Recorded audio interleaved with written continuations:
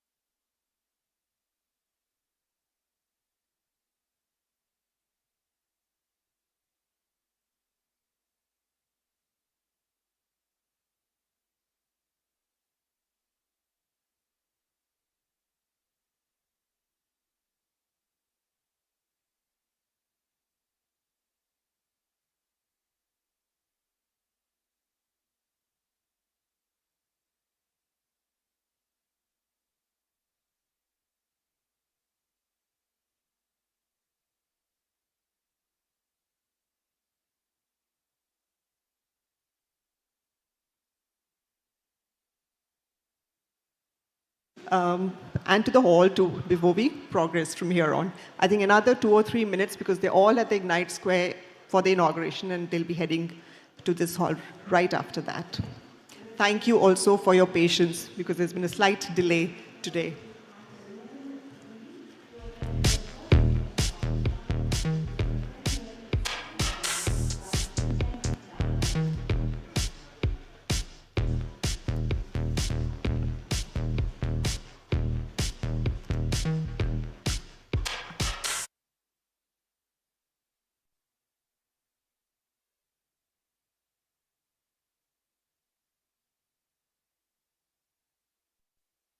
Round of applause, everybody. We have with us Mr. M. Nagaraju, Secretary, Department of Financial Services, and we also have with us Mr. C.S. Sethi, Chairman of the State Bank of India. So welcome to the 4th edition of the Business Standard BFSI Insight Summit. Now, this year is particularly significant. The world looks different from what it did when we met last year. Country after country is looking inwards, and there's a heightened sense of unpredictability, courtesy the United States. And there's also not enough clarity on how the rapidly advancing technology, particularly artificial intelligence, will play out. Will it be to our benefit? All of these factors call for greater preparedness and forward thinking.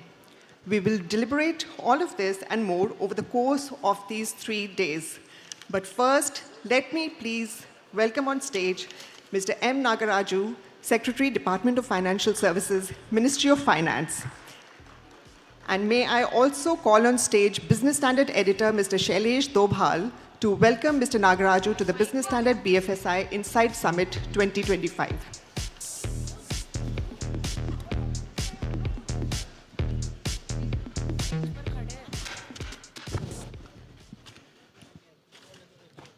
Good morning, everybody. On behalf of Business Standard, I extend a very warm welcome to Mr. M. Nagaraju, Secretary, Department of Financial Services, Ministry of Finance, Government of India, on this first day of the 3-day Business Standard BFSI Insight Summit 2025, the destination and platform for almost the entire Indian financial sector to come together to discuss, debate, and deliberate on issues that India and the world faces at this crucial time. Mr. Nagaraju is an IAS officer from the 1993 batch from the Tirupura cadre. He holds a post-graduation degree from the University of Hyderabad. Over the course of his 3-decade-long career in the government, he served at the state, national, and international level in the areas of public order, revenue and development administration, tribal development, finance, international economic relations, industries and commerce, healthcare and state finances. In the state government, Mr. Nagaraju served as district magistrate and director of tribal welfare. He also served as secretary and principal secretary in the critical departments of the state, including health, women and child development, finance, and industry and commerce. Mr. Nagaraju was director in the Finance Ministry's Department of Economic Affairs from 2004 to 2008, focusing on Japan, North Korea, and the World Bank divisions. From 2008 to 2012, he was advisor to the executive director at the World Bank in Washington, D.C. Mr. Nagaraju was a visiting fellow at the University of Pennsylvania, USA, for 1 year in 2012-13 and visiting research scholar in Stonehill College in 2018-19. He joined the Ministry of Coal as Joint Secretary in January 2020 and was promoted as Additional Secretary in November 2020. Most recently, he was appointed Secretary to the Government of India and took charge of the Department of Financial Services in August 2024. Mr. Nagaraju's extensive experience and leadership in various sectors underline his commitment to public service and economic development. Many thanks, Mr. Nagaraju, for joining us today and for traveling all the way from Delhi to be with us here today. May I now invite and request Mr. A.K. Bhattacharya, Editorial Director, Business Standard, to please come up on stage and start the conversation with Mr. Nagaraju. Over to you, AKB. Thank you very much. Thank you, Shailesh. Thank you, Mr. Nagaraju, for making yourself available at such short notice, I would say. And, it's customary to say that, business standard event, you have come here. But I can tell you that for the Secretary to the Government of India to have found time to spend some moments of his working life with the BFSI community is something that we all should recognize and value immensely. Ladies and gentlemen, please give him a very big hand for making time available. He is coming from Delhi to Bombay, taking an early morning 7 a.m. flight to be here with us, and then he's going back by 1 p.m. to attend to his other chores. I think, thank you very much, Mr. Nagaraju, for being here. Would you like to make any opening comments, or shall I get into the question answer immediately? Can I? Sure, please. Yeah. I think. Yeah, it's working. Good morning, ladies and gentlemen. Let me thank the Business Standard leadership team for inviting me. That's one. It's always a pleasure to, the second reason was it's always a pleasure to come back to Mumbai, which is always rejuvenating compared to Delhi. Delhi is very stifling. So, therefore, I always look for opportunities like this to run away from Delhi. And on serious note, I actually consider it as my duty to spend time with the BFSI community so that actually I know what is happening, and I'll get the pulse of the sector, community, and the government is able to take proactive steps so that the country moves forward. So these are the two selfish reasons why I have come. Third one is, of course, is there. Mr. Ekapadajarya and the editorial team all the way came to Delhi to invite me personally. That is also very touching. So I value the interactions, I value the time and the opportunity you have given. Thank you so much. Thank you, Mr. Nagaraju, for being so gracious, and thank you very much. We will really treasure the words that you uttered. Let me get into what I call is a fireside chat, but I will not call it a fireside chat because fireside chat has a connotation of lighting up some fires. I would not do that. I will have a conversation with you instead. And I think we can begin this conversation by essentially seeking your grand overview of how is India's financial sector faring in a world that is facing full of uncertainties. We keep hearing about things, what's happening in the US, the de-dollarization challenge, what is happening to India's financial sector, how is Indian banking sector coping with it. From your vantage point in North Block, no longer North Block, it is actually you are from Jeevandeep, and a related question would be, when are you moving to Kartavya Bhavan? So what is your overall view of the financial sector in this world of flux? You know, I think we all agree when we assess that we are the India's financial sector is at the pinkest possible period of time in our history. We, public sector banks, I think all of you know, we made last year the highest ever profits. Mm-hmm. And they also paid the highest ever dividends, including the scheduled commercial banks. We made scheduled commercial banks also, we made the highest amount of profits. And it's a repetition for all of you because all of you are much more experts than me. Let me tell you this thing. Our provisional coverage ratio, PCR, is actually a little more than 94% compared to 14-15 when it was hovering around 48-49%. That shows the strongest health of the financial sector. Our net NPAs is about 0.52. Yeah. I think nobody has heard these numbers. And gross is about 2.2 of the entire. You imagine scheduled commercial banks having at 2.2. When we had double digits some time ago, it was double digits, 10 years ago. Now, lending, large number of measures were responsible for this. That's right. We should always remember, I have a lot of respect for business standard and think the way you deal with the issues also, the seriousness you bring and analytical rigor. The one is the government has done large number of measures. That's both legislative measures and procedural changes they made. And also they gave a lot of freedom to the public sector banks to perform. In fact, we have one of the strongest performance by the public sector banks ever in the country now. Either you look at the leadership or the pipeline of the leadership and the performance and the innovations the public sector banks are doing, actually they are actually setting benchmarks for the BFSI sector as a whole. Yeah. They are no longer conservative, no longer inhibiting, showing any inhibitions. They are experimenting, innovating, and taking risk. Not that they are not doing. They are actually take a lot of risk in each bank. Now, with this thing, there is a lot of, internationally, there's a lot of thing. Now, I don't want to hazard any guess, but there's a lot of flux and uncertainty.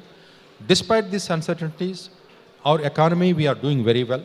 We are the brightest spot for the growth of economies in the world, about 6.5, 6.6. And our external front is very good.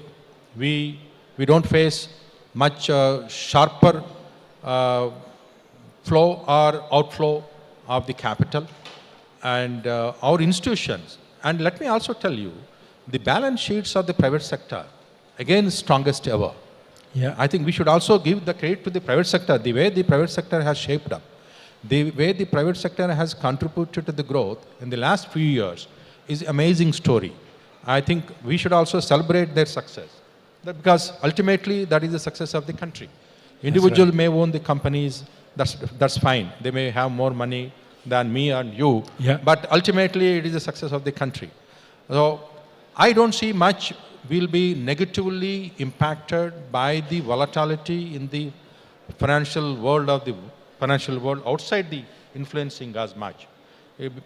Here and there, a bit of point here and there, but we are stable, we are consistent, because we have a consistent policy approach as well as direction in the country. That's wonderful. I think, it's a reassuring message that you have given us, that it is not just the private sector, but even the public sector, the banking institution, the financial sector is in the pink of its health. And the sense I got from you is that there is something to look forward to in terms of prospects. Now, but then, there are always two sides to the story. And let me draw your attention to the other side of the story. And instead of my hazarding any guesses, let me ask you directly that from your vantage point, what do you see are the key challenges that the Indian banking sector faces at this point in time? In a sense that, what is it that the banking sector should be little wary of? What is it that the banking sector should be mindful of? And what banking sector should be focused on in addressing this situation, this evolving scenario? Maybe 2 or 3 challenge areas. And I would not stop you. Please have your coffee, sir, because we took you away from the place. Yeah. I think 3-4 challenges our public sector interactions, whenever we have interactions, we always discuss, and we are trying to reorient ourselves. 3-4 things are there which are priority for us. One is, of course, ensuring that the current strength and stability should not lead us into complacency in our due diligence, credit analysis, and being focused on the core job of banking. That's the fundamental principle. I always want to ensure the institutions we have built, we have to first preserve it, then only we try to expand. That's the first fundamental principle. The second is the enhanced lending to core sectors. One is agriculture and MSMEs. MSME growth is good, good, but we need to do more. Let me put it this way. We need to do more. Couple of private sector banks are doing very well, in fact, lending more to the MSMEs. And public sector banks, we started, I think, last couple of years, we enhanced. This year, we have enhanced more. And SBI has done, through Mudra loan, I think they have done more than 50,000 crores on the digital lending. So, as you digitize the process for lending, I think we'll be able to provide more lending to the both MSMEs as well as agriculture. So I would be personally will be happy. Of course, the government will be very happy if we are able to prioritize lending to agriculture, MSMEs, and thirdly, which is long-term, educational. Educational loan disbursement to the children is also very low. This is always very important. While parents are very rich, they may finance, but the students also should be encouraged to take loan so that they'll be having their education with responsibility and also likely to pay back quickly.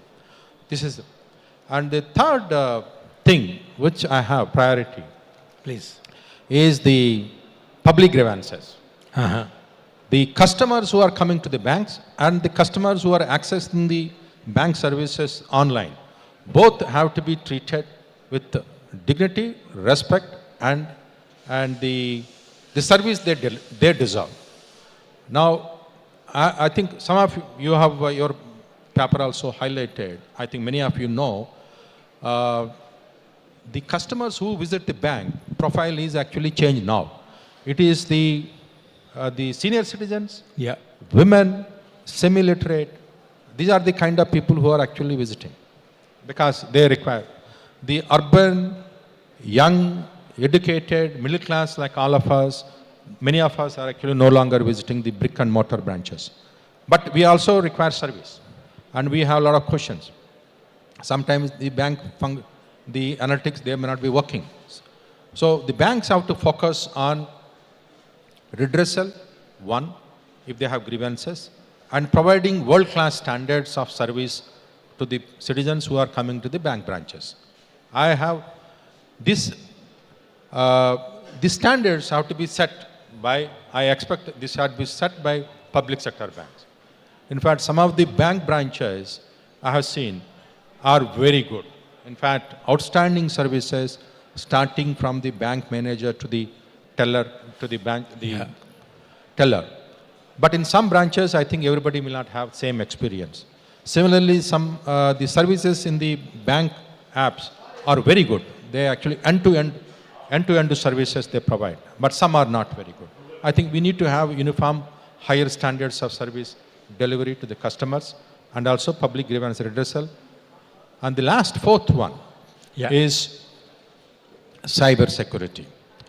Now, this is very important. Very important. All of us are aware. We need to, the banks have to always one step ahead of the cyber security attackers, both from inside the country, outside the country. And therefore, they have to invest substantial amount of thinking, knowledge, and resources for warding off the cyber security threats. Wonderful. I think, one of the things that I will take away and I'm quickly reminded of is your surprise visit to one of the bank branches. Just curious to know whether you, on your way to this function, did you do something similar in Bombay? No, not that. Bombay, I actually expected Bombay to be much higher, superior standards of service. Because that visit of yours, a sudden visit, really sort of made newspaper headlines. And I'm sure the bank concerned also must have pulled up their socks, not just the same bank, but many other banks. In fact, the branch I have visited, first branch I visited, I think I advise you to visit now. The entire ambience setup of the bank is changed. This is the Central Secretariat branch, no, UCO Bank. UCO Bank. Okay. This is UCO Bank, and then of course SBI also there. But the UCO Bank, it looks like almost like if you enter into it, everything is digital services. UCO Bank. Okay, wonderful. Let me turn to the question that everybody here is probably is keen to hear, which is that there was a time when public sector banks were in for rapid rounds of consolidation, and it seems that the pace of that consolidation has slowed a bit, and probably the government is having a second thought or not, I do not know. What's your worldview on public sector bank consolidation at a time when the big banks from abroad are investing in many of the private sector banks? So taken all this together, how do you see the need for public sector bank consolidation, and what is the way forward? What is the roadmap like? Thank you. I think the consolidation of public sector banks that were taken up in 1920, now I think all of us agree that they bore results. Now I have actually taken a look at a couple of days ago. On all parameters, the projections for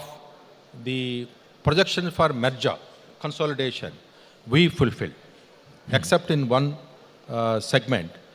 Other than that, all other parameters, we have achieved our goals of consolidation. I think you can see either the Punjab National Bank, UBI, or Canara Bank, all of them actually performing very well. In fact, all the objectives have been fulfilled. Now, having said that, is there a case for further consolidation?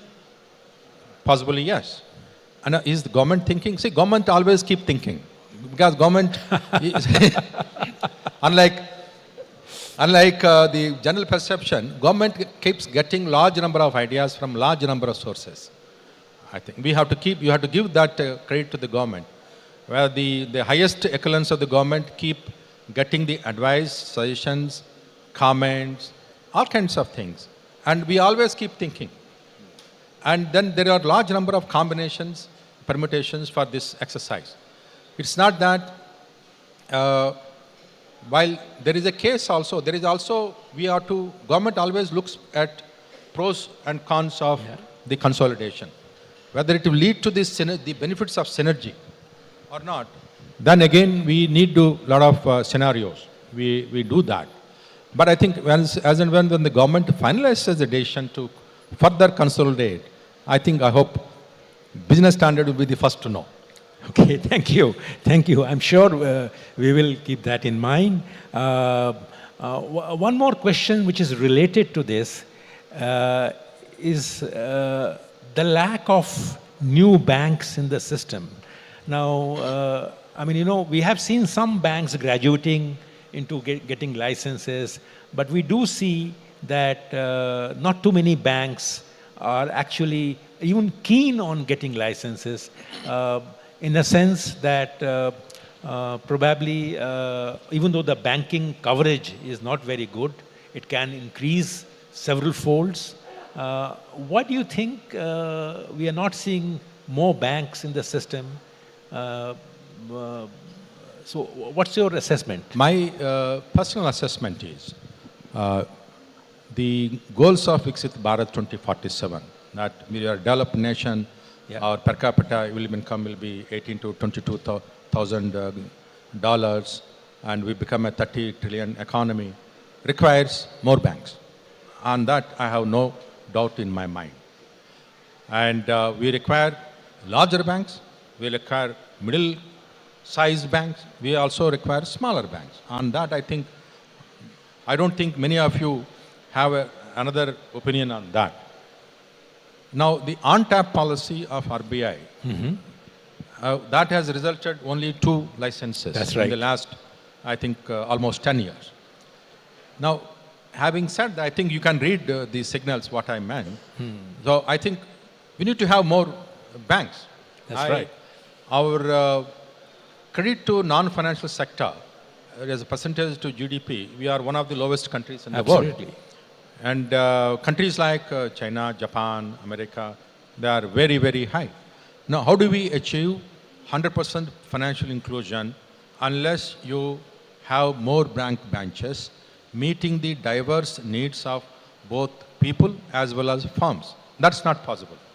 Now, some of the bigger banks today, they will be bigger, maybe at 10 years down the line.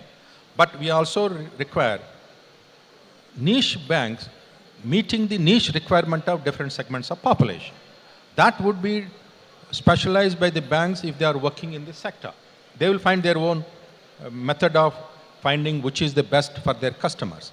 So we require large number. That's right. On that, I don't disagree with you. Sure. Thank you. Thank you very much for being so frank and forthright on this. Let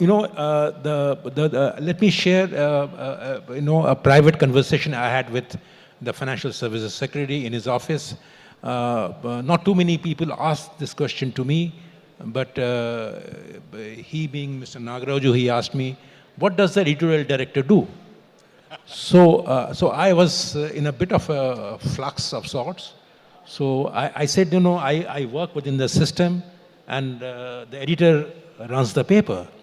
So, the editor has told me today that the last 10 minutes of this session, probably I should ask you and seek your permission that given the fact that such a wonderful, set of bank CEOs are here, would you like to take a couple of questions from them and would you like to answer them? So, I don't mind as long as it is not transmitted live. Absolutely. So I think we will come to you, but I cannot just resist asking this question, that there was this attempt at streamlining public sector bank managers. A lot of steps have been taken. What's the government's view on streamlining public sector bank management system? I think, when I said the public sector banks are performing today, that is actually as a result of the streamlined selection process of public sector banks. If you look at the leaders in all the public sector banks, all of them were selected on their own individual merit. Their performance in the past and then the way they are performing. I don't think any of the CEOs and MDs or chairmen of the banks can tell that we decide for them.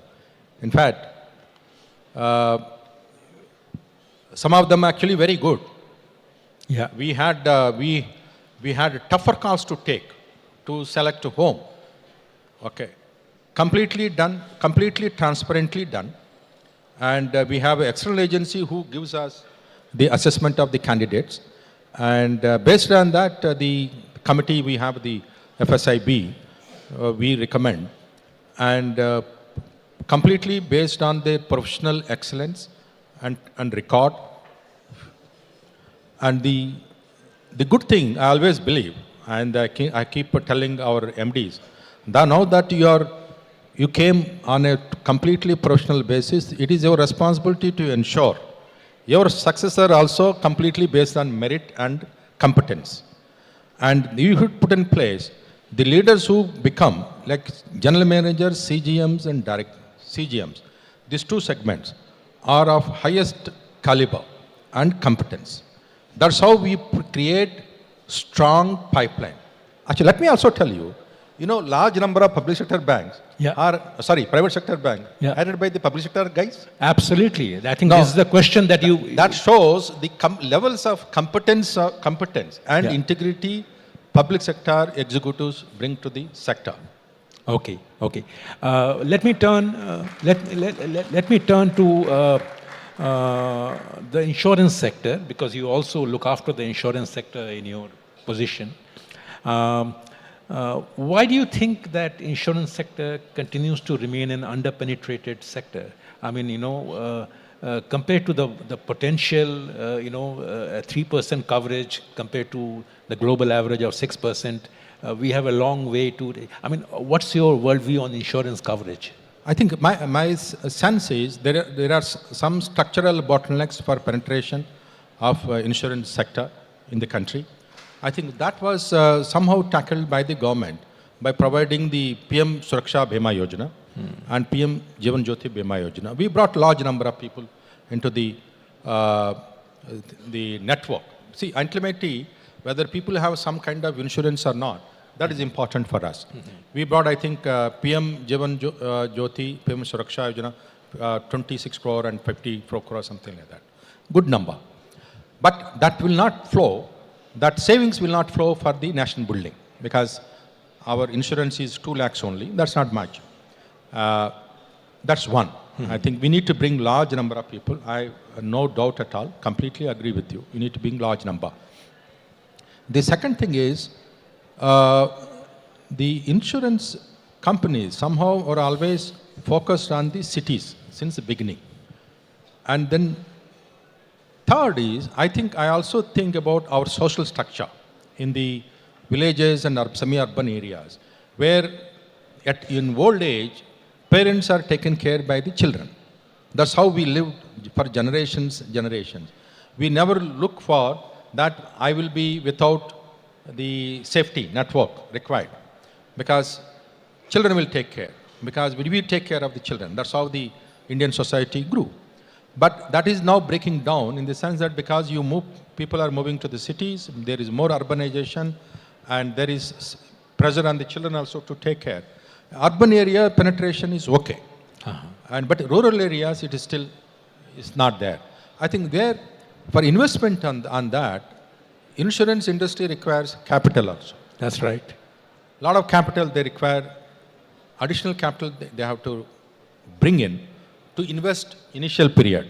And then of course they can recoup with the profits. But additional capital, I think we know, whether you, one is the public sector companies, we are dominant players, we have large number. We could not put in additional capital. We are trying to keep our companies solvent and good, profit making. First time, I think you know, that's right. Last quarter, all public sector companies made profits, insurance companies. Like PSBs are showing the way, they are also showing the way. But That's we have right. a lot of accumulated losses in the past. They are on the mend, public sector companies. Private sector somehow are more digital oriented. That's The right. youngsters, middle class, digital, but they are not going into the rural areas, semi-urban areas. That's where we need. Therefore, some of the procedural reforms and legal reforms that are required That's right. to give further boost to the insurance sector, the government is now contemplating. That's right. I hope when the government is finally takes a decision, that will, I firmly believe that it will further boost and ensure the insurance coverage, both the penetration as well as premium, will increase in the country. Has the GST rationalization Yeah. played out to the benefit of this Yeah. penetration? That was Or, a great impetus for insurance industry. In fact, insurance industry is the one which has benefited the most, and that has led to increase in the premiums for most companies. That's Most right. companies. Yeah. And somehow people have come to know that there is insurance and it is required. This message has also gone to communities which are actually not thinking of buying insurance earlier or postponing buying of insurance. Now, large number of people actually are buying insurance, thanks to, in a sense, to the GST and the publicity we actually done through insurance industry. So I think that is paying dividends. Okay, okay. Now let me turn, I have time for only 2 questions, and you have to identify yourself. Mr. Shetty, would you like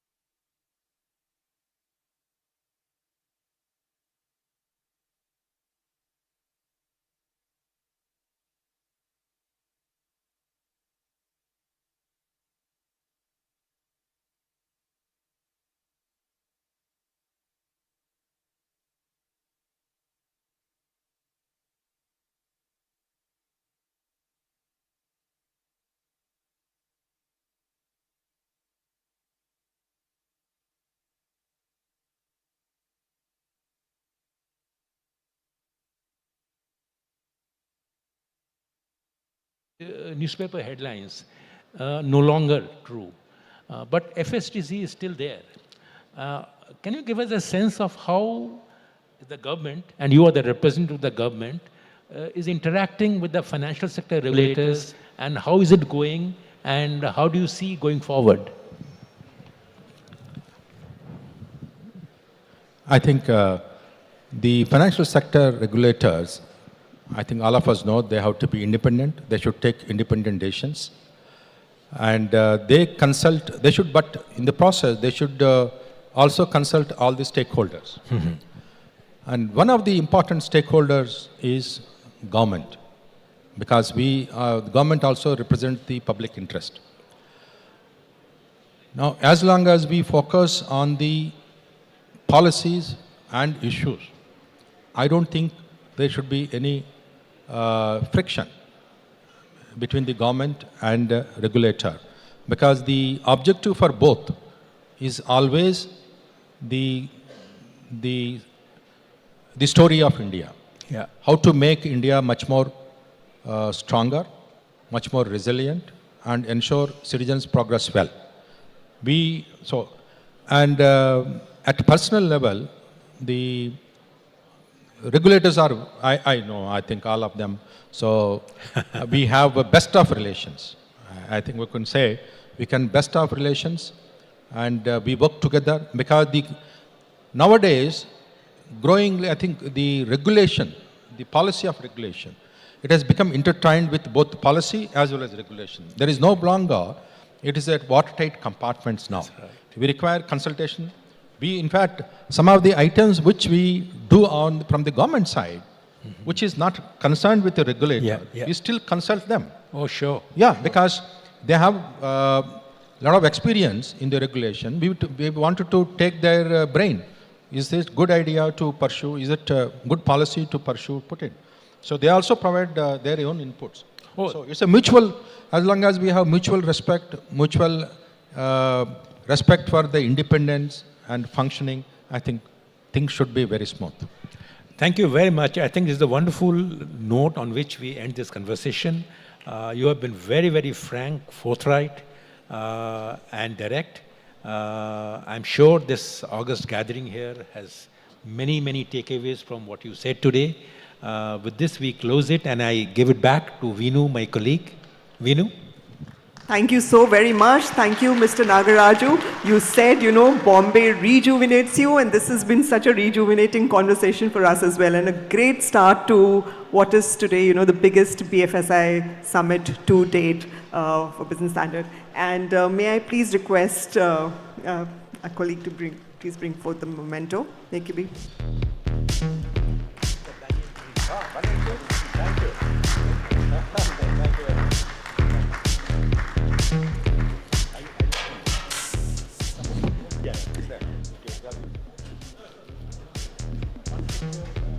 That was actually a very, very, very positive conversation to begin on.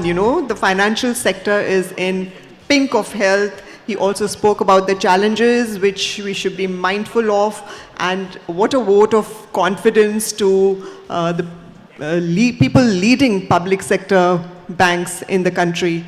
Thank you so very much.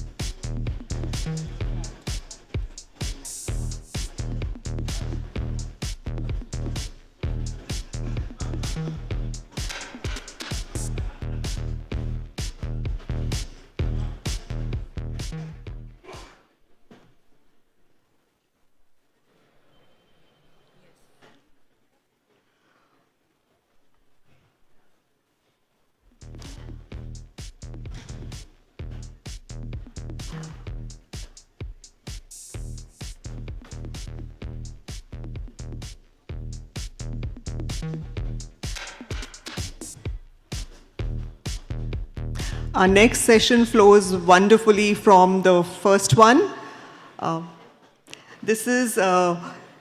We will be speaking with the personality leading India's biggest, largest bank. May I now welcome on stage Mr. C.S. Sethi, Chairman of State Bank of India, the country's largest bank. A Bachelor of Science in Agriculture, Mr. Sethi started his career with SBI in 1988 as a probationary officer, and we just heard the Secretary say that how important it is for bankers to rise from the ranks. Please take a seat, Mr. Sethi. Please take a seat. And he rose through the ranks to the top position in a career spanning over 35 years. He has experience across all key verticals, from corporate credit, retail banking, international banking, banking in developed markets, digital banking, you name it. When Mr. Sethi took on the mantle in August last year, and a banking editor was writing an article on him, many of the fellow bankers described him as a people's person. One of the SBI executives said, and I quote, "You will see him frequently asking customers about service experience, pain points, areas of improvements, and suggestions." Another one said he speaks his mind, but does it politely and respectfully. Now, the last few years have been pretty good for SBI. And if you notice, one of the stories that we have on our board over here is about SBI taking off from the birthday, the 70th birthday, and said, yes, the elephant can dance, and it's moving with the time. We will take that conversation forward and how, the momentum needs to be continued, and for which I would like to invite on stage Business Standard Consulting Editor, Mr. Tamal Bandyopadhyay, for a conversation with Mr. Sethi.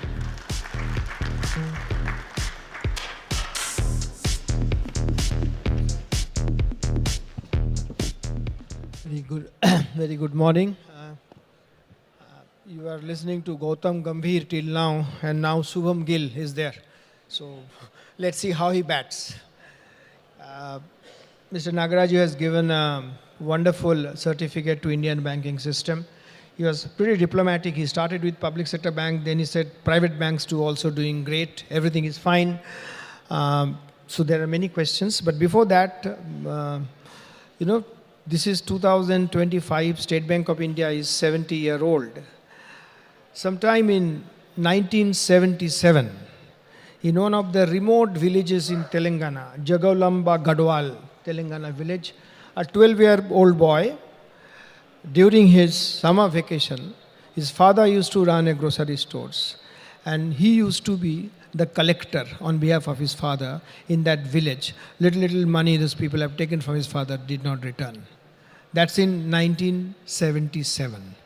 50 years back, the same gentleman is sitting here, and that 12-year-old boy, collection agent in a Telangana village, now runs one of the world's top 50 banks by assets.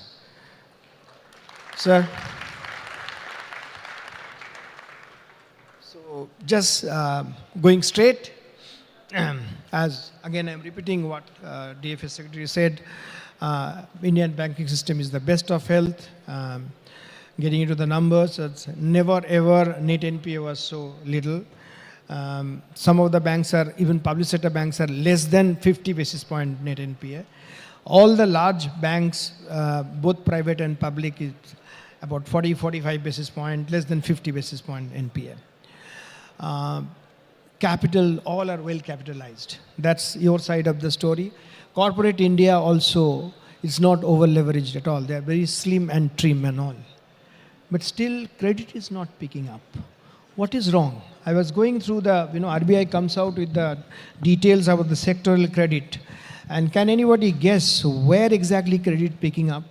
The latest number says that the only area where the substantial growth in credit uptake is gold loan, 100% plus. If you leave that out, banks loan to NBFCs, to corporates, to MSMEs, to SMEs, to agriculture, everything is down.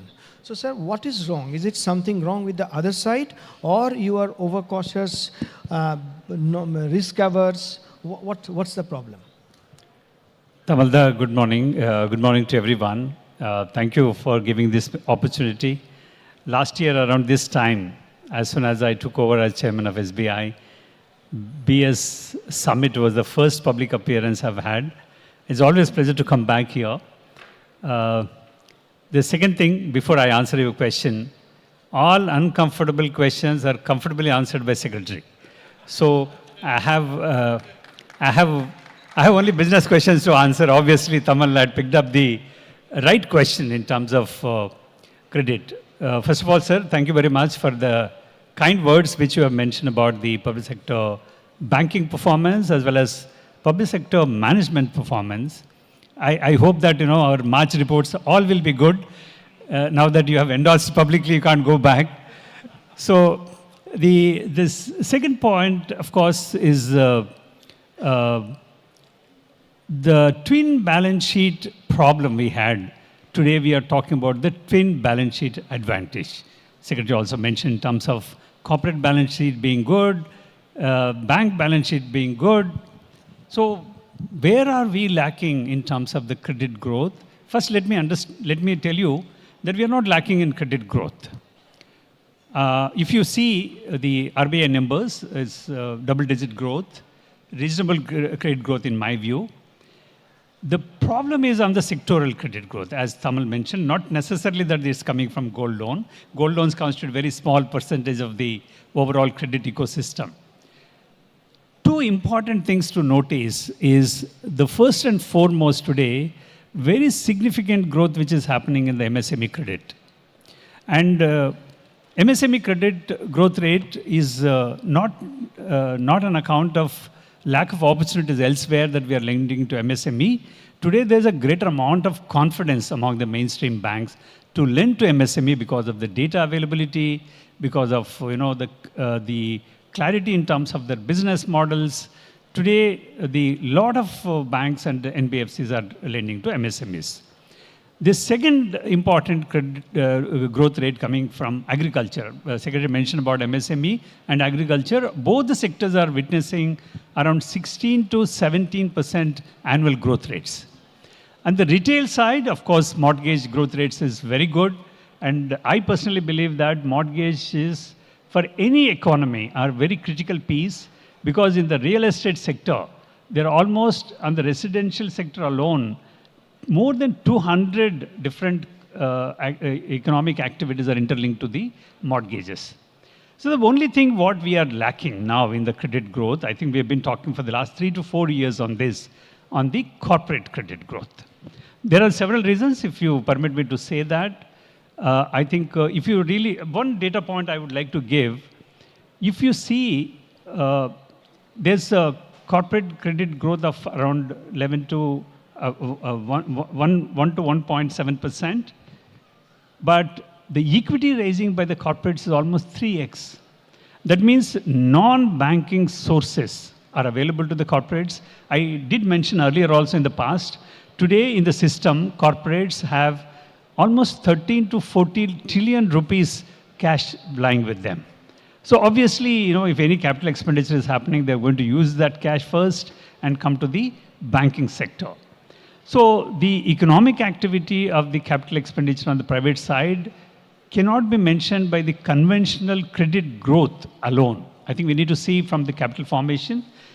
We definitely would like, the government as well as the banks would like as much private capital expenditure to come back. And there are several reasons again for that. I think most of the companies are able to operate at higher capacities now than what they used to go for brownfield expansion as soon as they reach 70-75% capacity utilization. Today, technology enables them to operate at 90% capacity utilization. The second thing is that global disruptions, supply chain disruptions, tariff-related issues, they're all creating some amount of uncertainty in the minds of the people. But one thing which I'm very confident that the private capital expenditure will be coming back soon. The simple reason is that this is an economy which is built on the domestic consumption. As soon as the domestic consumption stability is visible to the people, I think private capital expenditure is likely to So be there. capex will start. So that's the right side of the balance sheet. Now look at the left side. There are also problem. I mean, in hand on heart, every banker you speak over a cup of coffee, they says getting deposits is a big, big problem. For the first time, they are admitting that banking actually is a business of collecting money. That's more important. CASA is going down. Every quarter, everybody's CASA is going down. There are a lot of theories, financialization, etc. But at the end of the day, I'm not getting into M3 and all the economic theory. Money has to come to the banking system. But it is coming, but you are paying more in the form of CPs and CDs and all. And another responsibility also, sir, is there, that which the government's better cash management, just in time. All the float that you used to enjoy, now this gentleman does not allow you anymore. So what do you do? What do you do in the left-hand side of the balance sheet? So the left-hand side of the balance sheets are structurally going to be different. I think it is irreversible in the sense that not only in terms of the better cash management by the Government of India, obviously that has definitely impacted the current account balances, which were mainly available for the banks and more so for the public sector banks. I'll come to the current account a little later. That was free money. I'll come to current account a little later. On CASA bit, what is Yes. that? So structurally, the balance sheets of the banks will be undergoing change. I think we need to understand that. Just to give a comparison, globally, the balance sheets of the banks are built not by the deposits, by the market borrowings. Because much of the financialization which has happened in the developed economies, the money has moved away from the banking system to the other financial services. It could be equity markets or insurance, pension funds, fairly large markets in many of the developed countries. And the same financialization away from the banking savings are likely to happen in India also. Just to give you, again, a data point, we have had 1.6 times growth rate of bank deposits, whereas mutual funds are growing at 3x. Which means that there is a sense of asset allocation or the savings allocation among the savers.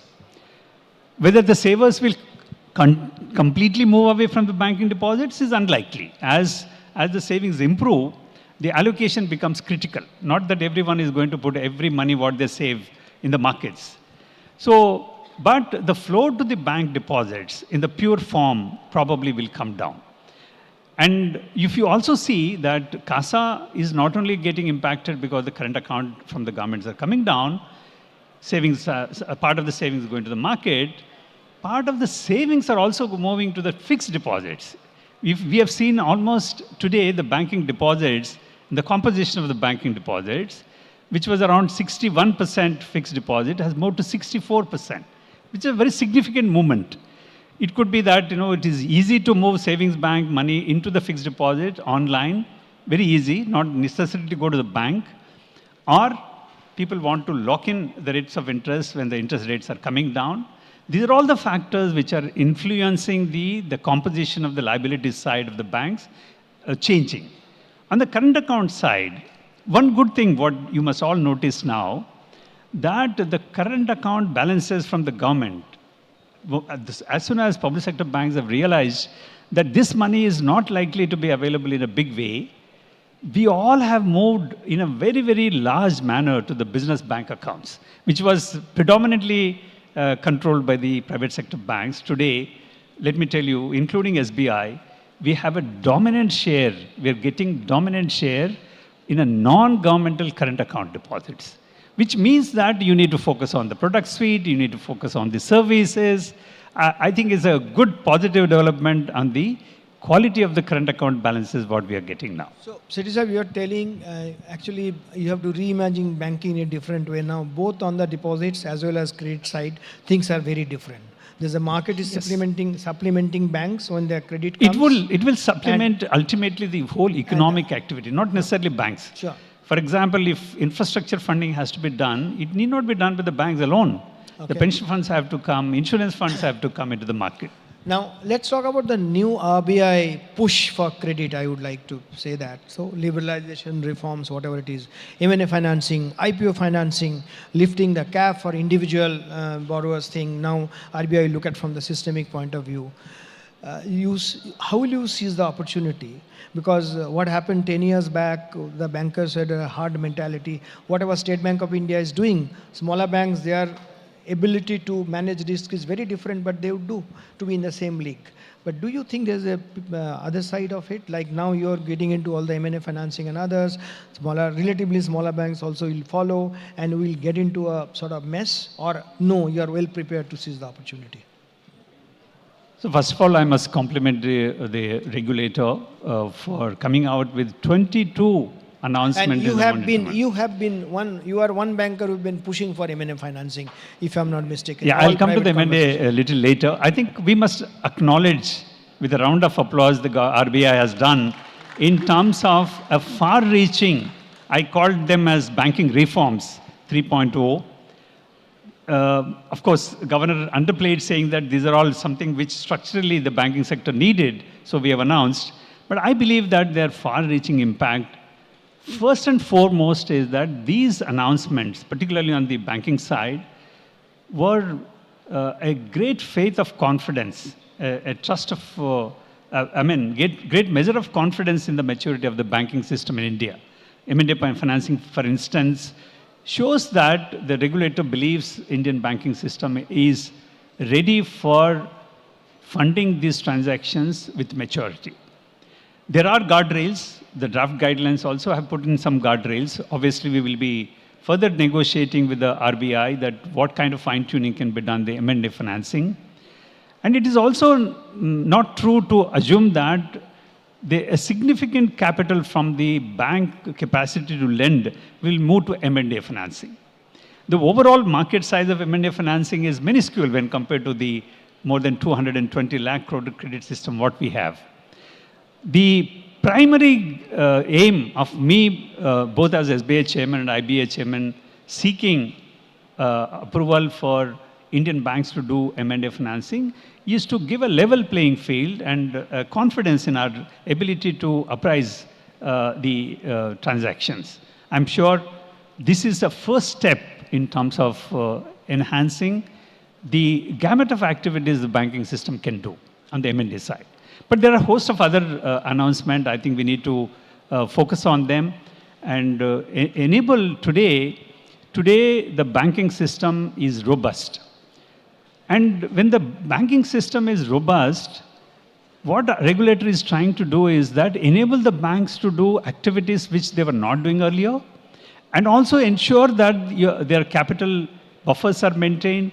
Expected credit loss mechanism is being proposed, which means that we need to have to provide for early recognition of any stress, which means it's a combination of prudence and a combination of trust, which the regulator has Thank you. displayed. I mean, sitting in your chair, I'm sure you can't say anything else, but this.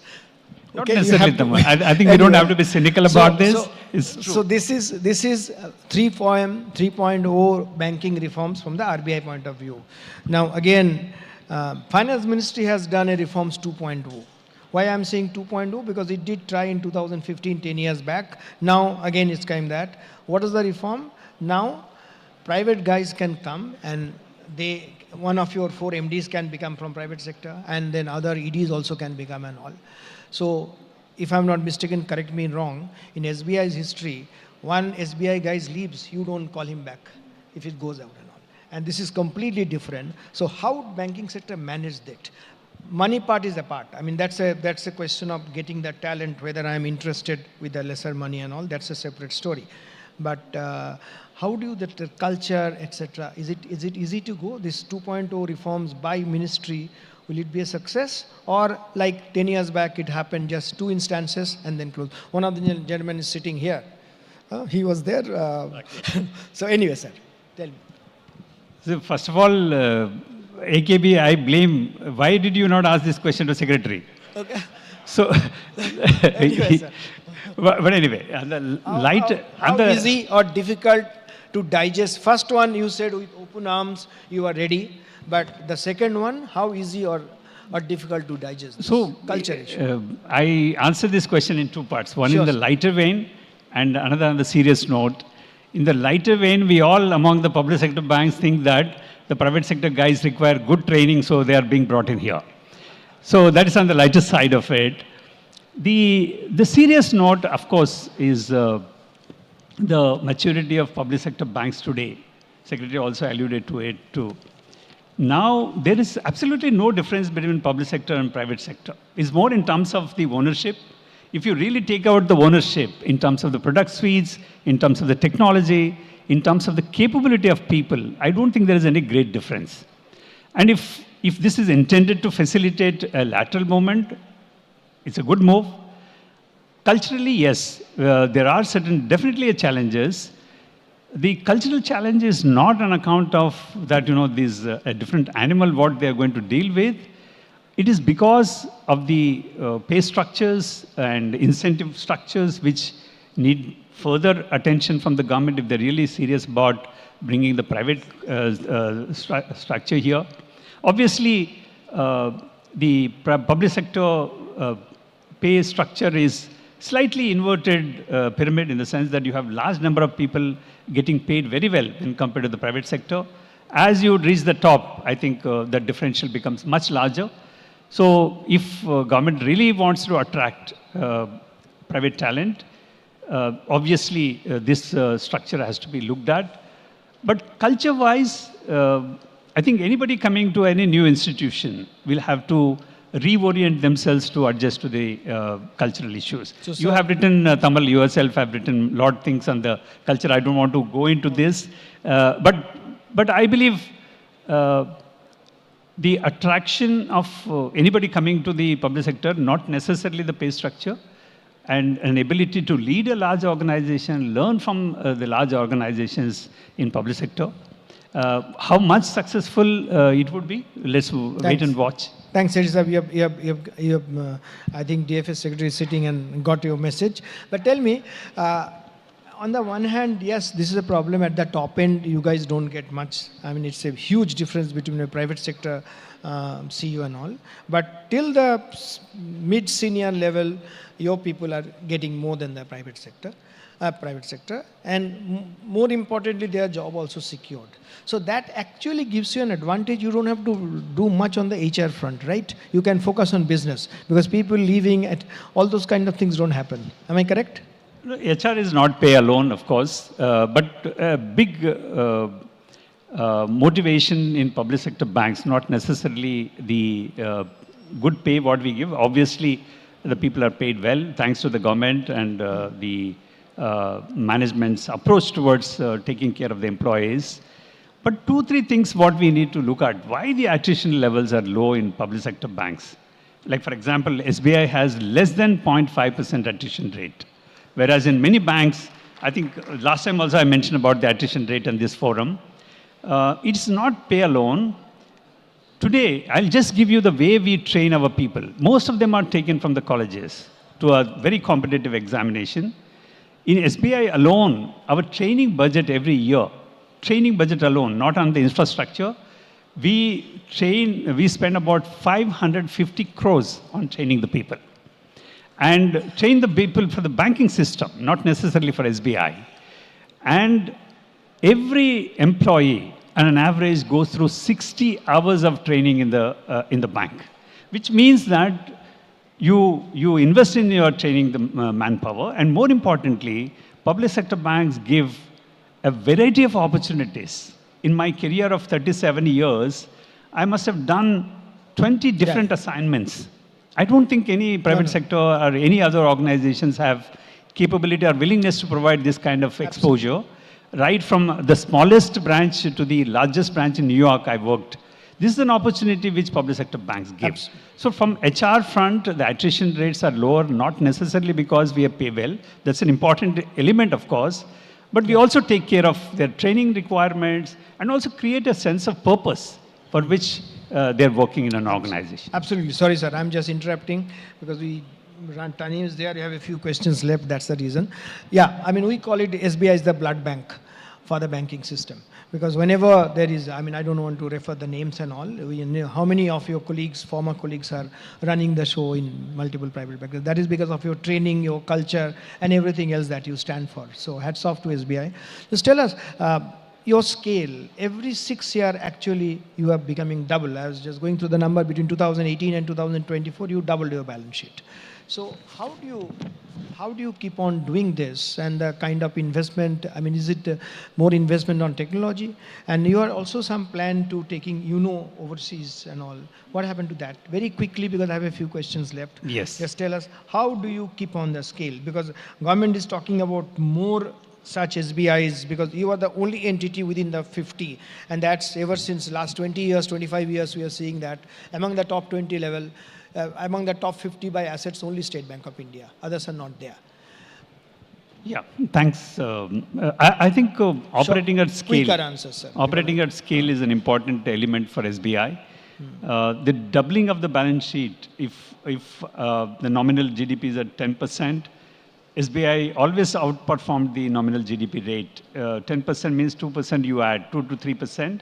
So with the compounding effect, SBI has the capability to double its balance sheet every 6 to 7 years. I think technology definitely has helped us. Digitalization has definitely helped us. Today, while we do not disclose our technology spends, I can tell you that we are the largest spenders on the technology today. And the digital platforms are robust, and we invest heavily into the back-end technology so that the massive transactions volume, UPI alone, we do around 22 crores every day transactions. So the technology, digitalization, and reimagining the processes across the banking system, bank branches has helped us to handle these volumes on the scale. The second feature you mentioned about the YONO Global is an important platform, because while we operate in 29 different countries, our physical presence is limited. The outreach is mainly driven by the YONO Global. We are currently have launched YONO Global in 13 different geographies. So the volumes are going up. They are taking care of the account opening, remittances. I think we have a large scale adoption of YONO Global going forward. So except talking about your subsidiaries, you have many subsidiaries, but at least two of them, say SBI Mutual Fund and SBI General Insurance. I mean, why aren't you listing them? I mean, it's not that creating value for your own entity. They're extremely valued, but actually checking the market, what's their value and all. But otherwise also, the value unlocking for the investors, adding quality to the stocks and all. Why not? When do you? Because you keep on saying that someday dekha jayega. Where? Is there any plan of taking the subsidiaries to the market? No. At least these two. SBI caps at some point of time, many years back, people used to talk that. And there have been instances where even an investment banking has gone into market but subsequently delisted. No, I'm not. But SBI MF and SBI General Insurance, why not? No, these two subsidiaries definitely will be listed. Timing is something which I cannot take the guess, but these are good entities. As you mentioned, these two companies do not require capital at this juncture, but we will definitely be accessing the market on these two subsidiaries, particularly to create an opportunity for general shareholders to come into this very, very valuable subsidiaries of SBI. We'll do that. We have 4 minutes left. I have a few, with your permission, I'll have a rapid fire with you. But before that, 1 or 2 questions quickly, because rapid fire will take just 2 minutes. Any question to Sir? Mr. Anand Rathi, sir, just quickly. Sir, just tell the world who are you, because we know that everybody may not. And very quick, sir, very quick question, no yes, comment. Sir. I want to talk about capital markets, sir. Today, in the growth of the economy, capital markets are playing a very important role. And you have taken initiative to expand your exposure to the capital markets. My submission is that the entire banking system, today the risk in capital markets are far lower than what it used to be. But the perception still continues. As a result, the risk weightage of capital markets is still high. So we need obviously that to be looked into by you, by the regulators, by the government. And how can we help capital markets to grow, because that's going to help the long-term growth of the country. Thank you, sir. Absolutely. I think the capital markets and the whole ecosystem in the capital markets play an important role. And for instance, we have adequate room in terms of exposure to the capital markets. And if you have seen the 22 banking reforms which we spoke about, a few of them are aimed at engaging the banks into the capital market lending. And SBI is committed to support this capital market participants. Thank you, Sir. Anybody else? Anybody else? If it's not, so I'm just going to the rapid fire. 2 minutes, 25 seconds is there and also. Very brief answer. You can even say no and all. And don't say that I'm stalking you and all. I'm just certain things and all, probably not in public domain. I just heard you were leading a South Africa, a delegation in South Africa, in Johannesburg. HSBC was hosting you. And then suddenly someone from HSBC Global asked, gentlemen, you were a graduate, agriculture graduate. I mean, how can you heading India's largest bank? What's the key to head that? No, that's it's a rapid fire, fast. Yeah. So the question is simple. I think that's the beauty of public sector banks, that nobody has ever asked in 37 years what is my degree or what educational background I come from. I think a round of applause for the public banking system in the country. So that's an advantage for you, or that's a handicap for you? Absolutely no handicap there. Sir, no offense intended. Many of SBI cadre, I mean, you tried for IS thrice. Thrice you tried, you did not get it. And now you are bank chairman. So do you regret, or you are feeling better here? Tell us. It's a very tough question in front of the secretary. You could have been his colleague. Yeah. So tell us, sir. The answer has come from, but I think it's a great opportunity. No moment of regret, absolutely none. When did you know or got the inkling or tell your wife that I could become the chairman? When was it? Tamal, you asked me this question last time also. Tell me. So I have no answer for that. That was a separate forum. I think in public sector banking system, particularly in SBI, nobody can ever say that when he is going to become chairman. But definitely, once you become MD and you have some years left, you obviously believe that you have a chance at it. Extension of that, how does actually one get the job? What does one need to become the SBI chairman? Because you have 2.55 lakh employees, right? So one of them only can become chairman. So how does one get? Quick it's not only about SBI chairman. I think for every aspirant who are already heading companies or likely to head the companies, I think just invest in your current job. Don't look for the next one. Okay. I keep telling this: invest in your current job, and it will take you forward. What drives you? You are in a large bungalow, probably one of the most expensive bungalow in India. You live it, but that you can't eat that. Money is not there. But what drives you? Is the pride, or is doing for the nation? What is the thing? Quickly. So I think most of the public sector banks people, once they reach top executive grade, what we call DGM and above, they start thinking in a different manner. What is that they can additionally do? There are two reasons. I think one is, of course, you start feeling the sense of purpose. And in another way, it's too late to shift the jobs, right, after 20 years. So I think pragmatically, because we are lifetimers, we do not look at that what am I getting out of this. We feel obliged, we feel responsible that we need to do something for the organization. I'm just coming to the end almost. What is the biggest challenge that you faced in your career? Biggest challenge you faced? So I think the challenge for public sector banks, particularly you at a personal level. It's very difficult to say, but I think as the challenge of being chairman of SBI is a real challenge. The multitude of stakeholders which you have to deal with, if I have to really put it, I think that's the biggest challenge. So you are the country's largest bank. You are doing a phenomenal job. But tell me one area where it needs improvement. At least one area which needs improvement. In SBI, not in the banking system. Is it customer service or? Absolutely customer service. It's not that it's not bad, it's not good, but I think it's a area which needs constant focus and improvement. Thank you, sir. Thank you for being frank, and thank you for allowing me to be so candid. I hope you enjoyed. Give me a big hand. Thank you, sir. Thank you very much, Mr. Sethi. Mr. Bandyopadhyay started with the cricketing analogy and stayed with that. And I must say, you fielded those questions with finesse and grace. Can we have the memento, please? Can we please have the memento?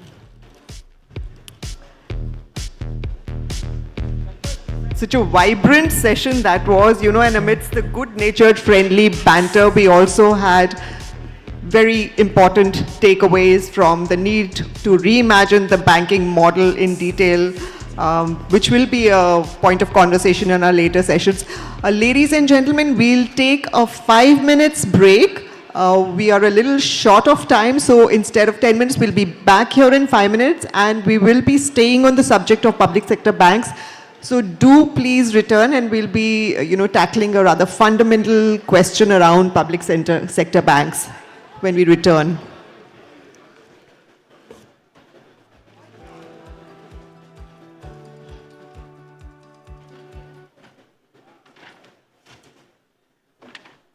Life is full of uncertainties. Nature strikes without warning. Chaos unfolds in an instant. In these crucial moments, New India Assurance moves fast with empathy, action, and protection. हमने अभी तक 5 total जो victims हैं उनको हमने identify किया हुआ है. From cyclones to floods, our commitment is unwavering. Lakhs of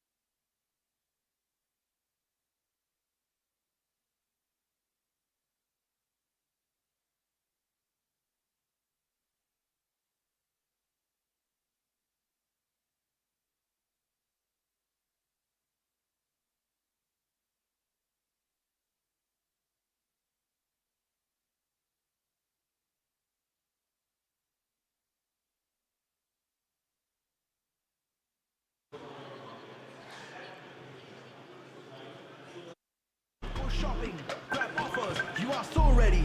Welcome to the world that is future ready. Wow, whoa. Click your wallet, utility bills, quick payments, you are so ready. Welcome to the world that is future ready. Wow, whoa. Tap your wallet, secure money transfers anytime, you are so ready. Welcome to the world that is future ready. Wow, whoa. Rock your wallet, investments, insurance and travel booking, you are so ready. Welcome to the world that is future ready. Wow, whoa.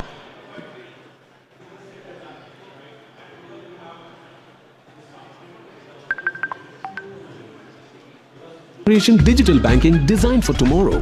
Personalized, secure, savings and much more.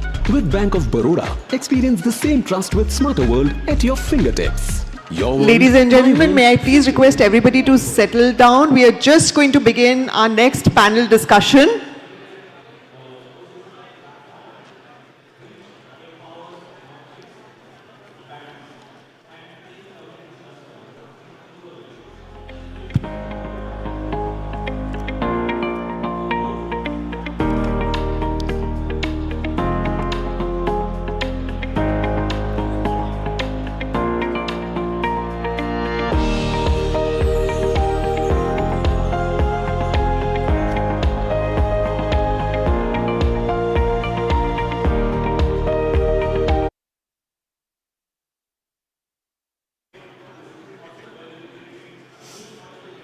Imagine a world where life is faster, smarter, so seamless. It's beyond imagination. Welcome to the world that is future ready. Swipe your world, go shopping, grab offers, you are so ready. Welcome to the world that is future ready. Wow, whoa. Click your wallet, utility bills, quick payments, you are so ready. Welcome to the world that is future ready. Wow, whoa. Tap your wallet, secure money transfers anytime, you are so ready. Welcome to the world that is future ready. Wow, whoa. Rock your world, investments, insurance and travel booking, you are so ready. Welcome to the world that is future ready. Wow, whoa. This isn't just banking. It's next generation digital banking designed for tomorrow. Personalized, secure, savings and much more. With Bank of Baroda, experience the same trust with smarter world at your fingertips. Your world, my world, future ready, Bob world.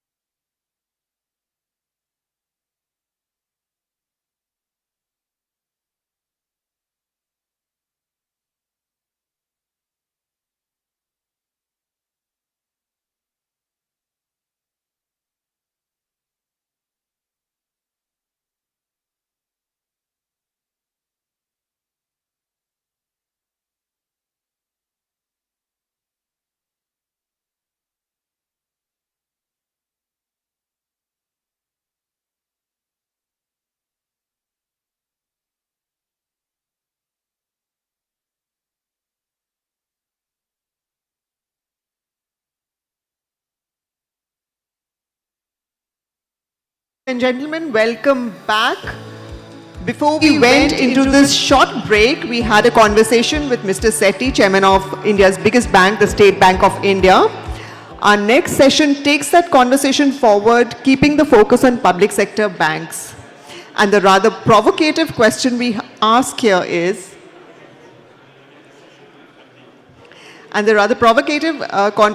question we ask here is, does India need big banks?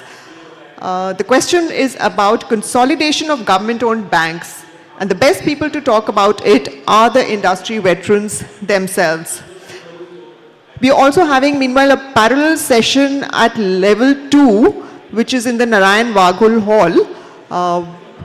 For some of you who might be interested in attending that session, and those who are interested in the public sector bank session, kindly stay on. May I invite on stage Business Standard Banking Editor, Mr. Manojit Saha, who will take this conversation forward. And once again, ladies and gentlemen, please settle down.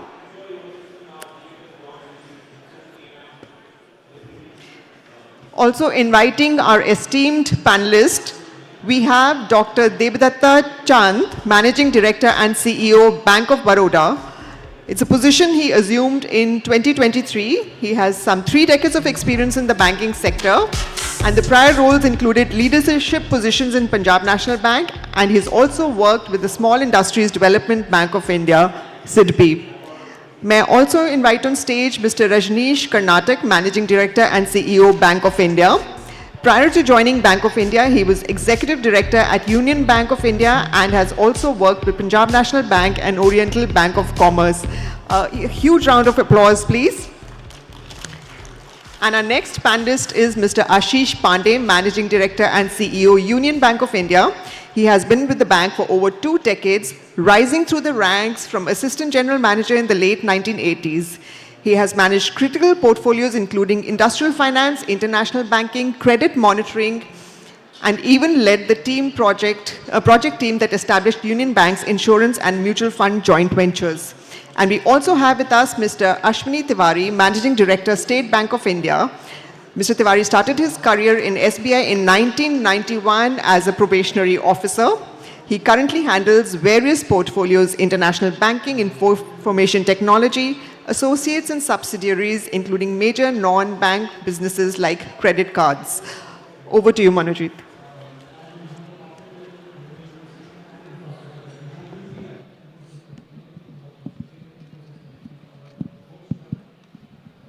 Thank you, Vinu. I think Secretary Financial Services has set the stage, set the tone and the context for this discussion, where we are discussing whether India needs big banks. Why do we need big banks? Just to give some background, in the top 100 banks globally by assets, there are only 2 Indian banks. This is a list prepared by S&P. And one of the factors in that list is M&A, which means that banks that have acquired other banks have either gone up in the ranking as compared to the previous years or have entered the top 100. And conversely, the bank which has shed assets, they have gone down or exited the list. SBI is among the top 50 global banks. The other Indian bank is HDFC Bank, which is at 73.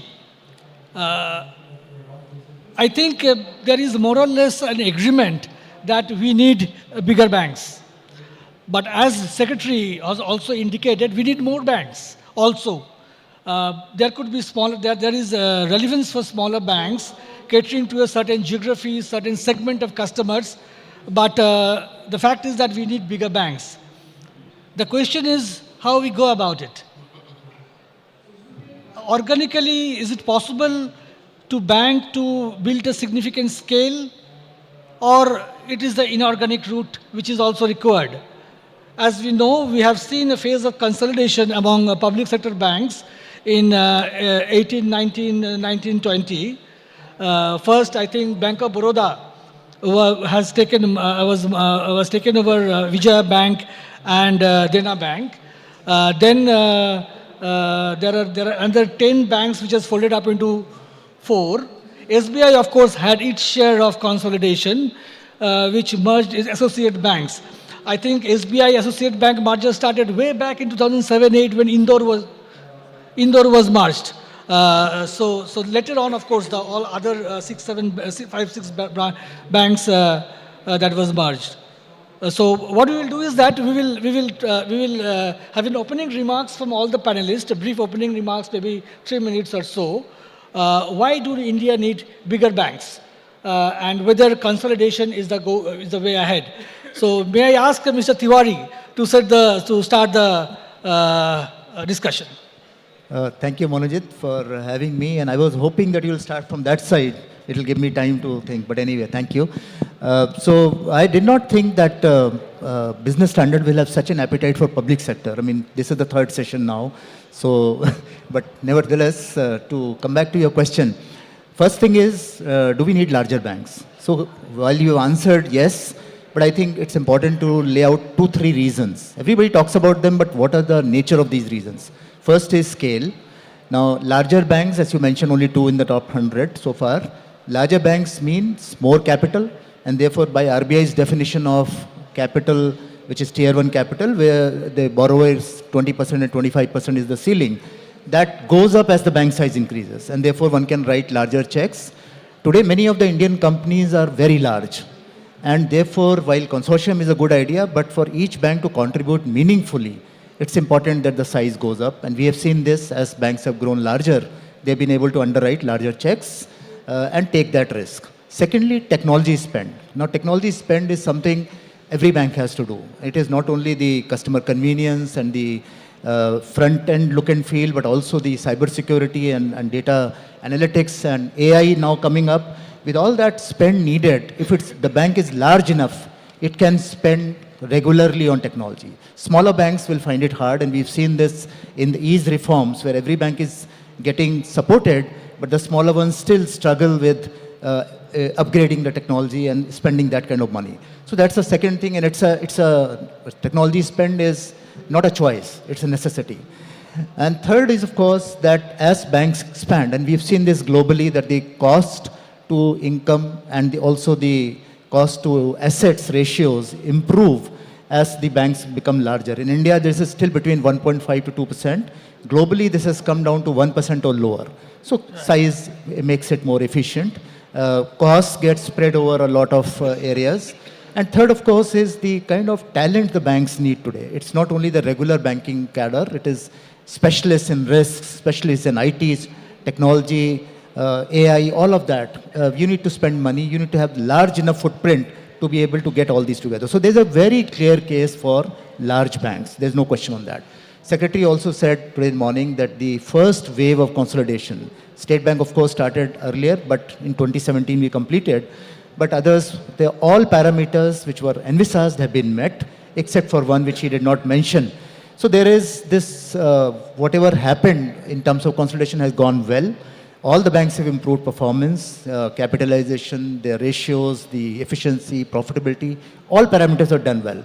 So case exists. Now, of course, PSB consolidation is a government role, and we will leave it to the government to decide if and when they want to do this. But case for large banks is a clear yes, and we should have it. Of course, there should be other classes of banks like niche banks, which were mentioned, and other small banks, which can be community-oriented, maybe industry or sector-oriented, which can fulfill those needs. But as far as India goes, India definitely needs at least 2 banks in top 20. That should be the aspiration. At least 2 banks in top 20. That's a very ambitious thing. But of course, we hope that we will. In fact, top 4 banks are from China in that list. China has 7 banks in top 20. I'm not saying that we should become China, but I said at least. At least 2. Yeah, that's an important point. Mr. Pandey, your opening thoughts. Yeah, I believe when we talk about, the need of the bigger banks, I see the 2 perspectives. The first one, let us see the economy and the aspiration, like, the wish grow. When we talk about 2030 and 2047, and let us understand the Indian economy today is a demand-driven economy. If we take the average age, the consumption in our own country, and that is the reason the government of India is pushing the Atmanirbhar Bharat. So that is the first part. The second one is coming maybe because of the various geopolitical issues. We are seeing possible de-dollarization. Now in that case, for managing internally as well as externally, say in the prime bank list where the Indian banks are. So probably I feel taking a clue from the both the sides. We certainly need the bigger banks wherein the other part of the world, they believe on our capital adequacy, our resilience, our strength. And like, they're opening the Nostro account, Vostro account like we are opening up till now or maybe few years back. So I think that will be driving. The another one is the combination of, I would say, the balance sheet. Now, underwriting is a very big issue. Some 15 years back, I think my panel will agree with me, we were saying the projects worth around, say, 800 to 1500 crores. But now we are seeing the project of, say, 8,000, 9,000, 15,000 crores. Now, to underwrite, we should have a balance sheet of that size. Right. Because with 200, 400 crore, you cannot underwrite the 10,000 crores. Right. So the projects which are coming in, the underwriting which is happening, where maybe in the semiconductor or maybe in the renewable energy. So I think these two are the driving force, which is going to drive further the need of the bigger banks in our Indian country. That is my observation. So you're saying that newer sector has emerged, which has huge funding need. As a result, bigger banks will be required. Very true. See, it is straight away the underwriting capabilities and the amount of underwriting, that is the risk resilience. It depends upon the balance sheet size of the bank. Correct. And certainly when you are a bigger in the balance sheet, you have a bigger and better capability to underwrite the better projects. So I think that is the one part. And second is when de-dollarization is happening. So you need to be in the world frame rather. So because where the transaction is going to take place if there is a de-dollarization. Right. So certainly the going forward next, I think 3 to 5 years, 7 years, you will be seeing that various sort of the trade exchange is going to happen on various currencies, maybe on the metal items as well. Right. So we do not know how it will shape up, but then the thing is that the bigger banks need will certainly arise going forward as the country is progressing. Right. Thank you. Thank you. Mr. Karnatak, your thoughts. I must add here that in the last round of consolidation, some of the banks were left out. They were not considered. Bank of India is one of them. UCO, Central Bank of India, Bank of Maharashtra are some of the other banks. So yes, sir. Your opening thoughts. Yeah, so thank you for having me here. There is a definite thought process for the large banks, no doubt about that. There should be large banks. So I am saying that in the macro context, see, if you see the growth in the Indian economy, how it is happening. So it took India with the first trillion US dollars for 65 years. It took us to reach that level. From 1 trillion to 2 trillion, it took another 7 years for us. And from 2 trillion to 3 trillion, India became in another 2 years only. And the way the Viksit Bharat is there, that we need to reach that $40 trillion mark by 2047 and reach another $30 million mark by 2035. With these scales of operations and the GDP growing in that manner, definitely India needs large banks. No doubt about that. So in my sense, at least 2 to 3 large banks should be there from India side, both in private sector and public sector. Not only in terms of the total business, like in deposits and advances, but also in terms of the asset size, number 2, and also in terms of the market capitalization. So all three things together, only then we can say that in 2047 we have become a Viksit Bharat. So it has to be there at least 2 to 3 banks, maybe 4 banks, both in private and public sector side over there.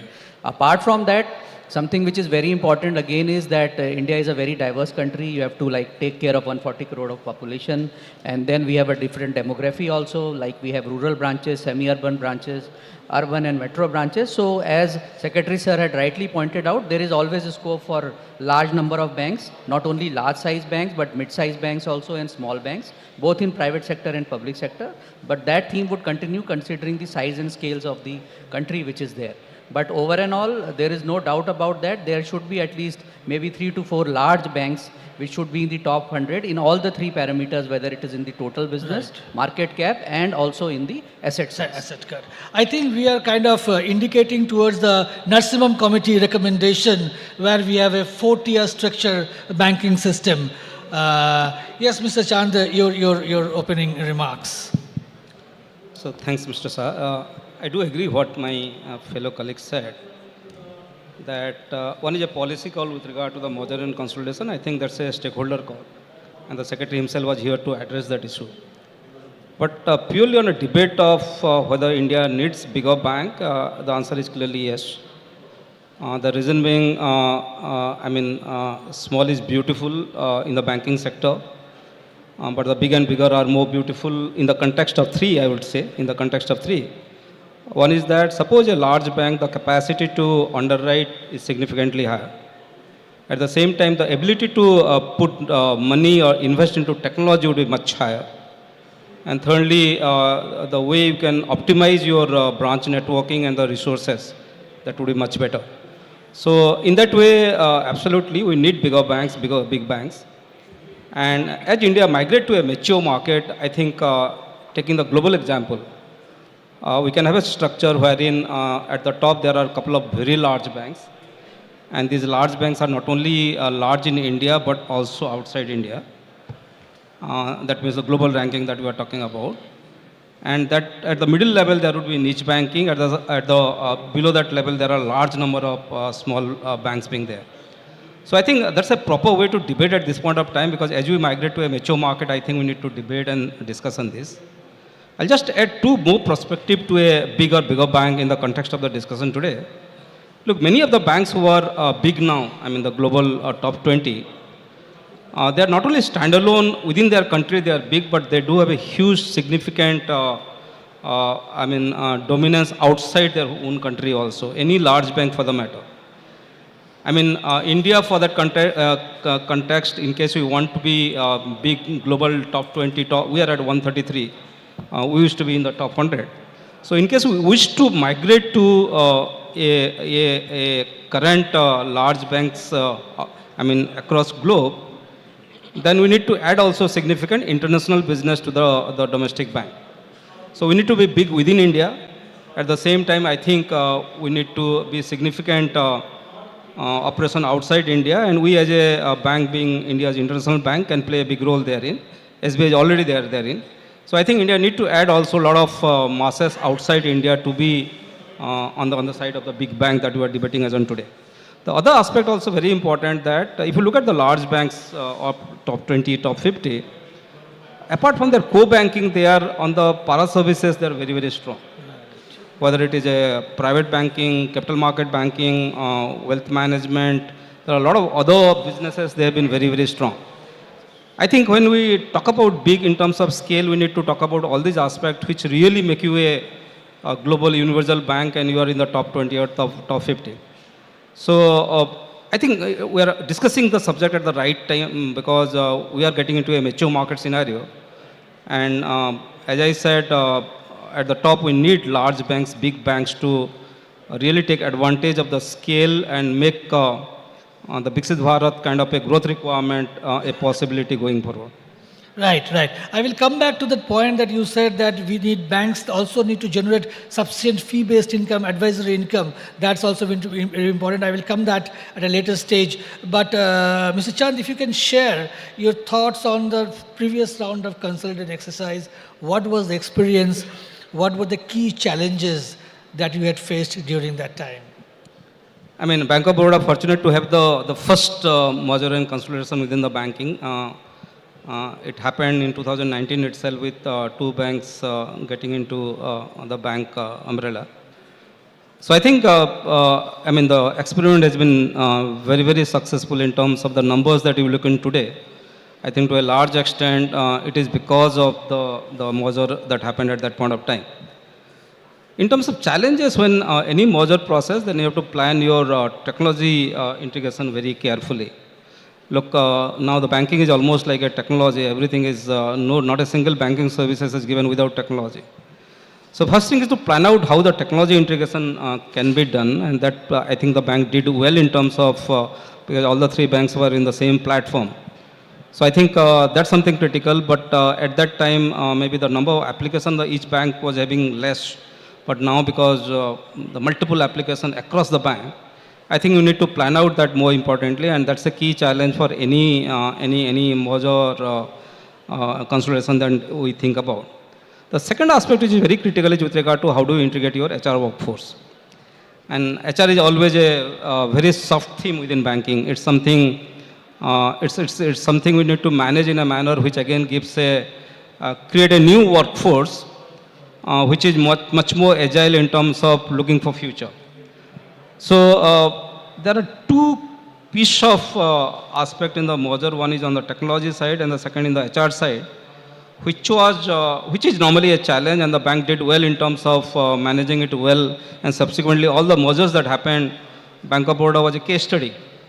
I mean, at that time, my people tell me that other banks, they reach out to Bank of Baroda to understand how things happened in 2019. So I think these are the, in case you handle these two key pieces, I mean, you are through. I mean, that way the process can be much easier. Right, right. HR and technology, these are the two key challenges during the last year merger process which banks should be aware of.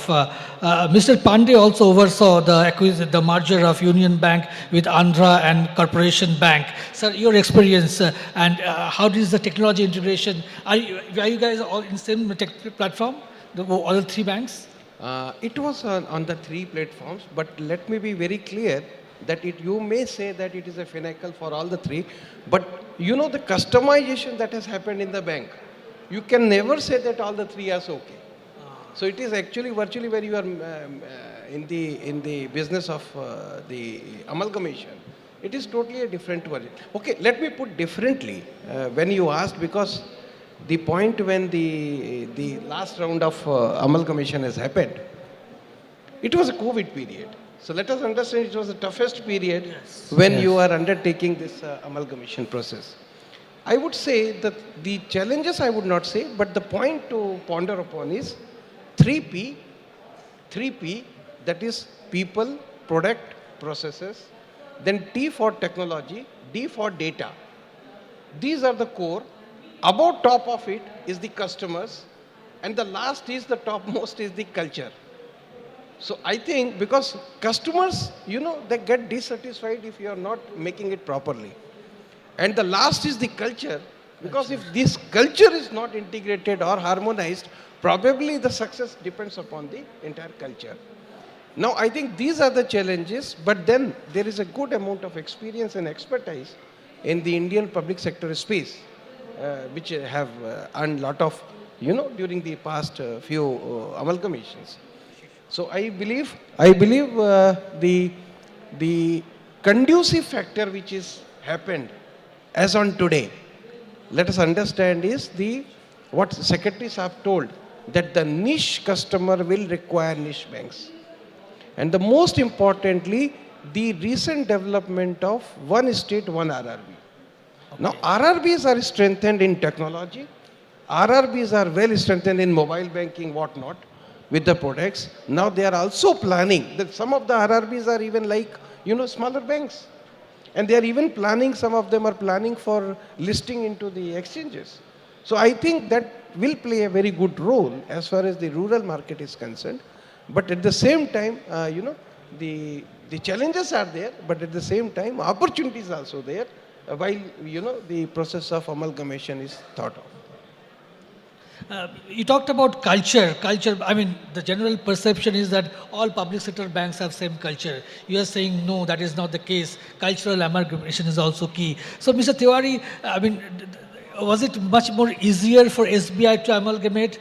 Because culturally, it's much more synchronized. What was your experience, sir, from the merging associate banks?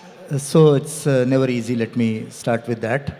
Though we had the same technology platform, but as Ashish pointed out, the same tech or core banking can have different versions. So for example, Finacle can have 10, 12, 8, whatever version, and if there are different versions with different customizations, that needs alignment. In our case, so broadly, as I said, technology was similar, the internet banking was similar.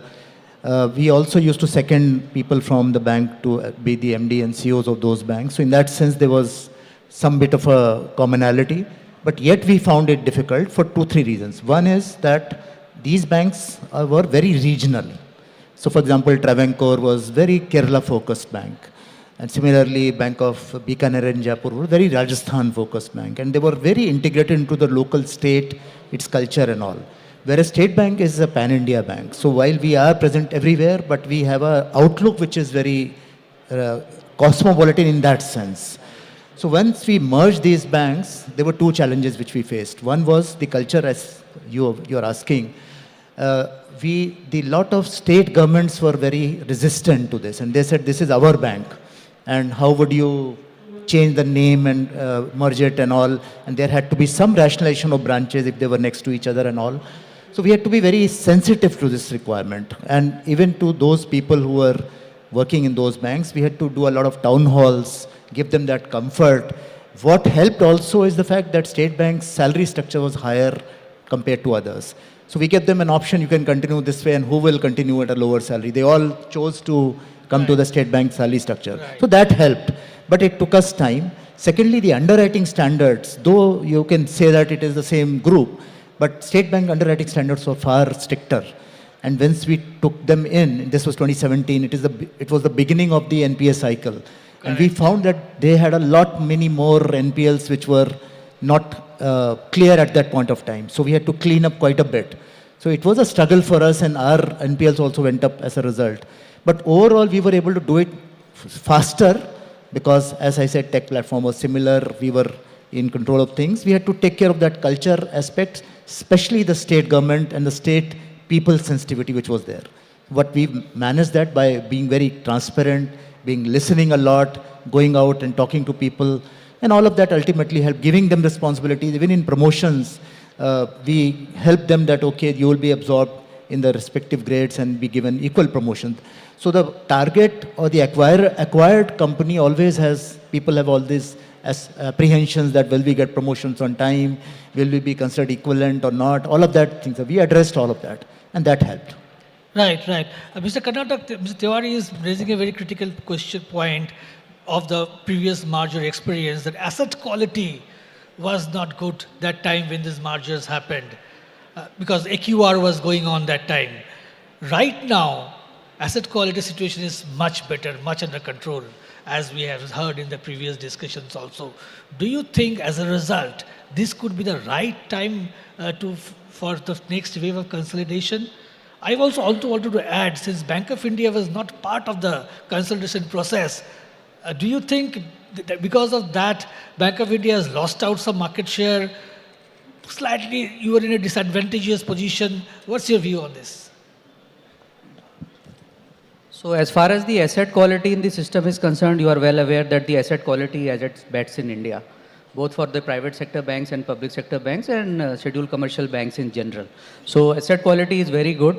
So that is not a challenge as far as the consolidation or merger and consolidation is concerned. As rightly said, that earlier there were certain issues of AQR, and then in 2020 when the bigger consolidation happened, the COVID also came. So the effective date was 1st April 2020, and COVID had just hit, so there was a lot of uncertainty and things, a lot of collection issues were there. So I remember clearly at that point of time, I was also part of the consolidation exercise in PNB where Oriental Bank of Commerce and United Bank got consolidated. A lot of issues with collections were there, and it was a top of the thing at that time. With the COVID also coming and consolidation also coming. So this is the right time for consolidation as far as only one part is concerned, which is the asset quality. So that challenge should not be there because most of the balance sheets are clean. But as far as the other broader point, just to the brevity of sake, I would say the PPT part is always a challenge in the sense that the PPT means the people, process and the technology. So integration of the people within the consolidation exercise, as Ashwini ji from SBI has rightly said, that there has to be transparency and fairness as far as the consolidation on the HR side is concerned, so that everyone in the organization, in the consolidated organization, feels that everything will be transparent and fair. That is one point. And also the assimilation of the cultures, because all three banks may be having, for example, 3 are consolidated different cultures. Second is the process, because all three banks are having different processes as far as the policies are concerned and the other guidelines are concerned. There also need a consolidation is required, because you can't have three policies as earlier because three banks were there, to give an example. So that is another big exercise that the banks have to go through on the policy side. And then obviously the technology side, as rightly said that. But now I think that technology is not that a bigger challenge. Earlier the consolidations were happening based on the technology, if the platform is same or not. To give you an example, during this RRB consolidation, like we got the RRB in Madhya Pradesh, our platform was different and SBI platform was different. So we have been able to migrate within the timelines given. By 15th of September, this consolidation has happened. So the vendors which are there into the technology, they have been able to build up the stack in a way that different technology platforms can also be amalgamated. So that challenge is also now over to a certain extent. So in that manner, I think we are at the right time to have some commercial calls on consolidations. Right, right. I must also remind the audience that Bank of India and Union Bank, their merger talks were there for the last 20 years. I think it started sometime in 2004. I mean, I think around 2009-10, there was some kind of alignment between Union Bank and Bank of India, sharing the loan syndication and things like that. I think when Mr. M.B. Nair was there and Mr. Balachandran was there was some synergy between those, on the lines of OIC, Oriental Bank, Indian Bank, and one more bank. So yeah. But Mr. Chand, coming to you, according to you, what should be the key parameters to identify candidates for a merger? Is it the branch, or what could be one or two, say two key parameters for this selection of banks? I think at this stage, identifying candidates would be slightly far-fetched, because a policy call we're debating with regard to way forward. So slightly difficult to tell in upfront with regard to the, but the biggest points would be the compatibility. Is it adding scale? Is it creating the real synergy? But then parameters would be slightly, for me, far-fetched. But again, I am very clear that when you talk about a bigger subject like this, that are you creating scale within India and also creating scale outside India so as to be a global bank? There are 2-3 concepts that working for a merger and consolidation. One is that we need to add scale. Secondly, we need to be a global bank. Thirdly, it helps us in terms of creating our own goalpost of Viksit Bharat. I think in that context, there are multiple possibilities that can happen. And again, I leave it to the policy makers to make the right call. But at this point of time, the only aspect, because all the banks are good, all the parameters for almost all the banks are good. So there should not be any, set of parameters matching. It should be compatibility can be one key reason for that. But I leave it to the policy maker for that. I will not be slightly guessing on those matters. Right. Mr. Tiwari, is branch rationalization inevitable for a merger? So branch rationalization is not the objective of a merger generally. Right. That is, and in any case, even for a normal bank also, it depends on whether we need 2 branches at the same place. That is one category. And then, of course, within the city also. See, you've not seen too many branch closures. After mergers happened, if the branches were next to each other, some calls might have been taken. But other than that, in the regular course, you don't see branches being closed by any bank as of now. The pace of increase or opening of branches might have come down a little bit because there's so much has shifted to digital. But as a country, India would always need a mix of approaches. So phygital, which is being talked about, I think we will always need branch as an anchor for customer to come in, and there will be a segment of customers, like Secretary mentioned, senior citizens, maybe students and all, who might need to come to branches still. And going forward, maybe advisory services can be offered at scale from branches and so on. The branches will always be needed. How many will be needed as an outlet? Maybe that number might not be as large as earlier times. So rationalization is not an objective of a merger. Objective of mergers is complementarity, the scale which is developed. I mean, to add to Mr. Chand's point, I think internationally, I mean, we and Bank of Baroda are 2 of the larger international banks, along with Bank of India as well. What we found is that while we bank Indian companies, which should be our core bread and butter, going outside in terms of credit, But once it comes to transaction banking, we lack that technology, because cash management internationally, whether it's international sweeps, which is notional, is a high-end, expensive technology.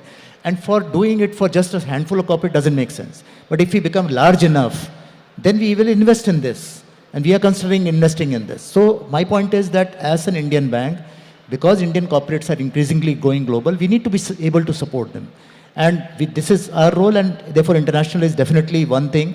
Another thing which I'll add, which has not been said so far in the discussion, is this entire capital requirement for the transition to a green economy. The numbers are staggering. I mean, they range from $10 trillion till 2070 to now, latest number is $23 trillion. Now, unless the banks are large enough, I don't think they are in a position to support this. And today in India, still the green transition is largely supported by banks. It's not, there is some private money, but largely it's still banks. So we will need banks to be scaled up and be able to support that kind of transition. So that's my way. Right. I will slightly digress now to come back to Mr. Chand's point of a big bank should also sufficient have non-core income, fee-based income. It is in this context we see the RBI's 22 directions which came out in the policy, and one of them is allowing banks to finance M&A. Do you think there is a scope to develop capabilities within public sector banks for M&A advisory, like the way the foreign banks or private banks does? For example, Bob Capital Markets. Do you think there is a scope for M&A advisory also? Yeah, absolutely. Actually, the point that I talked about that, as an Indian bank, we are too focused on the core banking as on today. Means we are there every space, but then the scale is very limited as on today. So the moment you think of a global bank adding scale, I think all these M&A advisory, wealth management, private banking, transaction banking, everything has a huge potential to add significant income to the book. And this is what the global banks are doing, and I think we need to work more to make us really increase scale beyond the core banking so as to add a strong income flow to the bank. That's very significant for the purpose of our aspiration to be a global bank. Right. The RBI guidelines, draft guidelines also said that it allows overseas M&As by Indian corporates. Indian banks can fund that. Do you see that as a big opportunity, given that at least you have a huge international presence? How big that is an opportunity? Yeah, that's a very good opportunity actually. See, if you see when we are operating in overseas centers, there are many Indian large corporates like top-notch 20, 30 listed corporates who are going for merger and acquisitions abroad also, overseas also, offshores. At present, we were not funding them because of the RBI guideline, because the local guideline and the RBI guideline prevails for the banks like India, like who are operating abroad. Now with this go ahead by the RBI, definitely see if an Indian top-notch corporate is acquiring a company, say in USA, definitely we can fund that transaction, not only in India, but also from our New York or from San Francisco branch. So that's a huge opportunity available for all of us. I was just going through the data. RBI allows up to 10% of the tier 1 capital, right, for this. So among the 12 public sector banks, the tier 1 capital is around 12 lakh crores as on 30th June audited numbers. So 10% of that comes to around 1,20,000 crores, 1.2 trillion rupees. So that's a big number to fund. So definitely there is a lot of scope and opportunities available for the banks in India now for these kind of activities. Mr. Pandey, is there any particular clarification from RBI you are looking at on this M&A financing draft norm which came out last week? Actually, nothing is specific on that, but I will continue to your questions, on the merger and acquisition. I think banks, even public sector banks, do have a good skill set on the M&A, advisory or a funding. I would put it differently. When the public sector banks have become today technology company, when we have learned technology, so I think we are well placed to then, even in the credit underwriting, we were talking about the semiconductors underwriting or maybe the data center underwriting. So we have done all that. So I think M&A is not an issue, number one. Number two is the foreign currency position of a bank. So whether through the branches outside India or maybe in the gift city, or maybe the NRI consultation business the banks are having. And with the coupled with the, I think, M&A advisory skill set, probably. I think that is not an issue of, going ahead and making a good business in this case. Right. We have a little time to open up the discussion. I will take some audience questions. So anyone here willing to ask a question? Yeah, I can see the gentleman there. Can someone pass the mics?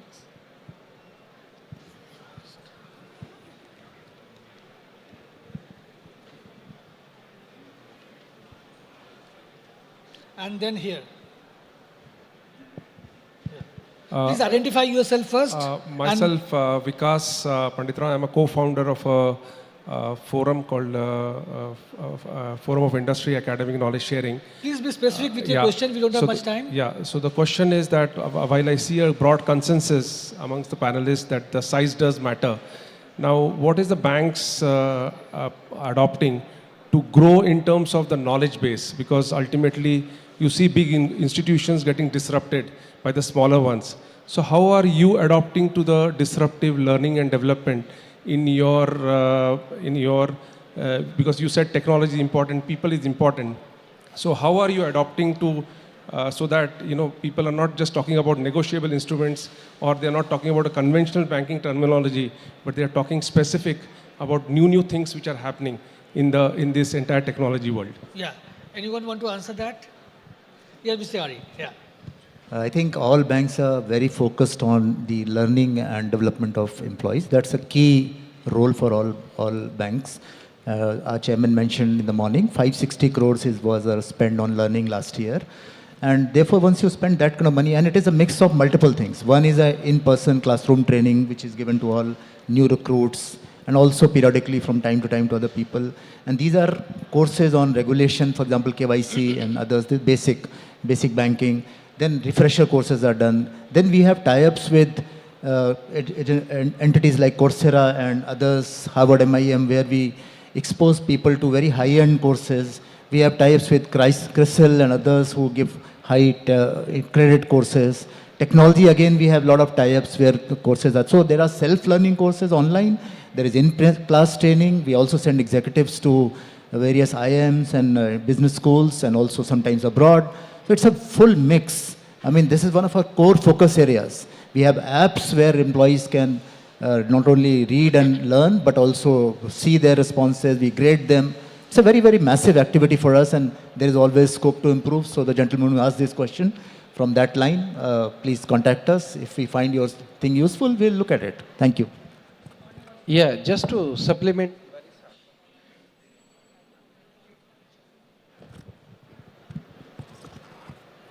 I think there is one very good shift in reading habit. If you see, the earlier generations and the new generations. I think probably you asked the question also keeping in view that. The one way is the use of podcast and the videos. And the second important thing is the learning on the go. Now what is happening is that, if you are providing an app to your staff members, wherein while moving in the train or a local or a bus or wherever, or Sundays or wherever they can. So probably, going through the podcast, going through the videos, and most importantly, what I have also observed is, like, the person which has come and he is doing CBS. Now CBS, if you have a navigating sort of a software along with, which tells that how to do NEFT and all along with. So people tend to learn very fast. So I think going forward, what we are going to see is in the L&D space, where the people will be using more and more podcasts, more and more videos, and more on the job sort of a training to accommodate the disruptive scenario which is coming in the banking space. I think we have completely run out of time. Very quickly. My name is Vineet Nahata. I represent Power Guild Treasuries. My question would be directed to Mr. Tiwari. Sir, you mentioned about the investment sector of green initiatives in India. You pegged the ticket size as around $23 trillion. Now, the absence of greenium in India and the lack of awareness and lack of traction which the green segment doesn't get what it deserves. So as a consortium of banks or from the bank's perspective, how do you look at this sector? As you already mentioned that this is going to be a sunrise sector, and what measures need to be taken from the RBI front as well as from the banking industry to, say, promulgate this? Yes, thank you. Yes. So very quickly, see, Greenium, let's not depend on that. That's very, very limited because nobody is idealistic. Everybody looks at a risk reward and commercial considerations. So what we have to do is have a system approach. Now here, I think banks are lending already to ventures which are commercially viable. For example, solar. That no longer needs any support. If it is a commercially sound venture, we all lend to it. But there are other new technologies, new areas. Semiconductors was mentioned. There are others where probably a mix of some risk equity will be needed. Either maybe the government PLI scheme could be one example, and then the banks can come in. But this is something that we have to do ourselves. Let's not depend on any foreign money and all. That will only come in when we have sorted our own state, which is to sort out the technology, to learn more about it. We will get there ultimately, because when India applies its mind to anything, there is no problem, no challenge which India has not been able to overcome. So this also will overcome. It's beginning of the cycle. Thank you so much. We have completely run out of time. Please, a big round of applause for all the gentlemen here for sharing their views very candidly. They were very frank in sharing their views. Thank you so much. Thank you very much. The unanimous vote over there was for consolidation and to have at least 2 banks in the global top 20. Can we please have the mementos?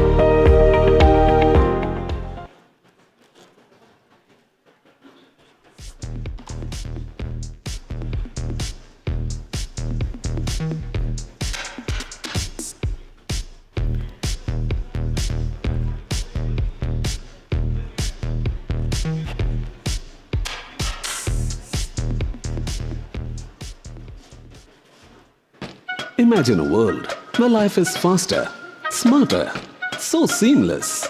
It's beyond imagination. Welcome to the world that is future ready. Swipe your world, go shopping, grab offers, you are so ready.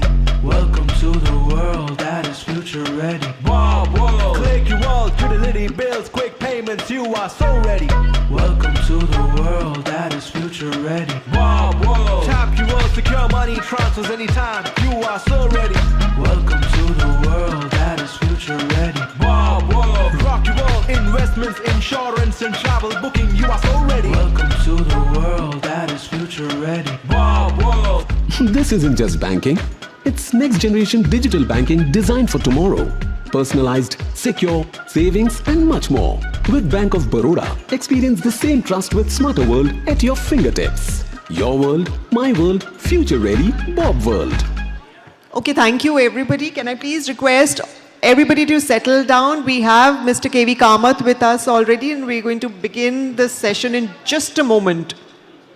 Can I please request everybody to settle down?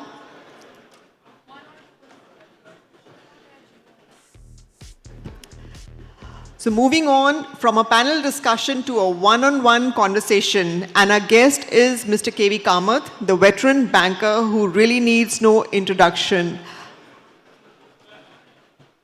May I please request Mr. Kamath to come on stage? A huge round of applause, everybody.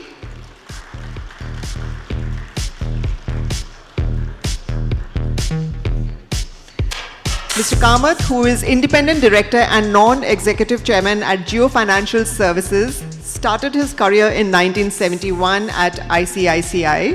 In 1988, he moved to the Asian Development Bank and spent several years in Southeast Asia before returning to the ICICI as its Managing Director and CEO in 1996. After its merger into ICICI Bank, he was Managing Director and CEO of ICICI Bank. He retired as Managing Director and CEO in 2009 and continued as the Chairman of ICICI Bank until 2015.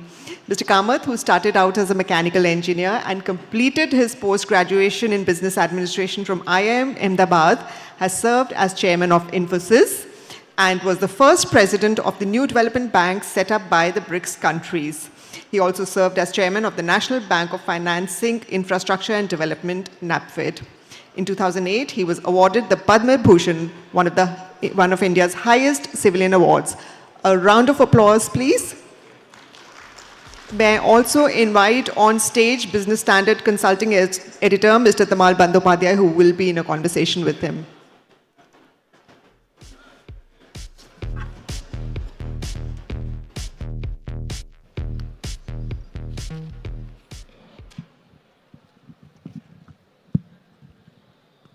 Good afternoon and welcome to this conversation.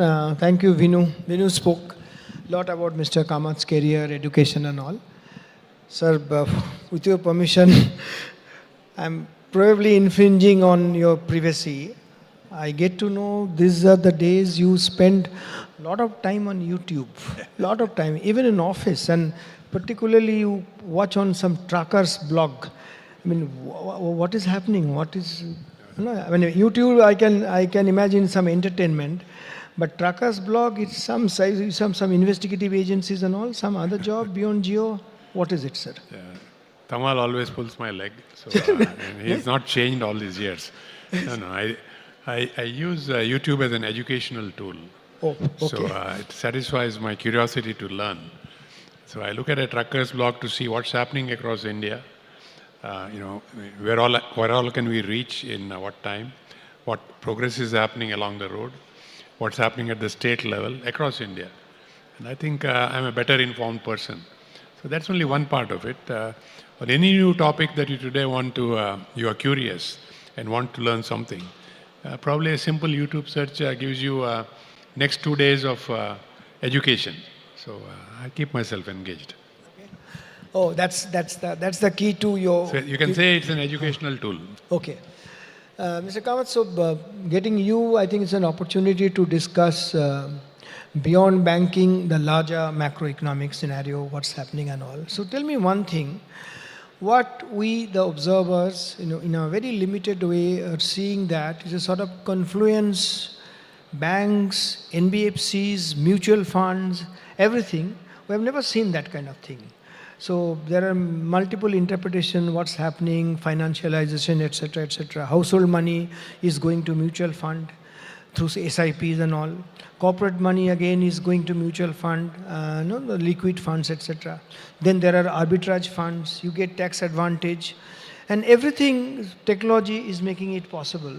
So the funds flow, which was earlier, from a mountain, it just goes down, like money flows down and all. It's no more the thing. There is so many channels, so many things are happening and all. And all these things are putting pressure on banks. We are discussing with Mr. Sethi also. So what's happening actually in that front? Yeah, I think what you observed is clearly happening. So we need to understand why is that happening. You mentioned one point, technology. Technology has made things seamless. So your financial savings can now move into various forms of, say, investments, and back to saving, back to consumption, and so on, in a seamless manner. So if that is so, then you ask a question. Is a bank the only structure under which this can be done? And I'm not asking that question. That question is being asked by the lay person in India. And the lay person in India then is saying, I'll deploy my savings into products, could be investment products, which give me, on a risk-adjusted basis, the highest return. And it could be risk and tax-adjusted basis, the highest return. So that informed Indian today is moving his or her money. And as I see it, this is just the start of it. Because you would have seen that this process has actually started gaining some momentum only 4 or 5 years back. Along with that, there are 2 or 3 other what I call structural enablers that have come up. You now have a well-established pension system. You now have a well-established insurance system, and of course the mutual fund industry itself. So you need to look at what I call the capital market as something which is operating in parallel to the banking system, and the consumer has choice. And technology has enabled that seamless movement from one market to the other. We'll come to the technology later. So banking, I think in Indian context, there are three things about. One is on the left side of the balance sheet, that's the liability, the money that we discussed and all. On the other side, the right side, which is the assets. And the other part is the fee income. Now, if you look at the banking industry's balance sheets, everything, most of these cases of the fee income is just going down because UPI, just what the money was actually they are charging and all. Now UPI is free, everything is free and all. The float is vanished. And bankers are just, I think, haplessly watching it. Are they doing anything, or is there anything can be done? Because in private, they all, they say that what's happening, why are we not charging, etc., etc. And they're losing their fee income, but they're doing nothing.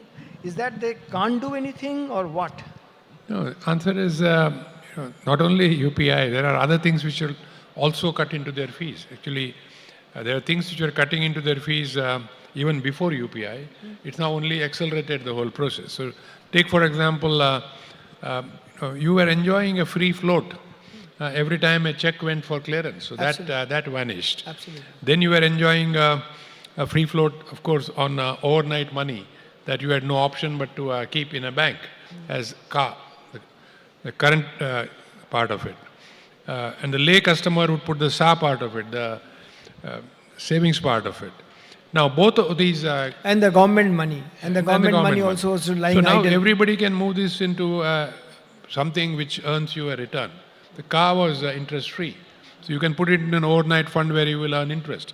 So basically the person who is dealing with the institution now has more options to deal with the institution in a manner that is in his interest and is profitable. The banks then need to figure out if this is so, is there a change required for the operating model? So it is not just superficial corrections, because the model has already changed. So your core model has to now change. So I think that is a question that banks ought to ask. Luckily, I am not there anywhere in a bank, so I don't have to ask that question myself. No, but you are raising that issue. How does, there are bankers sitting here and all, from your experience, and which is such large and such varied and all, how would they change the core model? Yeah, but before I answer that question, let me push the agenda so that then I can give you a comprehensive answer. So it's not only on the fee income that there is a change, and this change will get even, I would say, go deeper. But one will have to also look at, has the profile of my customer changed? Because when I started my banking career in 1971, development banking career, everybody, every client of mine, the working capital came from a bank. And that was like permanent capital, that was permanent business for the bank. Now that is slowly going away, at least as far as the large companies are concerned. They use working capital borrowings very opportunistically. They don't use it as it's always there 100% of the time. So they use it opportunistically, and as their balance sheets have become cleaner, as cash flow has become better, profitability is better, cash flow is better, they are able to use cash accruals for funding part of their working capital. So corporate India's core need for banks to provide working capital is now getting leaner and leaner, one. Similarly, I think in those days, 50 years back, 100% of your term loans came from a bank. There was no other source. And your cash accruals were just not enough to... today, cash accruals are mostly enough to meet your long-term needs, and everybody applauds it. And then you get to the capital market, either raising equity or bonds. So again, there is not a subtle shift. There is a clear shift away from a product which I would go to a bank to get a loan, a term loan or a working capital loan, to alternate sources, either my own cash accruals or money from through the capital market. So one strong customer base of yours, the corporate or the wholesale part of it, is today getting out of the picture. So you are left with retail. So what I think every financial sector player has to do is that to understand which customer segment are we catering to and what do we need to do internally to cater to that segment. So am I competing well enough in the segment that I think is open to me? Because some segments may not be that open to you. And today, to me, for a bank, let us look at the construct of a bank's deposit structure. It is primarily, it used to be CA, SA and fixed deposits. And CA was free, SA you paid a nominal interest, and fixed deposits you paid some interest. Your average tenor of your liability side is 1 year. So honestly, anything more than 1 year, you have to create term transformation. So to me, the retail side then becomes the right sort of products for a bank to provide. And they have a strong competitive hold. And of course, you have got a regulatory, I would say, a regulatory moat. The regulator trusts the banks. They would want the customer to trust the banks and so on. So I would think going forward, you will see banks increasingly look to the retail customer. And there's good news here, because the retail customer has now become an aspirant. The retail customer has money, his savings, he's looking for products. He started 20, 25 years back. Money to buy a loan to buy a motorcycle, a car, a home, things to put into the home. That continues now at an accelerated pace. So there is a large market. So I wouldn't say that it's any serious challenge for banks, but there's a challenge in repositioning yourself and in a way maybe reinventing yourself. Yeah, I'm coming to that, the segments of customers and all. But before that, do you see actually India is going, because everybody is talking about 2047, Vikshit Bharat, the growth in economy and so many aspirations and all. And at the same time, we talk about, in fact, Mr. Nagaraju, DFS Secretary, also talking about, look at our credit to GDP ratio so low, etc.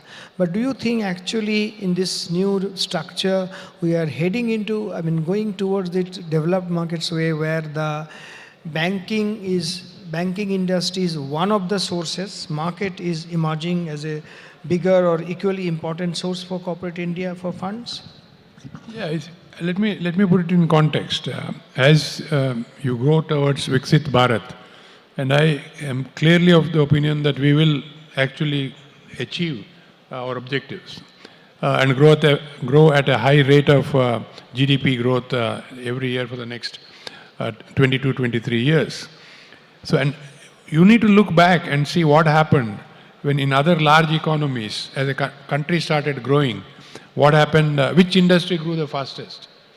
So as momentum of growth increases, the first industry to bulk up and grow in size is the banking industry. You can look at Japan, 1970 to 1990, China, 2000 to 2015. So the banks were the ones which grew the biggest and the quickest. In India, I would think it is not only the banks, it's the entire financial system which will grow at this pace and grow the fastest. So we will see interesting change happening, and banks certainly will be at the forefront, at least in the immediate future, along with the capital market players. Mr. Kamath, there's a puzzle I've not been able to understand or solve.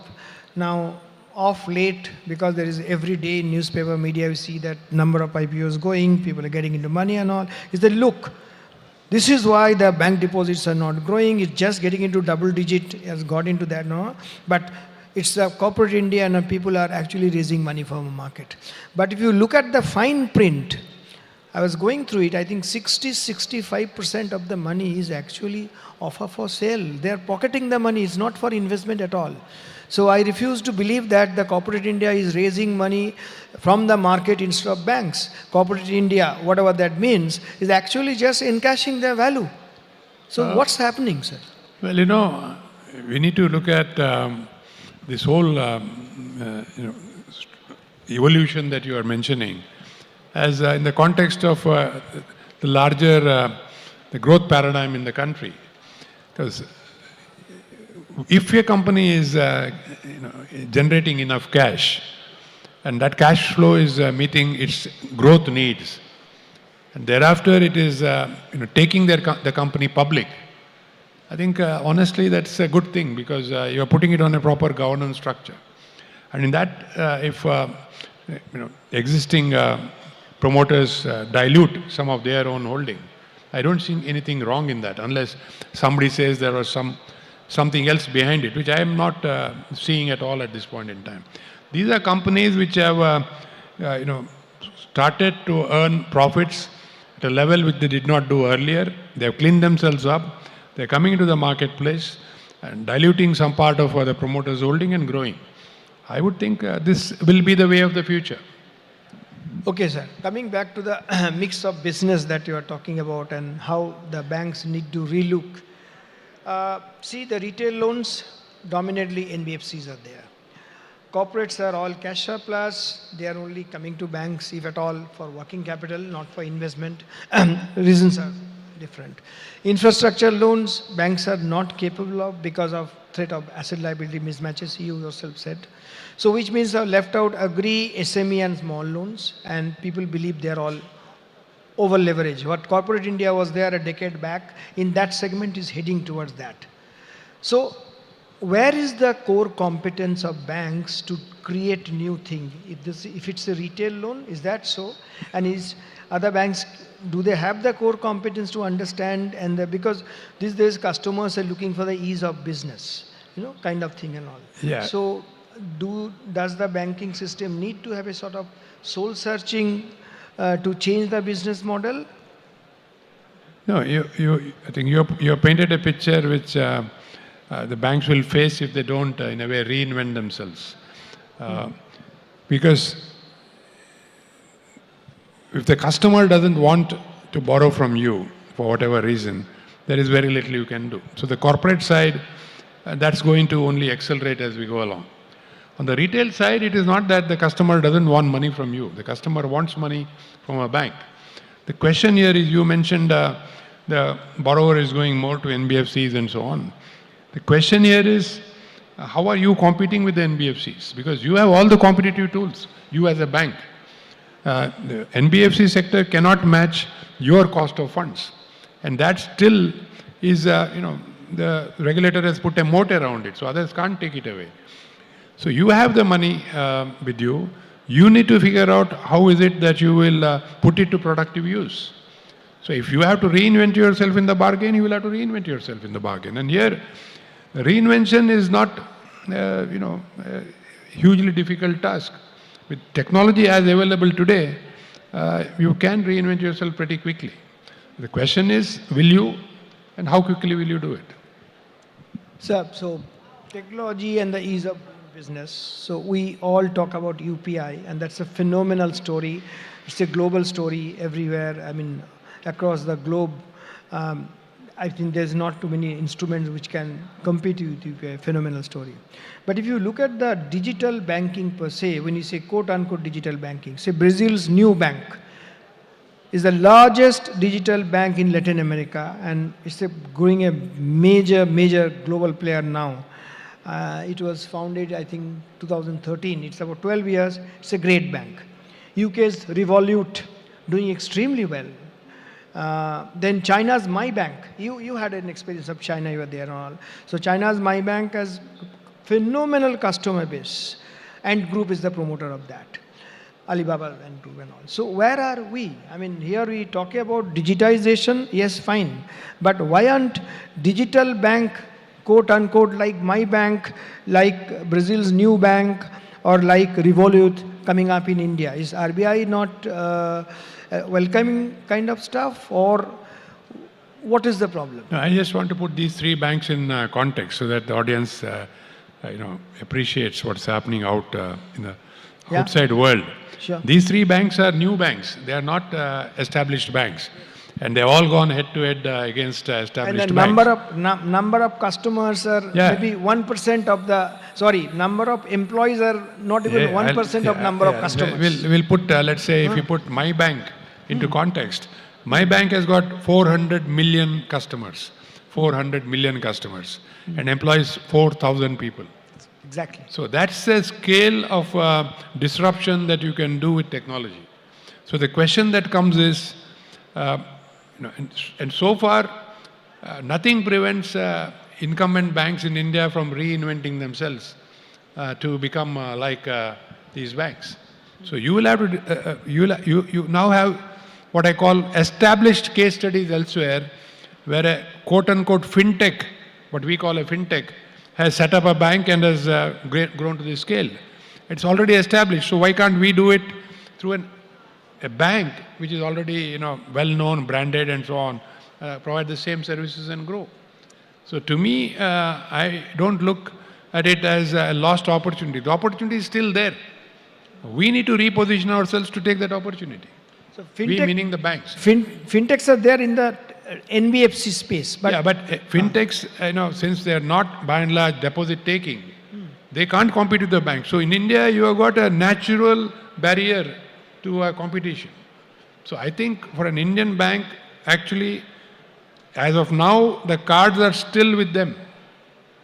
But will they play the cards properly is the question mark. Will they reinvent themselves? do you think RBI should encourage, for the new licenses, No, it's not. play digital bank See, coming up? we are talking of existing banks. They are large, profitable. They have got great capital adequacy ratio, and known brands. I would say that they need to reinvent themselves. And to reinvent themselves, I don't think they need regulatory support at all. This is entirely in their hands. This is not in the hands of a regulator to tell you how you reinvent yourself. And all talk about technology, are we investing enough? Do you see the Indian banking system investing enough in technology? Or is it just a lip service? I made a statement somewhere else, I can make that again, so it's second-hand statement. I said Indian banks probably are investing too much, but they are not investing in right technology. What you're investing is the same old thing. You need to invest for today. So again, I don't want to go down this road, but each bank has to question itself. Am I investing for today? Am I investing the way a fintech is investing or a digital player is investing? So that question, when you answer, you will know that I am either reinventing myself or not reinventing myself. So one related thing, and you from various forum, you have been talking about data, right? Technology and data can do everything and all. So look at our even the entities which follow the credit score and all. So if how much money I have taken, how much I am earning, and whether I am regular in repayment, etc., they've been caught. But if you see globally, again in China, in some of the other countries and all, there are multiple other factors get into that. Like if I am a habitual latecomer in office, right? So it becomes a negative factor because I may lose my job. Or if I have been intercepted by traffic police quite often, or my license was seized sometimes and all.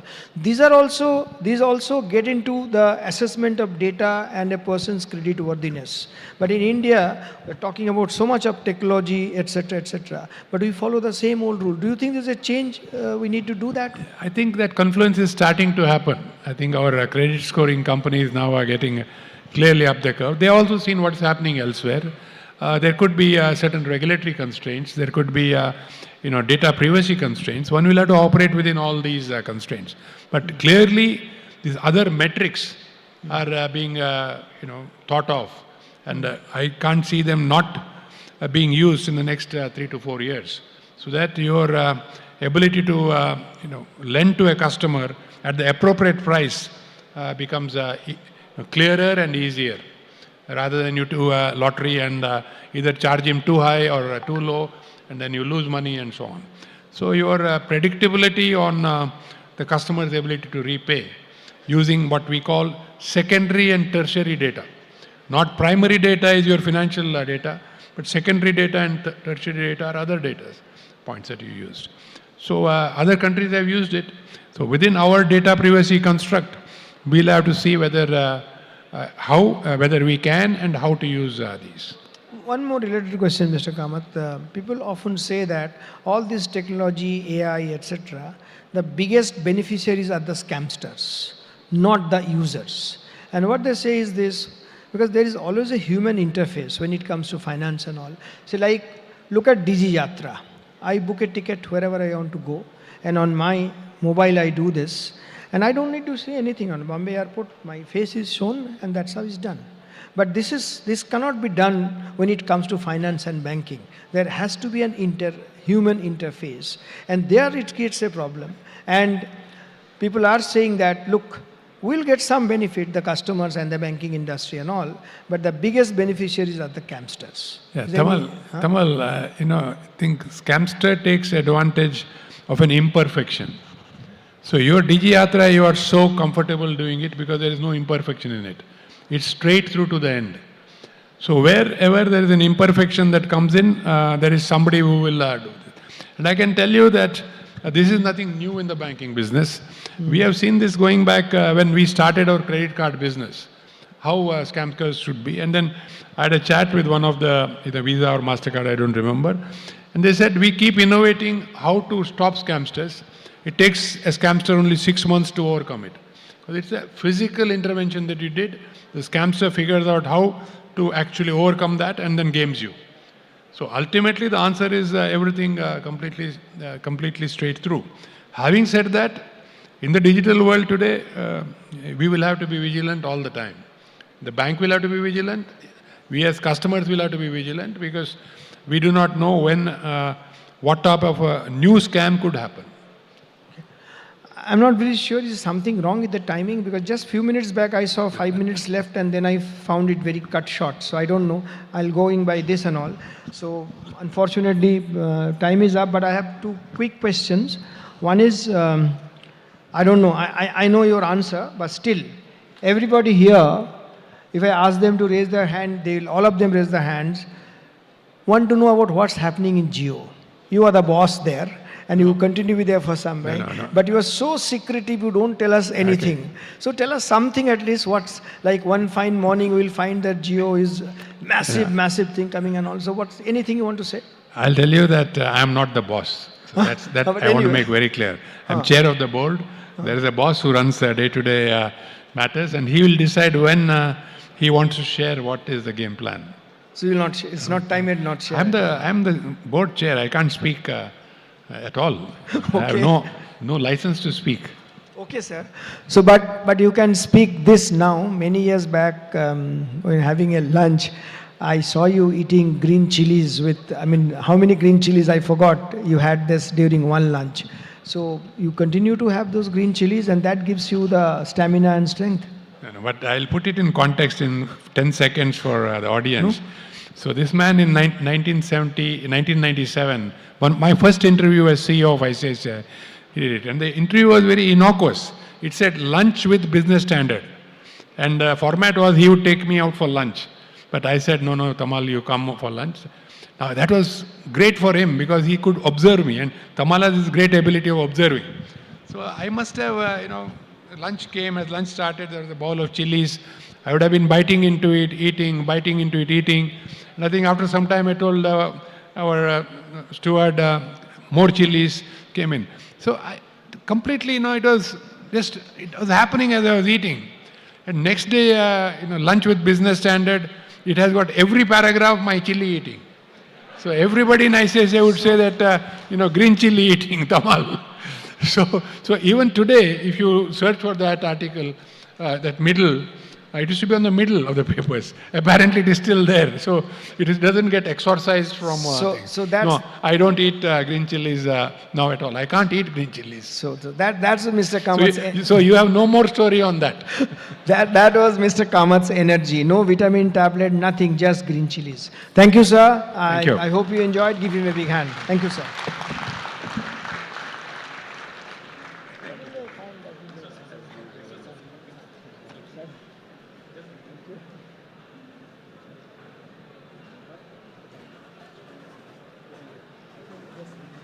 Thank you very much, Mr. Kamath. Can we have the memento, please?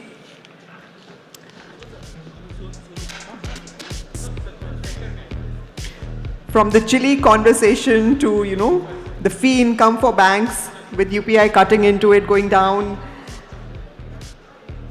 and how the core model has to change rather than, there's a clear indication that there needs to be a clear shift and that bank needs to think deeper about which customer segment they are catering to.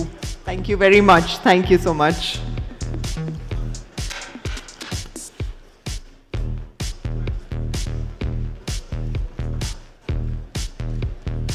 Ladies and gentlemen, please settle down. We have the Deputy Governor RBI, Dr. Poonam Gupta, with us. Kindly settle down, please. We're just getting into a conversation with her.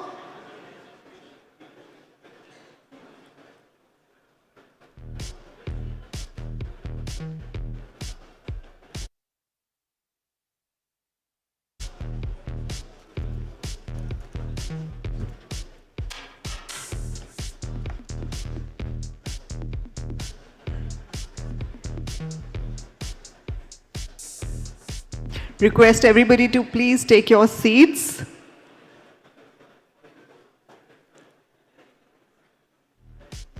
May I please invite on stage Dr. Poonam Gupta, Deputy Governor, RBI. Dr. Gupta holds the charge of key monetary policy departments. May I also invite on stage Business Standard Editor, Mr. Shailesh Dobhal, to welcome Dr. Gupta to the Business Standard BFSI Insight Summit.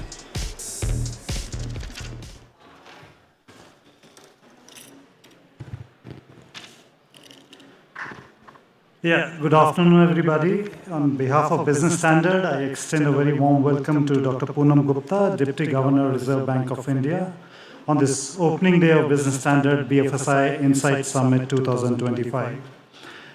Dr. Gupta took over as Deputy Governor of the Reserve Bank of India on May 2nd, 2025 for a 3-year term. At RBI, she looks after the Monetary Policy Department in addition to the Department of Economic Policy Research, Statistics and Information Management, Financial Markets Operations Department, Financial Stability Department, and the International Department. Before joining RBI, Dr. Gupta was the Director General of the National Council of Applied Economic Research, leading works on issues related to economic growth, international financial architecture, central banking, and macroeconomic stability. She was the first women Director General of the Delhi-based prestigious think tank, NCER. Dr. Gupta has also been the member of the Economic Advisory Council to the Prime Minister and a convener of the Advisory Council to the 16th Finance Commission. Before joining NCR, Dr. Gupta worked at senior positions for nearly 2 decades at the International Monetary Fund and the World Bank. Dr. Gupta has taught at the Delhi School of Economics, University of Maryland, and was a visiting faculty at the Indian Statistical Institute, the Delhi Center. She has been the RBI Chair Professor at the National Institute of Public Finance and Policy and a Professor at the Indian Council of Research for International Economic Relations. Dr. Gupta holds a master's degree in PhD in economics from the University of Maryland and a master's degree in economics from the Delhi School of Economics. Many thanks, Dr. Gupta, for joining us today. May I now invite and request Ms. A.K. Bhattacharya, Editorial Director, Business Standard, to please come up on stage and start the fireside chat with Dr. Gupta. Over to you, AKB. Thank you very much. Thank you, Shailesh. Once again, thank you, Dr. Gupta, for agreeing to come and grace this occasion. Before we start the conversation, may I request if you would like to make some opening comment on the state of the economy, the world economy, as you feel. If you want to use the lectern, you can use that also, but this also is totally up to you. Sure, thank you so much for having me here. I took this opportunity to actually write a few thoughts. If it's okay, I'll be making them rather reading them. So, thank you.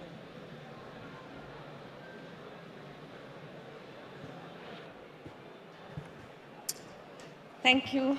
It's a pleasure for me to be here at the Business Standards 4th BFSI Insight Summit. From whatever I've seen this morning on YouTube, it's going very well. So many congratulations to the organizers, and also thank for this opportunity to be here. My first instinct when I got a WhatsApp message from Mr. Bhattacharya was, I'm not so sure. I joined the RBI nearly 6 months ago, and I thought I should understand my current role very well before I come out in a public event such as this. But then he kept nudging, and because it was Mr. Bhattacharya with whom I've worked before, I just took the plunge. So here we are. What I have also done is I've taken this opportunity to write down a few thoughts, what we call at the RBI a speech. I've been asked last 6 months, why are you not giving out speeches? I usually, in my previous lives as well, spoke when I thought I had something useful to say. Now, whether it's useful or not, what I'm going to say is up to you to judge. But what I have done in my 18 to 20 minute worth of comments is that I'm reflecting a little bit on the research that I've done in the past, on what I heard in Washington, DC at the IMF's annual meetings, and some recent thoughts. And some of it might be new to you. Maybe the framework is something that you have not seen before, but either way. The title is Policy Frameworks for Economic Resilience, the Case of Emerging Markets in India. So as I said, I'll be reflecting on the observed economic and financial resilience of emerging markets in general, and of the Indian economy in particular. At the recently concluded annual meetings of the IMF, two contradictory themes prevailed. First, the unprecedented global policy uncertainty, which is refusing to die down, and the surprising resilience of the economies, so much so that the IMF has upgraded its growth forecast for the world. What I'm going to be focusing on is the economic resilience of emerging markets. I'm not talking about the frontier markets, I'm not talking about low-income countries, I'm not talking about advanced economies. I'm narrowly focusing on the resilience of the emerging markets. As we know, the global economy for sure has shown remarkable resilience to the shifting trade policies and geopolitical tensions. Global growth has held up better than anticipated earlier. There have been many calls that the US is going into a recession. That has not happened yet. As I said, global growth forecast has been upgraded. Growth forecast for emerging market is holding up. Besides growth, inflation outlooks are mostly benign across countries, except advanced economies where they have been slightly higher than their announced targets. But overall, including in India, of course, inflations have been lower than the targets, which has given room for monetary policies to be eased up and to be supportive of growth. Banking sectors and financial sectors, for most part, have been resilient. Now, IMF in its analysis and its published reports, such as the World Economic Outlook, has suggested a few factors that have contributed to this resilience. I'm pointing out to a subset of those. These factors include improved policy frameworks in emerging markets, the tariff outcomes from the US, which are milder than were anticipated earlier, and in particular, hardly any retaliation by the partner countries. So tariff war has been a one-way war for most part, right?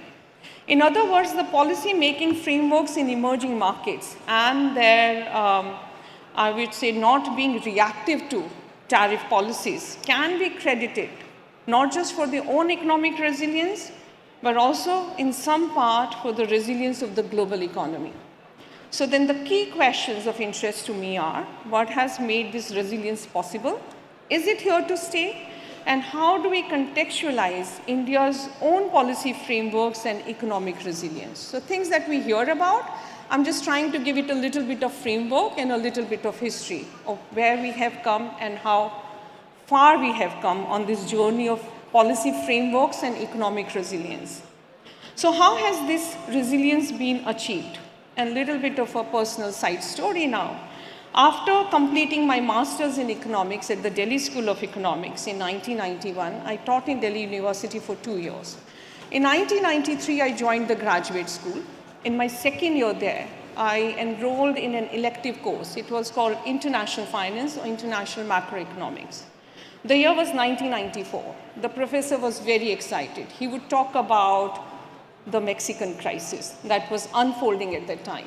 Despite the fact that I was very much in India, student at Delhi School of Economics when the 1991 crisis happened, I was not sufficiently exposed to this literature or the terminology that goes with it, but it really intrigued me. The crisis in Mexico that I saw unfold as a student of international finance soon spread to Argentina and to few other Latin American countries. There were fears that there would be far-reaching contagion to many other countries in other regions. So while I took this course, I got interested in this issue. I pursued it as a part of my PhD thesis, and I learned more systematically about the pitfalls of unsustainable macroeconomic frameworks. These frameworks, what I'm calling unsustainable macroeconomic frameworks, had a few features in common. Countries would have a fixed exchange rate that they would not realign in time, which means that with higher inflation at home, their real exchange rates would get appreciated, would become less competitive, and the current account deficits will increase. They would have premature and rapid liberalization of the capital account and financial sector. It would result in excessive external borrowing. It will result in very rapid credit growth at home, and people would start worrying about bubbles forming. It also resulted in excessive external borrowing. At that time, and even till this date, most emerging markets are able to borrow in foreign currency. Researchers have termed it as original sin, that you have indebtedness, you have external indebtedness, and you have external indebtedness in foreign currency. They would have lax fiscal policy, they will not have fiscal institutions, and this laxity of fiscal policy and lack of institutions combined with somewhat ad hoc monetary policy frameworks and limited independence of the central banks resulted in fiscal dominance. There were also, if you would recall, very pronounced electoral fiscal cycles, that you start spending more before each election in order to increase the probability of winning the election. These would result in high inflation and limited policy credibility. So these were the features of the economies which had crisis starting in mid-1990s with Mexico in 1994. So it became evident at that time that volatile capital flows, often triggered by external factors, could upend fragile equilibriums characterized by such frameworks. In fact, following this Latin American crisis, many more countries which had similar frameworks in place, because those were the frameworks that were known at that time, had similar crises. You would recall the Asian crisis of 97-98, that engulfed Thailand, South Korea, Indonesia, Malaysia, and the Philippines. You had Brazil and Russia in 1998, South Africa and Turkey in 2001. So a crisis period of about 7 to 8 years. It became also evident at the time that currency crisis could even take the banking sector in its fold. And there was a very interesting pioneer paper, and one of the authors happened to be in my PhD committee, Carmen Reinhardt. She wrote about twin crises. So it also became apparent that it was possible that if your banking sector had liability dollarization, if it was dependent on external flows, you could have both the crises happening almost simultaneously and feeding each other. Now, following this turbulence period, extensive discussions, analysis, research were undertaken, both within emerging markets. Some of you would remember Mahathir in Malaysia, but also at the multilateral institutions, including the IMF. This culminated in a number of policy reforms that were undertaken by countries towards sounder macroeconomic management. They learned from each other, and they were supported by these multilateral institutions. So now we are in a situation when, since early to mid-2000s, emerging markets have become much more cautious in their approach towards the external sector. They, for most part, maintain a flexible exchange rate. These are mostly managed flows. These are not free flows. Managed flows, which means the central banks reserve the right to modulate excessive fluctuations in the exchange rate. They have reduced and limited their liability dollarization. They have slowed and recalibrated the pace and sequencing of their capital account liberalization. They have built up large buffers of foreign exchange reserves to act as a cushion against the adverse impacts of external shocks through their balance of payments.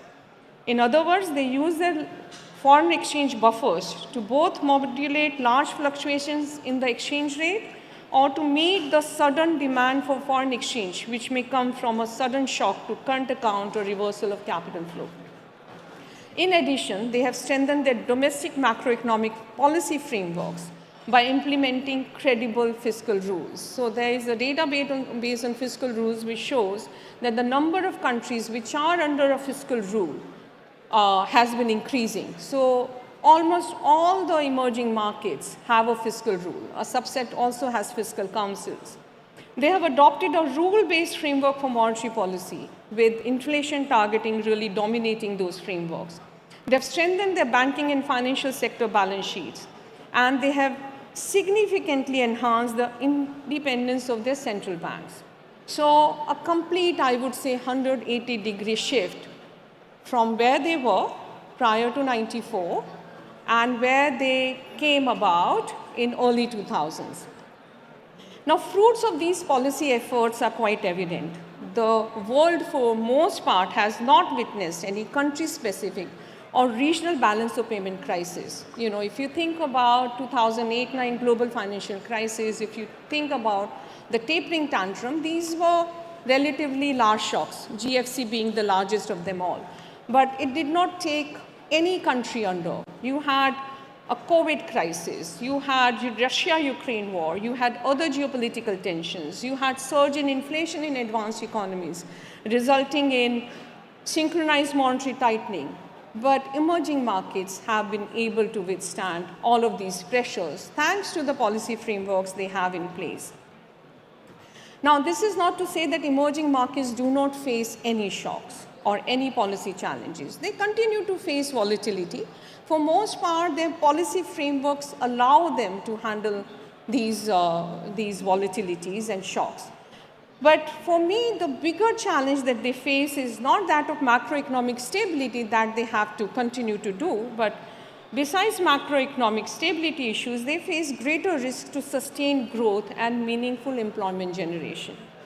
The key challenge lies in finding the new sources of growth, in learning to live in a world in which trade as an engine of growth has not done well, and therefore domestic sources of growth need to play a larger role. The acceleration in economic growth that was witnessed during the calm period of early to mid-2000s was driven by a rapid expansion in global trade. Ratio of world trade to GDP has increased over time, or had increased over time, from about 41% in 94 to 61% in 2008. You would recall that since the global financial crisis of 2008-9, the global trade to GDP ratio has flattened, which has reduced the avenues for emerging markets to grow faster based on the strength of the global trade. More recently, a new threat to global trade has emerged from the increased incidence of protectionism. Apart from reducing the contribution of external demand to growth, these developments also reduce the impact of potential spillover benefits to domestic growth through channels such as technology transfer or even finance. Even as some of the trade relations will be rebuilt and others will evolve during the course of time, it seems that the years of hyper-globalization are unlikely to return anytime soon. It's a big structural challenge that emerging markets have to grapple with. Neither is the manufacturing sector turning out to be a surer way to economic success, the way East Asian economies did a few years ago. The potential of the manufacturing sector seems to have become limited, both due to the stalling global trade, but also due to the existing large players continuing to be the market leaders, and it has been very difficult to displace them through productivity gains. Another challenge, especially for those economies where demography is still favorable, is that underemployment remains high, gender gaps remain wide, and a large share of workers remain in less productive informal jobs. So macroeconomic stability for most part has been handled well, but then there are new challenges emerging in a changed global economy. For some of the emerging markets, high public debt is also of some concern, and many emerging markets have undertaken fiscal consolidation, but those challenges remain. But coming to India, where does India stand on the resilience of its policy framework? So you can see now parallel in how India's policy frameworks have emerged in the context of the global best that the other emerging markets have.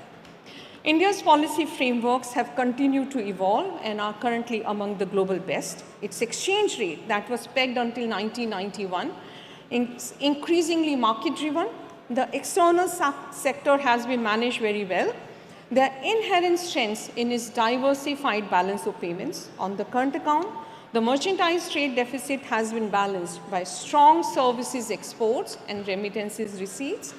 Oil prices is not a dampener that it used to be earlier. All in all, the current account shows resilience and has been eminently in a sustainable zone for quite some time. The capital account gets a variety of inflows, including FDI inflows that have traditionally been known to be stable, but also other kind of flows that have held up well. India has slowly but surely liberalized its capital account, but even so, the external debt to GDP ratio has been low and stable. The ratio of external debt to GDP has averaged about 20% in the last 10 years. Besides keeping the liability dollarization in check, India's short-term debt level too has remained low. The ratio of short-term debt to total debt is only 18% as of end June 2025. India has largely adhered to the path of fiscal consolidation, barring periods of significant shocks such as the pandemic. Importantly, the composition of debt and the improved quality of public spending has made public debt safe. Most of the public debt, as you know, is long-term, is denominated in local currency, is held domestically, and a large part of which is held by institutional investors, and a highly favorable growth and interest rate differential has made current level of debt very, very sustainable. Flexible inflation targeting framework, which I understand was discussed in the previous session as well, has served well. It was introduced in 2016 and has been considered a major structural reform in India. Evidence points towards improved outcomes post-adoption of flexible inflation targeting. Inflation has become lower and less volatile. Inflationary expectations are better anchored, and the transmission of monetary policy has become more effective. Inflation targeting has brought in greater transparency to policy making. Frequent communication has helped in anchoring expectations and in building credibility. This continuous engagement with stakeholders, making monetary policy a two-way consultative process. As a result of the full matrix of policy reforms, India's GDP and per capita income growth rates have accelerated over time. Growth has been among the global highest, and its volatility has declined. India's near-term growth outlook is promising as well. After growing at a stronger than anticipated rate at 7.8% during Q1 of this fiscal year, various high-frequency indicators point towards a robust economy in the second quarter as well. In the latest monetary policy statement, growth forecast for 25-26 has been revised upwards to 6.8%. Inflation is an 8-year low of 1.5%, and inflation forecast as per the latest assessment of the RBI is at 2.6% for the full year, much below the target. So just to sum up, having learned from the crisis decade of mid-1990s till early 2000s, emerging markets have put in place policy frameworks and decision-making processes that have made them less vulnerable to macroeconomic and financial instability. India has been a front-runner in implementing these reforms. As a result, while the intensity of external shocks has not declined, the volatility of the macroeconomic outcomes has moderated considerably. This economic resilience has enabled the policymakers to focus on reforms to enhance productivity, facilitate ease of doing business, and improve the quality of financial intermediation. Such collective efforts are surely putting India on the path to graduate from an emerging to an emerged market status in the coming decades, if not years. Thank you.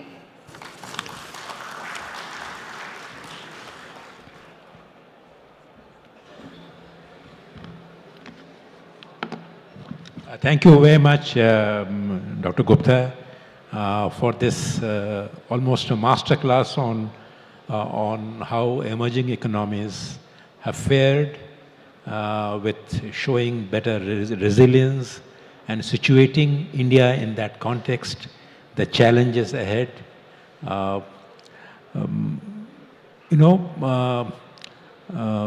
You also talked about, used a very interesting phrase where India is being seen as currently an emerging economy, but you are looking at India as an emerged economy instead of the usual, the appellate that is used to describe India in 2047. So I think that's probably, looks to me, a more achievable and a feasible target to talk about. Let me say that, you talked about the policy framework in India, which has served very well. But are you worried about two factors? One is everybody globally is talking about a kind of a market meltdown. Globally, there are a rise in protectionist tendencies. Tariffs become a kind of almost have become weaponized. In that kind of a scenario, how do you think emerging markets, particularly India, should negotiate the world that is changing rapidly? Thank you. So first, your comment on what one should aspire for India to be, a developed nation, an emerged nation, an emerged market, they go hand in hand. So you do need economic prosperity to become an emerged nation. The framing can be different, the goal is the same. So I think when you are a larger economy, which we already are, but also more prosperous economy, and you have macroeconomic stability, and your policy frameworks evolve with times, keeping in mind the complexity of your own economy and the complexity of the global economy, that's how you attain insulation from the shocks. So it's the club of countries, which are currently called the advanced economies. South Korea almost belongs to that club now. So that's the kind of transition one is seeing, and it goes hand in hand. On your question of how does one navigate the current global protectionism, is a highly relevant one. As I said, the challenge is on finding those sources of growth to put you on an accelerated growth path. And trade has not been a very strong driver in the last few years and is unlikely to revive to the extent it was during the years of hyper-globalization. So I think the two things that need to be done, which we are doing already in India, which is keeping a steadfast focus on reforms, doing better, whatever you're doing, better than before. Whether it's ease of doing business, whether it's better financial intermediation, whether it's innovation, whether it's the mindset of, R&D. And the second is strengthening your domestic drivers of growth all the more. And again, this is something we have done in India already. In India, as you would know, for its current economic size, we have been relatively more dependent on domestic consumption for growth in any case. Yeah. Domestic consumption is 60% of GDP. So with all the consumption supportive measures that have been taken in the last year and a half, if they have started to yield results, but hypothetically, if they can accelerate consumption even by 1 to 2 percentage points, you're getting a meaningful acceleration of GDP growth because of the sheer size of consumption in GDP. So both, getting better at what we do in every sphere of life, be it the private sector, be it policy making, be it consumers, and also continuously looking to strengthen not just the global competitiveness in seeking more markets, but also our domestic drivers of growth. And I'm happy to say that this is the direction in which we are moving as an economy. Saurav, if I understood you correctly, what role do you see for India's export sector in this entire scenario? In a sense that if you are staring at a world that is becoming more protectionist, how do you think we should look at the exports prospects, the exports growth scenario? Although the first 6 months figures are pretty reassuring, but going forward, how do you see the exports as a challenge, area of challenge? So, first, exports, I think it would be useful to divide into two categories, services and merchandise. Services exports, we have been doing very, very well over a 2-decade period now, right?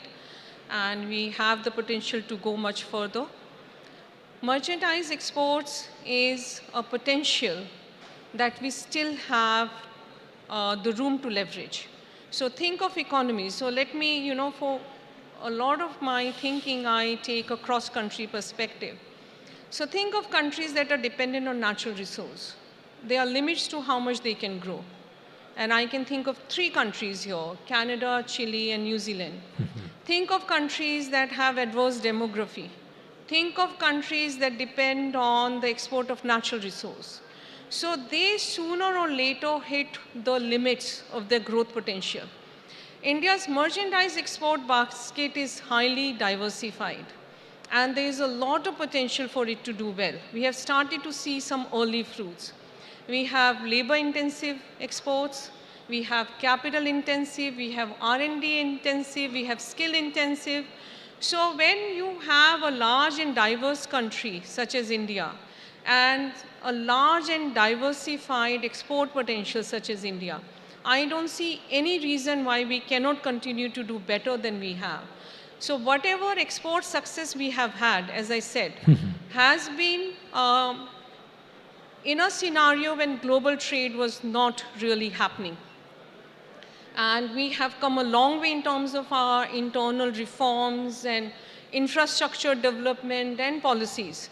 So for all the reasons, a highly diversified basket, we have not reached the potential in any one single sector, and all the policy attention that we have given, I see a lot of scope for merchandise trade to pick up as well in coming years. Okay, that's very simple. On the in your brief presentation, you also talked about how India's GDP growth is fairly doing quite well, at least in the first quarter, and even the second quarter. A lot of people expect it to maintain a certain robustness.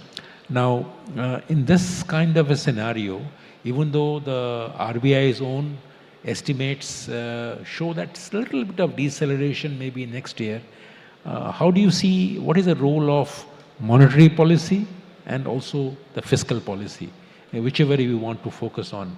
Is there a scope for further fiscal easing, or is there a scope for monetary policy easing in this scenario? So usually I avoid a question on monetary policy, but that's okay. That's okay. I'll hazard a response. So growth is an outcome of many things. It is an outcome of fiscal policy, monetary policy, structural reform, entrepreneurship, the availability of key inputs in your country, and demand. So for me, the framing, when it's put narrowly on monetary policy, I find it to be a very partial and incomplete. At times I say lazy framing, right? So, as everybody would know, monetary policy does 2 roles. First, it structurally supports growth by keeping interest rates at a level that structurally is needed for the country. The other is it supports growth cyclically, right? But after that, okay, sure, sorry. And after that, it's a combination of many, many things that make growth possible. At times, I used to say if it was possible to grow just based on the strength of the monetary policy, many more countries would have been richer today. In fact, what we see in the examples of pre-mid-2000s is that policymakers did not have the frameworks, the holistic frameworks to grow. And so when you put too much pressure on any one part of that matrix that gives you the growth, you don't get the desired outcome.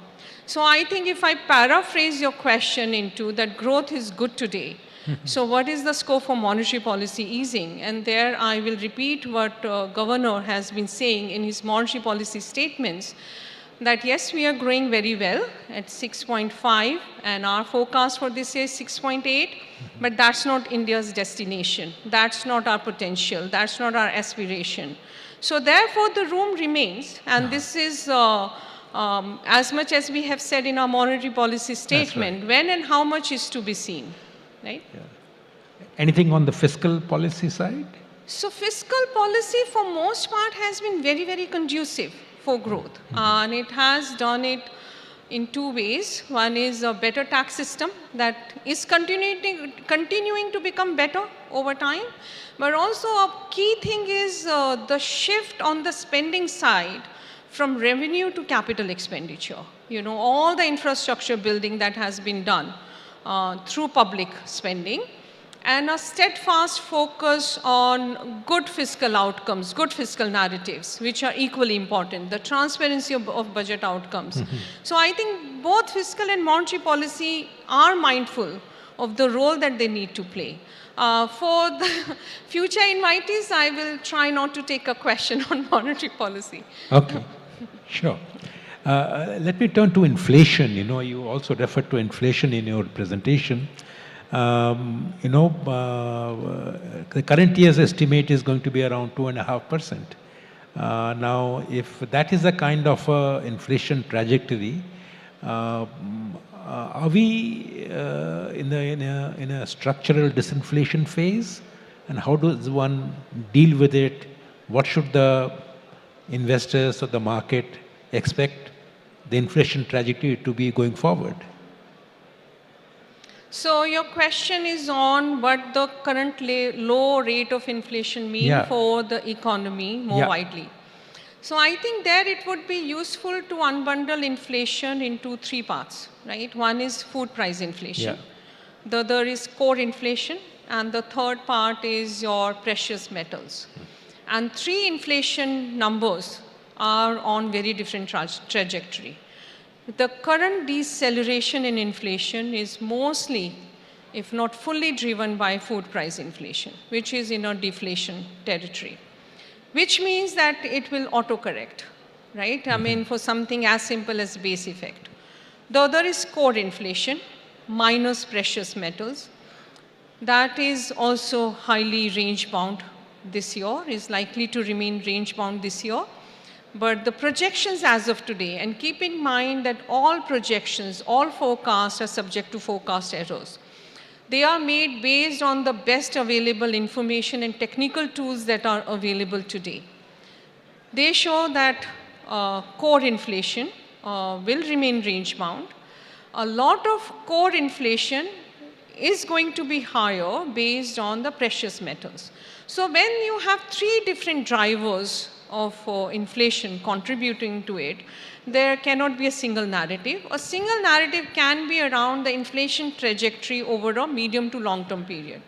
As you would know, when inflation targeting was set in place nearly 9 years ago, inflation was running at very high levels, 8 to 10%. From there, structurally, the inflation certainly has come down to about 4%, I would say, pluses and minuses therein. And it's less volatile. So I think one major outcome that we have had is not just in the headline numbers of growth and inflation, but also equally important in the less volatility of these. more predictable outcomes, which are very, very important both from the investor's point of view and, as I said in my remarks, from the policymaker point of view. If policymakers are only fighting volatility, they have less room left to work on structural issues. So because the volatility has been tamed through highly resilient and responsible policy frameworks, the volatility is much less now. And I think that's what I anticipate going forward. So less of volatility, that is what you are expecting. Say that again? Less of volatility. Less volatility in economic outcomes, certainly. That's right. Certainly. That's right. You know, I mean, your department came out with a very comprehensive discussion paper on the monetary policy framework, which is out in the public domain. People are commenting on it. Can you give us a sense of what is the time frame for it? What will be the process going forward? An associated issue is some experts are also pointing out that probably a time has come where the monetary policy framework should actively look at the liquidity management framework as well, which right now is strictly not under the domain, but although the law is a little unclear. What is the roadmap ahead on the monetary policy framework based on your discussion paper? So the discussion paper was put out for public comments for about a month. We have received very, very rich comments. So thanks to everyone who has engaged, who has given their feedback, who have given their comments and suggestions. We received comments directly. We read each and every op-ed that was written. We read each and every editorial that was written. We even looked at the comments that were received on social media. And I think there is near majority, I won't call it unanimity, a very, very healthy majority in what has been suggested through those comments. And because they are, most of them, except the ones which are received through emails, are in public domain, you would have read them as well, that a healthy majority has suggested that we keep things the way they are, that CPI headline is the right priced inflation target. We were reminded that we'll get a revised series hopefully very soon. We have been reminded that hopefully that series would be revised periodically, that it will not take as long time lag as it took this year. You're talking about the CPI series. CPI series. We have been reminded that 4% target for India's current level of per capita income and growth levels is just the fine one. And that the range of 2 to 6% in today's global volatile environment is just the right range. Some people have suggested take an asymmetric range. I have written myself on these issues. Asymmetric range has its own challenges, that people start thinking that midpoint is actually the target, not the target that has been announced. So all of these are being collected currently. The process, from what I understand, is that these would be shared with the government, who would take on a call on the framework. And that is how the process will unfold. And I think, if I'm not wrong, the timeline is sometime in the first quarter of 2026. These decisions are taken. Our role is to collect all of these suggestions and inputs and share them with the government, which we would be doing shortly. Okay, that's very helpful.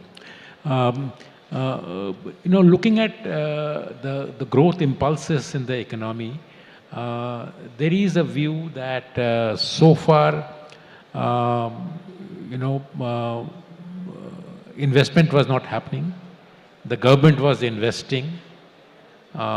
Consumption is yet to pick up. But we see some changes with maybe the GST rate cut, income tax rate reduction. Are we seeing a kind of a shift more towards consumption and less on investment, because the private sector is not really coming forward? What is your sense of private sector investment, And is the government more moving towards boosting consumption because it has done its bit as far as investment is concerned? What's your overall sense on this investment versus consumption dynamics in India's growth? So let me take a slightly broad brush view on this. I'm 6 months new or 6 months old to my current job. Yeah. And we have done 3 monetary policies after we joined. As a part of those monetary policy discussions, we have extensive consultations with many stakeholders. And one key question that we all are collectively interested in is in the investment cycle, right? So there are 3-4 different stories around the investment cycle. One, sectorally, some sectors are doing very well on investment, we hear. That includes the renewables, that includes some auto sectors, that includes rural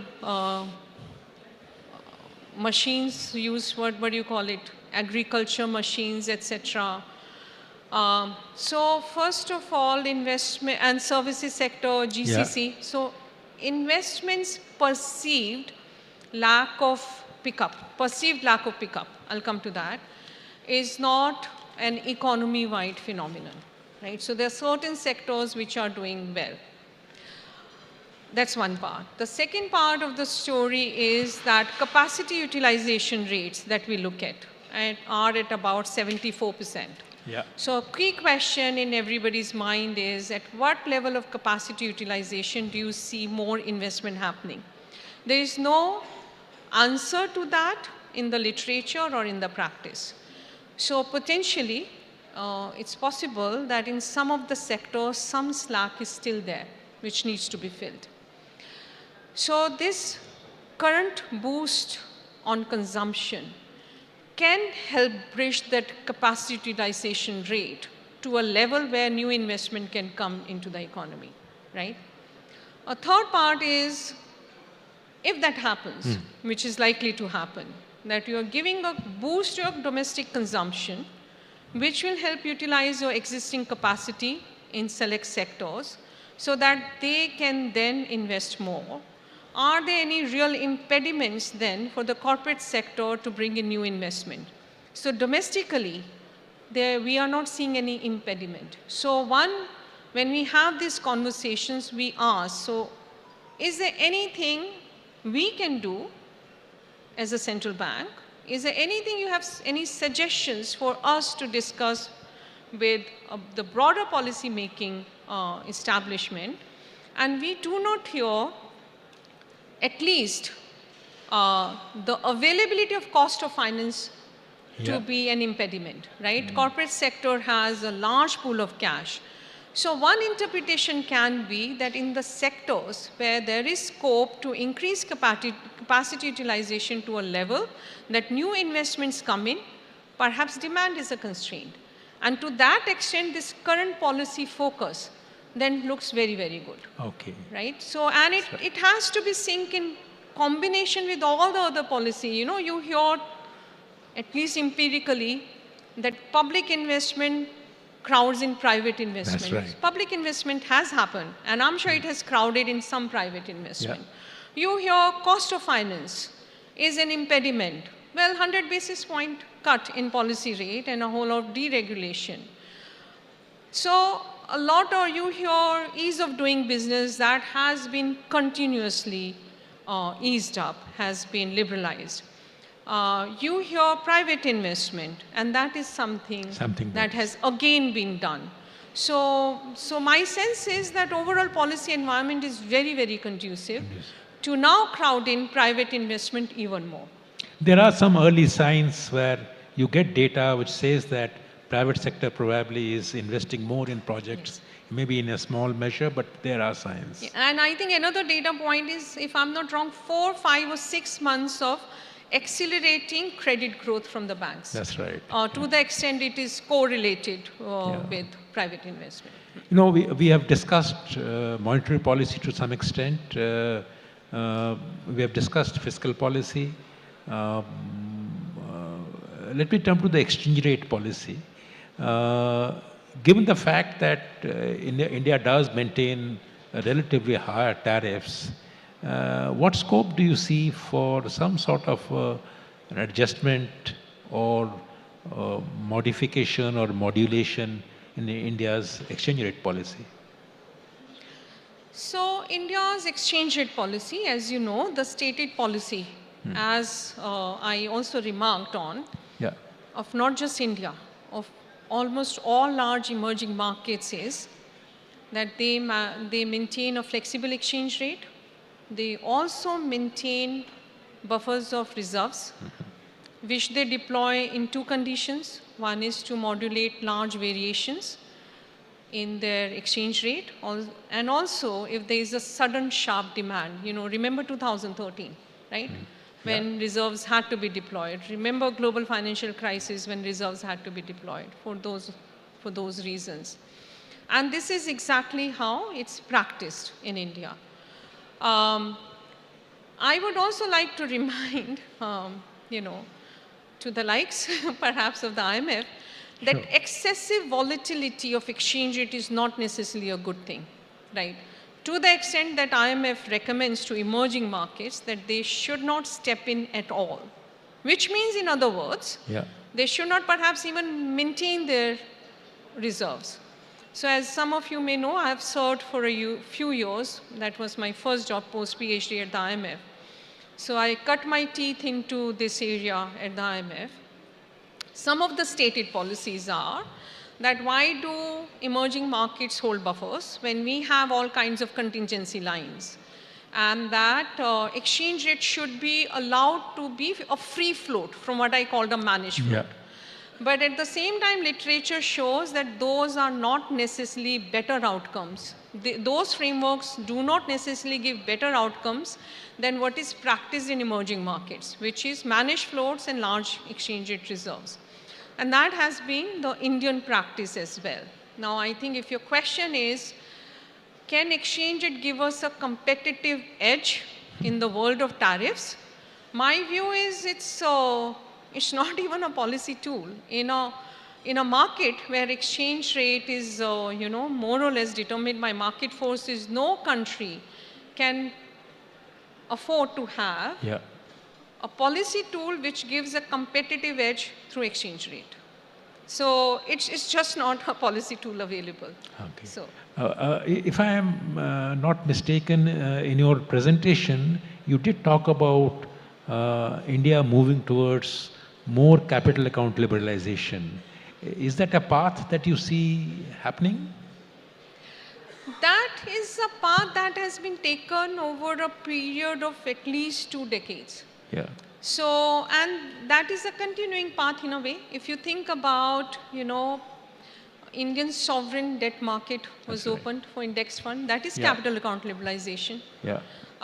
So it's an incremental path, but that's the path most emerging markets are taken, and that's the path India has taken. And that's a path that remains I'm open. not privy to any discussions on that, but I assume that slowly but surely, when you become a developed nation, when you become an emerging market, the pathway is through slow and calibrated integration with the global markets.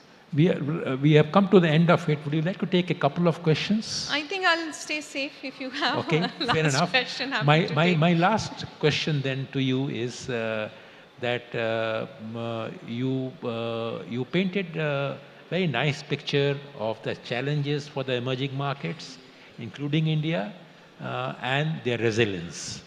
What, in your view, are 2 or 3 biggest vulnerabilities that you think a country like India should be wary and worried about? I think, in a way, what I said in my remarks is, I won't call them challenges, I'll call them opportunities. Right? As our senior policy makers have been telling us, I may be on the other side of the table only recently, but I have been a consumer of policies. I funnily enough, my favorite genre has been reading the autobiographies of policymakers. I wanted to understand the mindset of what they did, when they did, how they thought about it, what went on behind the rooms.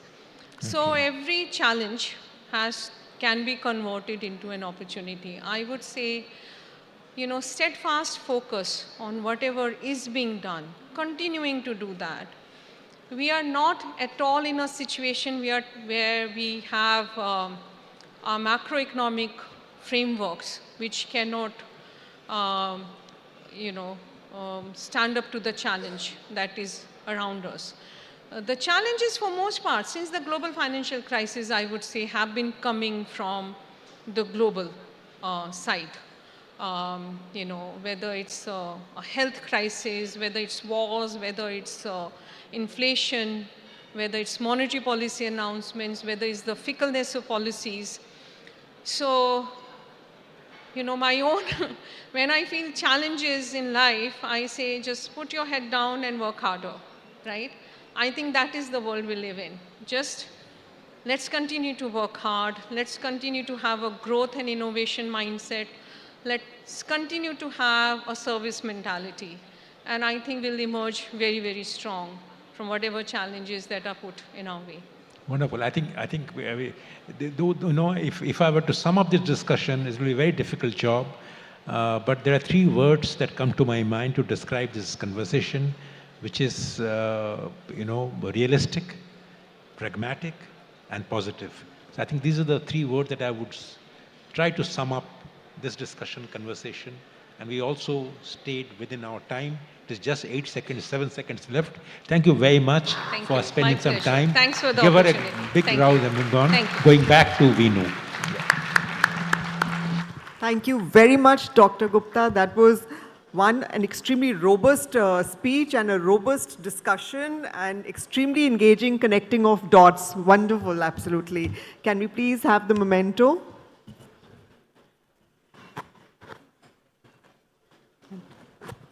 An excellent, presentation on how the tariff war this time round has been a one-way war, and how the historical lessons learned from the 1990s, how they are helping emerging countries today, and the economic resilience of emerging markets. Really wonderful.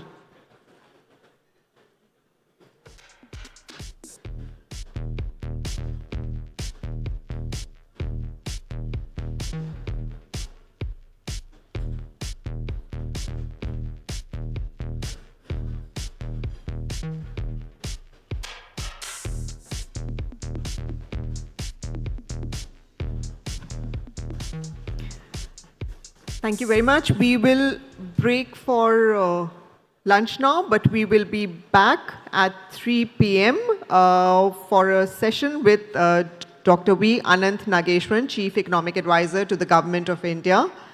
Thank you all. Thank you very much. See you back at 3 at the Chintaman Deshmukh Hall.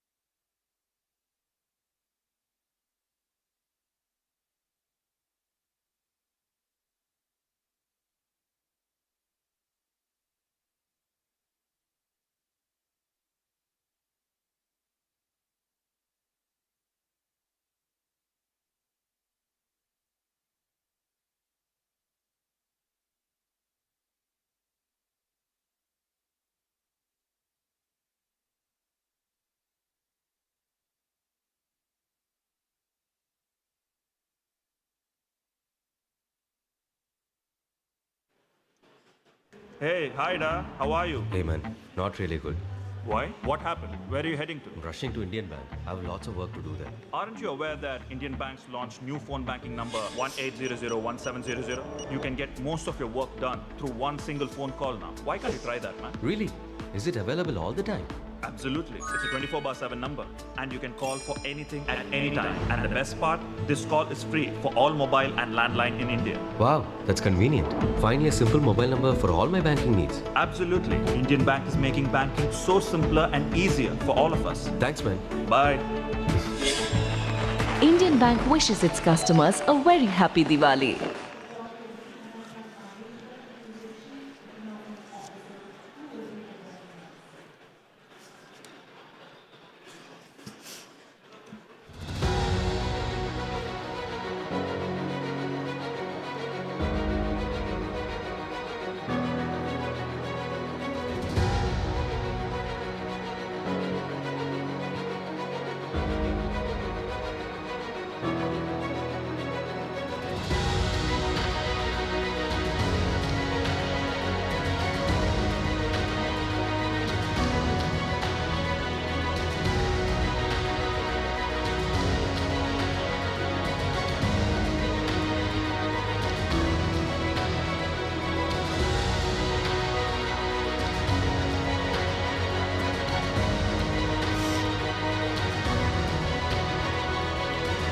Ladies and gentlemen, thank you for your patience. We'll be beginning shortly. We're just waiting for some of the delegates to come back to the hall.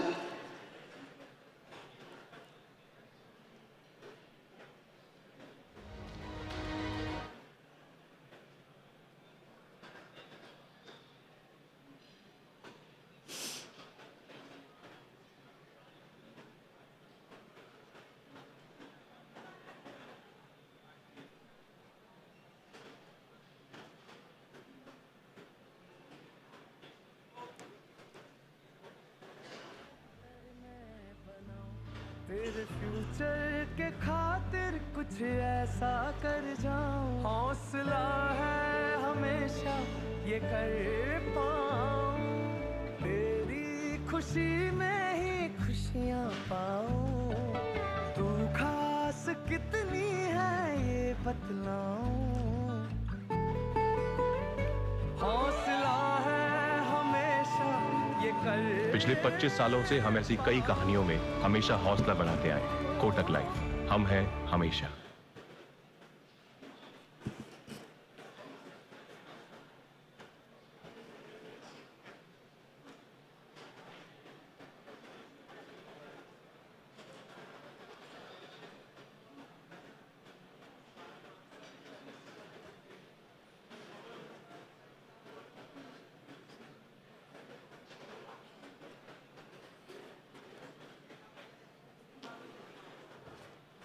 LIC presents Unit-Linked Insurance Plan Index Plus. Get life insurance and fast forward your market returns with nifty stocks. Secure your future with this attractive combination. Start with monthly premium of just rupees 2,500. Visit licindia.in today.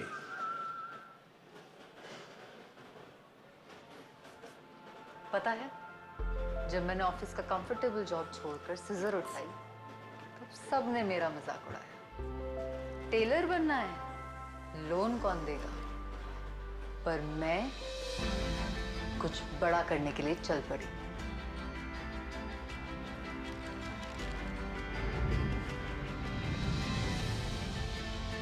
इसीलिए अपनी savings एक मजबूत धागे से पिरो के रखती गई। बड़ी पहचान बनाने के लिए एक छोटा कदम, हर महीने एक SIP अपने बिजनेस के नाम। सपनों का कोई साइज नहीं होता, बस उनमें प्रोग्रेस करने का जुनून होना चाहिए। जहां सोच है वहां सपना, और जहां सपना है वहां SIP। SIP करे आपका सपना इन प्रोग्रेस। म्यूचुअल फंड निवेश बाजार के जोखिमों के अध्ययन में योजना से जुड़े सभी दस्तावेजों को ध्यान से पढ़ें।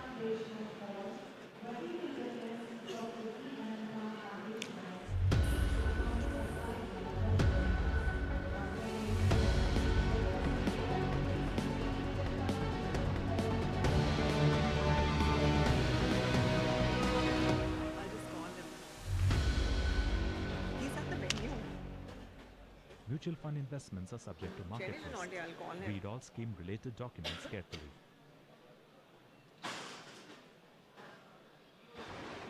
Life is full of uncertainties.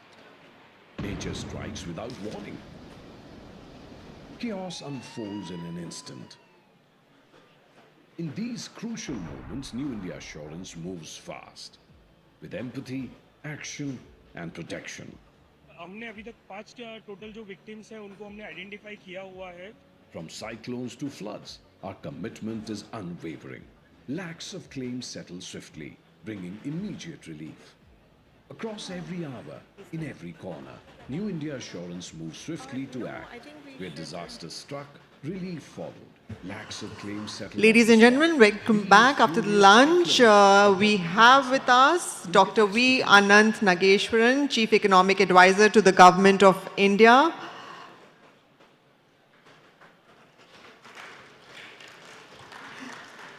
May we welcome you on stage, Dr. Nageshwaran. Dr. Nageshwaran is also a noted writer, author, and he was earlier teacher and economic consultant. He taught at various business schools and institutes of management across India and abroad. May I please invite Business Standard editor, Mr. Shailesh Dobhal, to welcome him.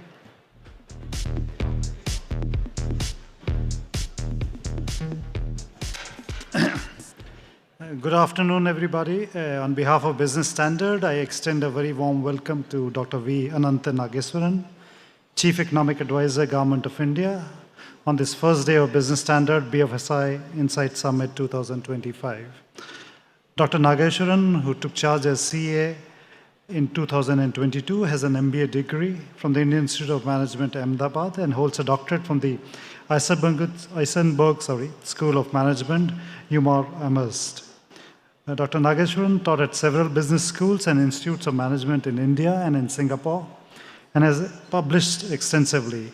He was the Dean of Institute for Financial Management and Research, Graduate School of Business, and a distinguished visiting professor of economics at Korea University. He has been part-time member of the Economic Advisory Council to the Prime Minister of India from 2019 to 2021. Dr. Nageshwaran, as Chief Economic Advisor, sets the macroeconomic backdrop, domestic and global, under which the budget targets are set and the budget speech is written. The CA, with his team of economists, authors economic survey, which is presented a day before the budget. Analysts often try to guess the likely mood of the budget from the survey. Dr. Nageshwaran has been at the forefront of finance track discussions representing India during the G20 presidency. Before embarking on his academic career, Dr. Nageshwaran worked in the private sector for nearly 17 years. He was currency economist at the Union Bank of Switzerland, head of research and investment consulting in Credit Suisse, private banking in Asia, head of Asia Research and Global Chief Investment Officer at Bank Julius Baer.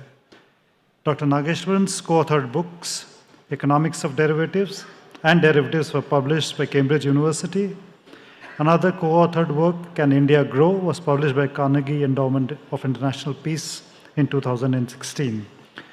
Dr. Nageshwaran has brought realism and database discourse to the economic narrative coming out of the finance ministry and is well regarded by fellow economists.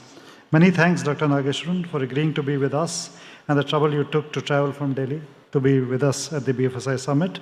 May I now invite and request Mr. A.K. Bhattacharya, Editorial Director, Business Standard, to please come up on stage and start the fireside with Dr. Nageshwaran. Over to you, AKB. Thank you very much. Thanks, Shailesh. Very good afternoon. Thank you, Dr. Nageshwaran, for agreeing to come here. Post-lunch session is always very difficult, but I am absolutely 100% certain that the opening comment that you would make will excite the place, excite people's imagination, and then we'll have a useful conversation for you.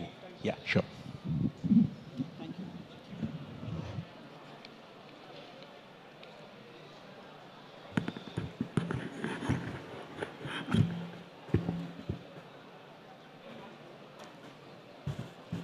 Thank you, Mr. A.K. Bhattacharya, and good afternoon, ladies and gentlemen. So I'm very happy to be back here to talk to you at the BFSI Summit on the economy and also specifically with respect to the financial sector, I would like to share a few thoughts. As AKB said, post-afternoon sessions are quite challenging, and I hope either you feel refreshed intellectually or you feel refreshed physically after a nap once I finish speaking. Either way, I hope it turns out to be a good session for you. Couple of months ago, we were faced with the penal tariff from the US, and we looked at a 50% tariff rate, and a lot of us were wondering whether economic growth rate in the current financial year would sort of tend towards the 6% range. That was a concern at that time. Now, fast forward 2 months later, now people are wondering whether it will be 7% or above, and we ourselves did not revise our growth forecast. By nature, we are somewhat on the cautious side. We had given a range of 6.3 to 6.8% as the real GDP growth rate for 25-26. And we said, after seeing the data for the first quarter, and also at that time when we presented the first quarter GDP numbers, looking at the 2 months of second quarter data at that time which we had by August, we said second quarter was also looking to be on track to be a 7% GDP growth number. So together, we feel that this financial year, we will be somewhere to the north of our range of 6.3 to 6.8, even above 6.8% for the full financial year is concerned. I will not be surprised if there is a 7 handle in front of the decimal place for the full financial year. And that is what we even mentioned in the monthly economic review which we put out by the Department of Economic Affairs. So this is a very happy state of affairs considering the uncertainties we were staring at in late August. Now, few things have helped. One is, of course, as time passes, we tend to forget that the budget of 25-26 did present a very important, significant direct tax relief to the extent that a family of 2 earners earning 2.6 million rupees will pay 0 income tax for the financial year. I think that has now sort of gone out of the public consciousness because it's more than 8 months old. And then there was a direct tax simplification effort. And more recently, in September, there has been a considerable revision of the rates in GST, simplification, elimination of slabs, process simplification, etc., and all of which are beginning to pay off in terms of a boost to consumption. Now, most of us see this as a boost to consumption only, which is true as a first cut effort. But it is a boost to investment also, because most industrialists want demand visibility before they commit.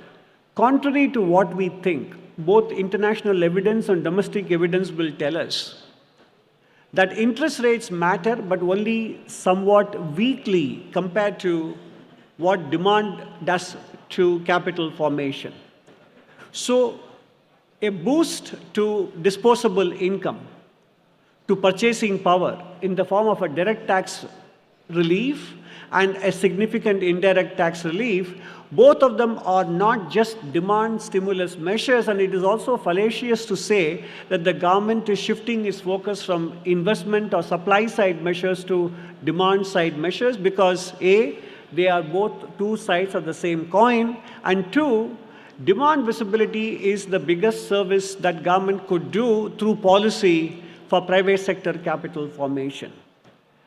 And the other important thing we could do, and which we are doing for boosting capital formation, is to ensure that inflation rate and therefore both short-term and long-term interest rates are firmly kept on leash.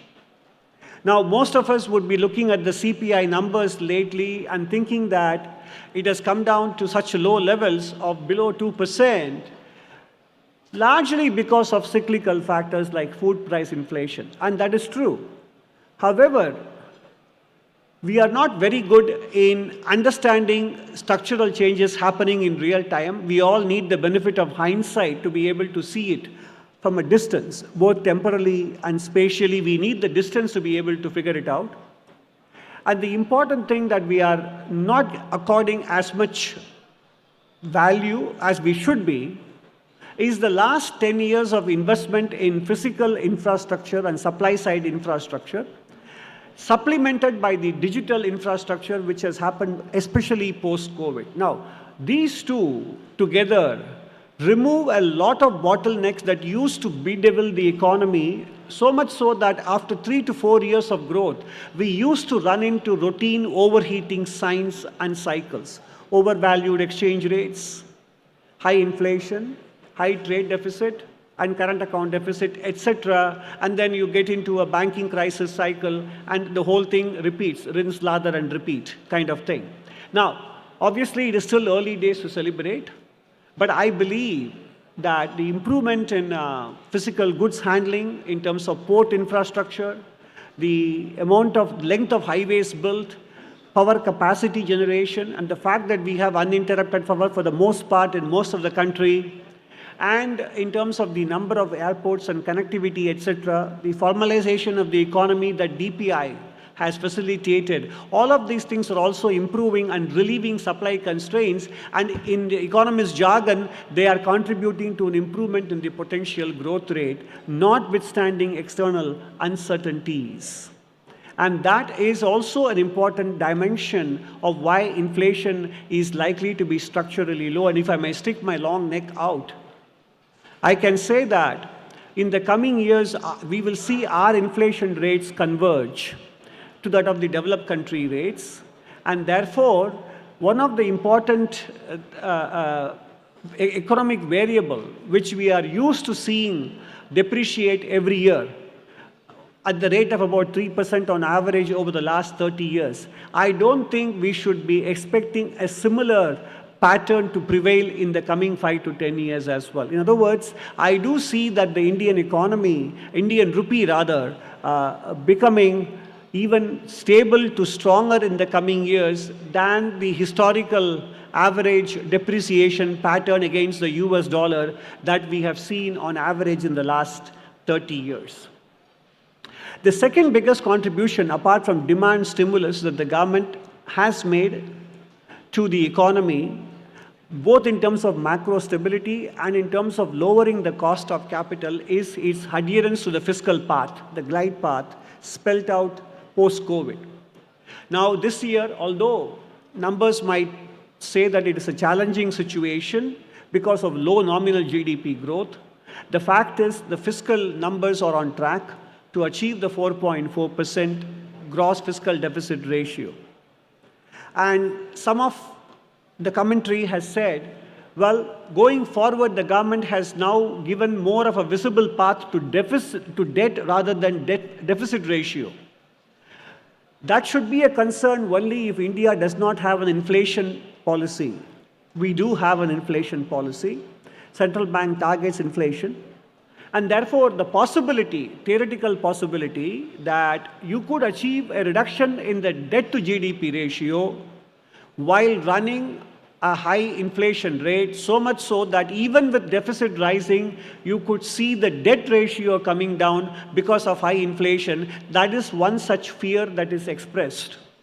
But that fear should be banished, because we have an inflation target, and inflation, as I mentioned, due to the various improvements happening in the economy, including in food production, hopefully notwithstanding climate vagaries, we don't think the idea is to inflate away the debt by giving you a debt to GDP timeline over the next 5 years, and both debt and deficit ratios will maintain their steady, gradual declining path, which is the important policy stability that the government can offer to the private sector.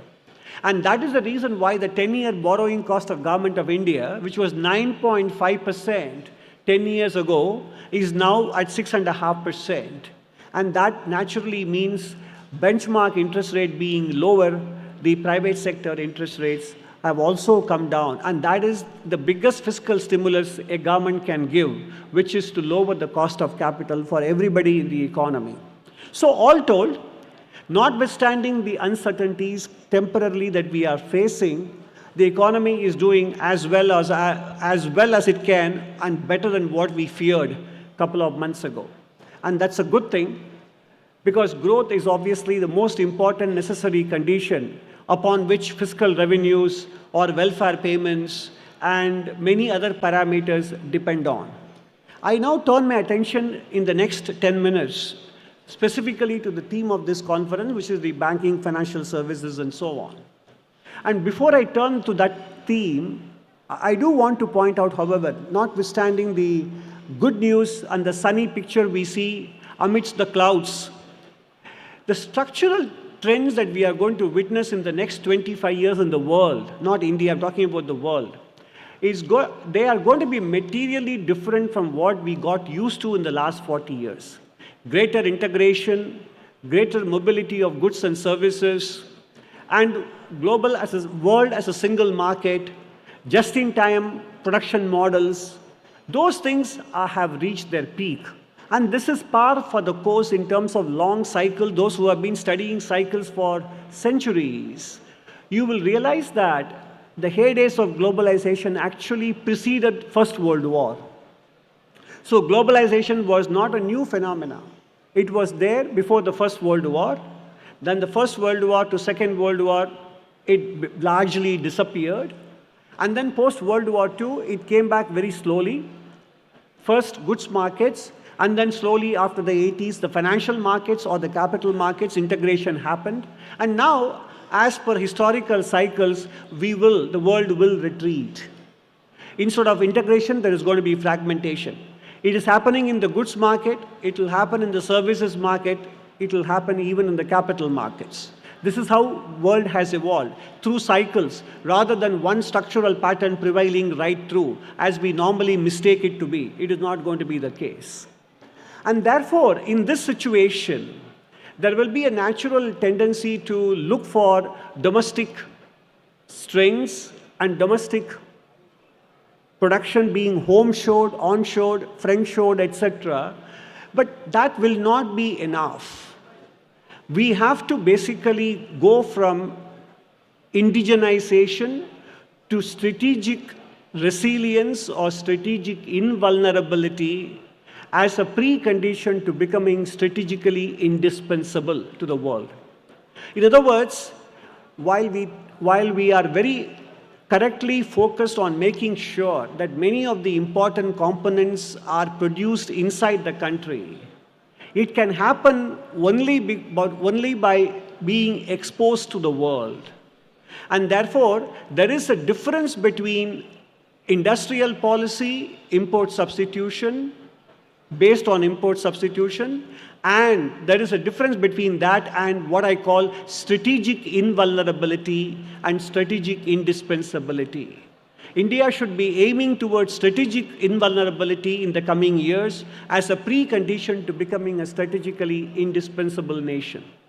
A country that has aspirations to be the world's second or third largest economy by 2050, in terms of the GDP size and so on, cannot simply withdraw inside its borders, and openness brings with it a certain leverage that we are currently missing in the global discourse. Given that imperative, that openness, resilience, indispensability are important parts of where we want to be aspirationally, what is it that the financial sector can and should be doing? Because remember, apart from the disruption that is happening in the world of goods markets through tariff, there is the phenomena of stable coins, US dollar stable coin, that is also going to be an important development in 2026. Fortunately, we in this country have done a fantastic job of fast payment systems, and the UPI as well, creating a national seamless payment system, which is not there even in the European Union and in several other advanced countries. So to that extent, the need for a stable coin inside India is far less so than it is in, for example, in European Union. However, with respect to international transfers and payments, etc., the presence of a dollar stable coin will bring with it its own challenges for monetary policy, monetary transmission, and for seniorage benefits of any country. And more importantly, it will present a challenge to the intermediation that banks have been doing for decades and centuries. In this environment, what should banks be doing? So, apart from the challenge that other financial sectors or other financial markets pose to banks and their ability to attract deposits, stable coins will become one more source of competition for banks in terms of being able to act as intermediary and to be able to attract deposits.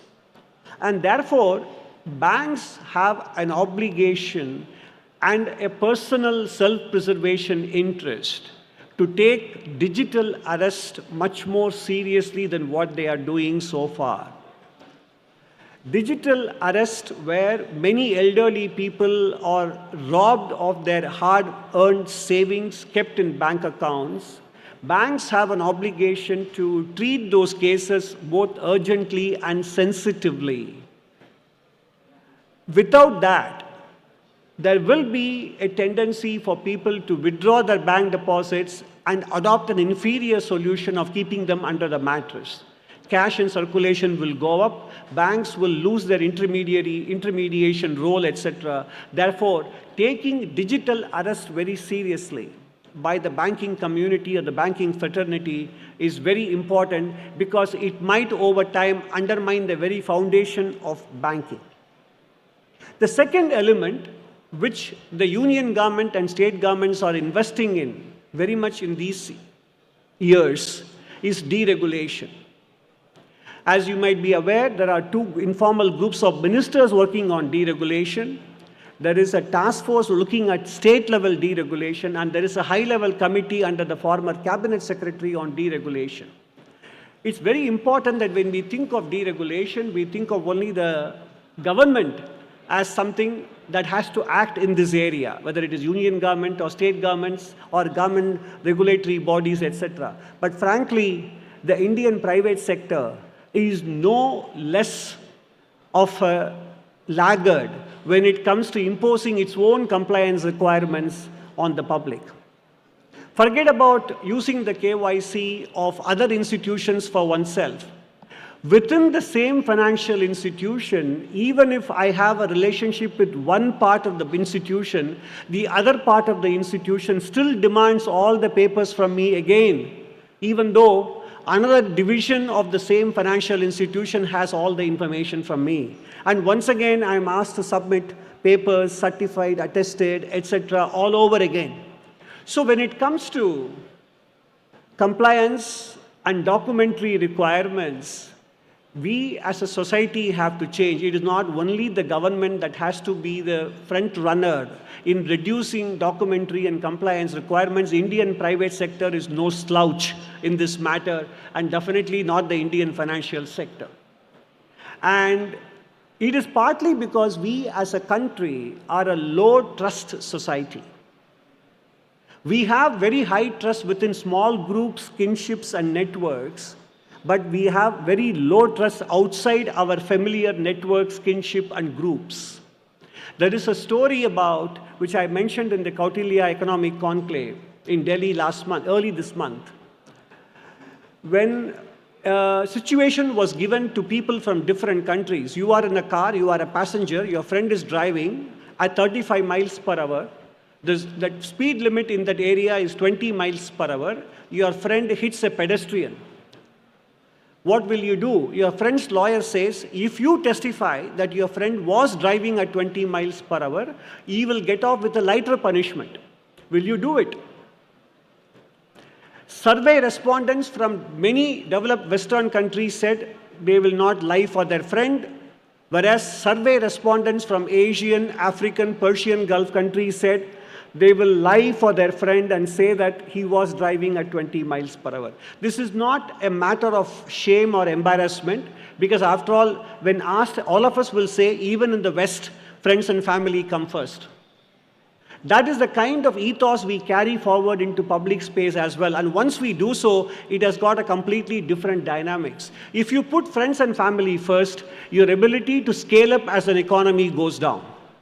Because there is less trust outside your friends and family and small kinship and networks. And therefore, this concept of putting friends and family first, which is very noble and ideal, has its own limitations when you apply it to the public policy context or scalability context for an economy of this size. And that is why I think trust has to develop, and institutions both in the public and the private sector have to be the ones to set an example. And the last point I would say is, banks are still reluctant to use digital tools despite the digital public infrastructure being a big success story of India. Whether it is account aggregator or cash flow based lending or using digital signs or digi-locker documents, etc., financial institutions are still insisting on paperwork, still insisting on collateral-based lending when the information flow is no longer as scarce as it was before. Formalization of the Indian economy has been one of the important success stories of the last 5 years. And therefore, I think it's very important that the financial institutions themselves understand the kind of global scenario we are going to face in the next 25 years. It is going to be very different from what it was in the last 40 years, and all of us have to pull our weight. If GDP size of India has to be commensurate with its strategic relevance in the world, every one of us have to think about what is it that we can do differently and better and unconventionally than what we were used to in the last 40 years. With that kind of mindset, then we will be able to overcome both near-term and long-term uncertainties. Thank you very much.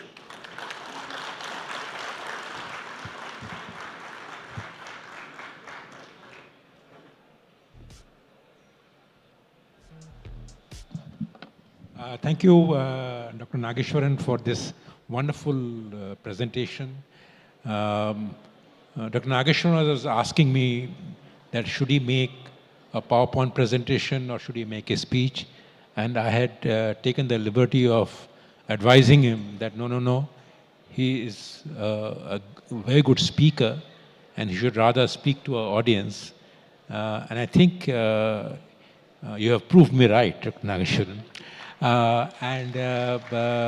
If any one of you were trying to go off to sleep, I'm sure the idea of digital arrests, the absence of trust in telling your friend that no, he was not driving above the speed, and the reluctance of the banking sector not to go digital as well as it should, are thoughts that I'm sure must have woken you up.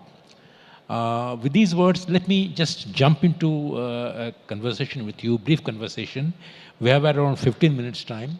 What we'll do is this, that, you gave a very detailed presentation on the India's growth story.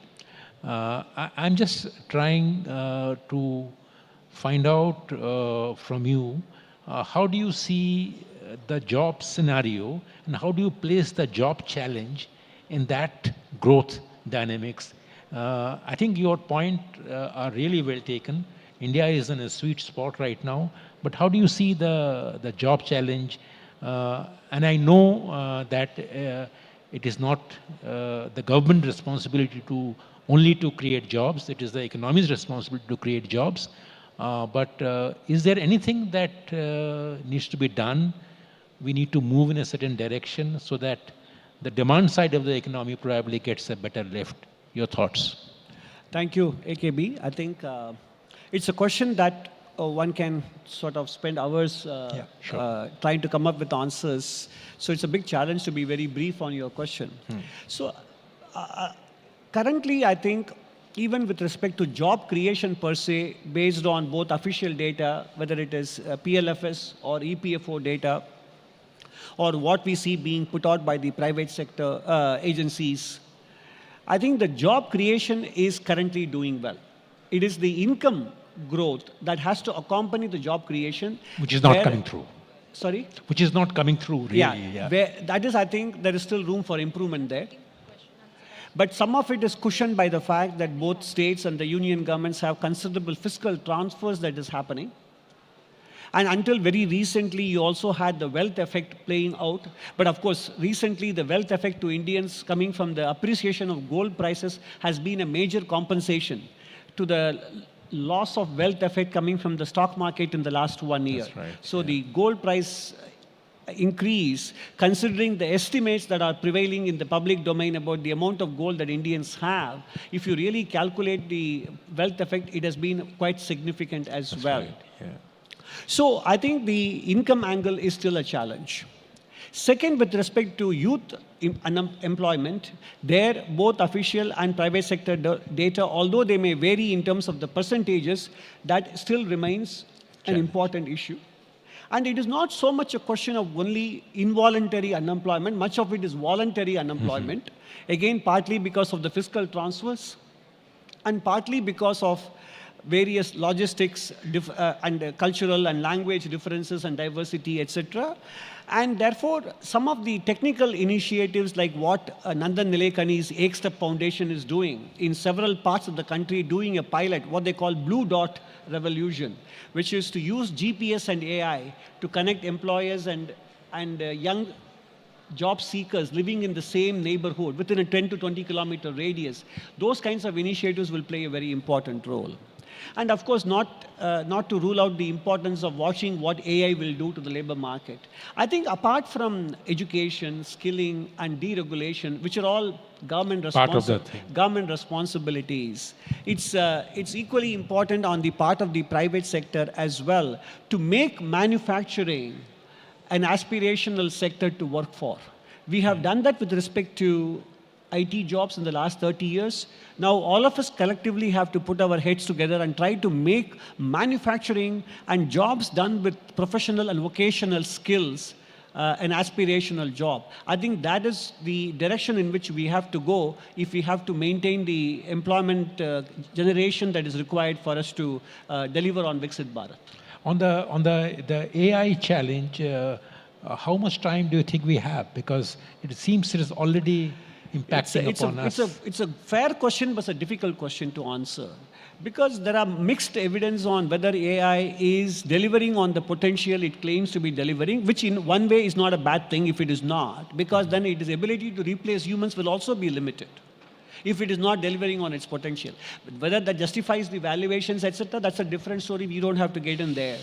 But it will be a good thing in a way if the pace of improvement in AI moving into AGI is slow or even non-existent at one level.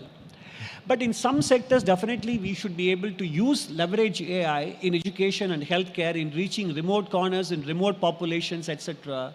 But in some other areas, I think we have to be much more careful and be able to draw the line, or at least make sure that the productivity and profitability gains accruing from the application of AI are distributed fairly. So it is both a question of policy design and private sector consciousness. Both have to work together there. Absolutely.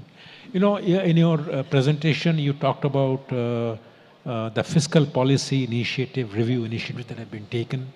You know, a debt anchor concept is being introduced. And simultaneously, we are also seeing a monetary policy framework also being reviewed. There seems to be, there should be a jugalbandi between the two. How do you see the two reviews progressing? And would you have any thoughts of the kind of tweaks or changes you need to bring about in the monetary policy review framework in line with what we're doing in the fiscal policy framework, because that is now becoming debt anchored. So with lower debt, what does it mean for the monetary policy? So how do you see the two working together? Yeah, I think the jugalbandi is happening, is there. Yeah. Unlike in the Western world where now there are concerns about fiscal dominance emerging, there is no such fear here because the union government is sticking to the fiscal prudence and fiscal stability path, and therefore it is a jugalbandi. And in fact, even with respect to inflation targeting, apart from central bank actions, actually to a large extent, fiscal restraint has also contributed quite considerably to the delivery of overall declining inflation, even if seasonally we have had spurts of food price inflation, etc. So therefore, that concern of fiscal policy and monetary policy working at cross purposes, that is quite remote to non-existent as far as India is concerned. Now, the monetary policy's inflation targeting framework is up for review and probably by next year. I still believe that, even though I have expressed my views in the past and in the economic survey, sometimes what happens is, even if a status quo is not 100% optimal, sometimes changing it could be more suboptimal than letting it continue in the same manner.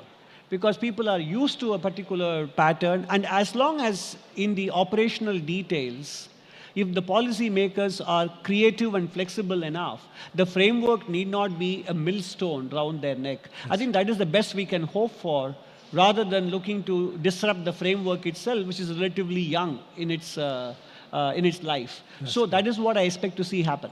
I know this is not your remit, but there is this growing view in the commentariat which says that probably some of the freedoms that the RBI enjoys in liquidity management may in effect negate the monetary policy intentions. The question is, can the monetary policy framework, purely theoretical, not necessarily in the India context, should it keep under its purview the liquidity management intentions of a central bank? No, I think this is a challenge that central bankers have had, regardless of whether they have had an inflation target or not. Between exchange rate, inflation, and liquidity and credit growth objectives, etc., it is always there is always a trade-off. And all central banks, whether developed or developing, and whether they had an inflation target or not, these trade-offs will be always there. And ultimately, depending on the context, one has to let go of some and prioritize some. And I don't think this per se warrants a relook at the monetary policy framework. Okay, fair enough. As your presentation, there was one thing that I realized when I think back. You did not mention one country even once, which is China. And yet, it was your economic survey 2 years ago that talked about nuanced relationship with China vis-a-vis investment from there. How do you think in the current shifting geopolitical situations, the government should be negotiating with China, particularly on economic policy areas? I think the presence of China as a manufacturing colossus in the world is a challenge that all countries face. Now, not just India, of course, the problem is acute for developing countries because to that extent, it prevents the rise of manufacturing in other countries, job creation, capital formation, everything is affected. And we know that looking at the data, India's import of goods from China, they could be made by a foreign company or a Chinese company. That is important to make the distinction. Consists predominantly of intermediate and capital goods, and also some chemicals, etc. So I think these are important components. So our first step can be to plug ourselves into global value chains and continue to replicate the success we had with Apple in other areas, which are intermediate goods and capital goods, etc. And that will not only give us domestic resilience, it will also plug ourselves into global value chain. And from there, then we can look at what is the kind of reciprocity, what is the kind of relationship we should have with the Chinese companies themselves. So this can be done in stages rather than in a one-shot policy move. That's an interesting strategy. Can we take a couple of questions if time permits? Sure. If there are any questions, be very brief because we have very little time left, and identify yourself and let this be a question, not necessarily an observation. Yeah. Good evening, sir. Gautam from GCJ Financial. I have a couple of questions. One is, you said inflation will remain One question, please. Yeah. Okay. So I have to check which one should be most important. Take your time. Others can ask. Yeah, so you said inflation will remain low for some more years. So can we see the interest rate also being low and going down from here over the next 5-10 years in India? No, I'm not here to make a prediction on interest rates. Because that is linked to the inflation. It is economics 101, right? If inflation is going to be stable to low, then naturally interest rates will follow. Okay. Yeah. Okay, next.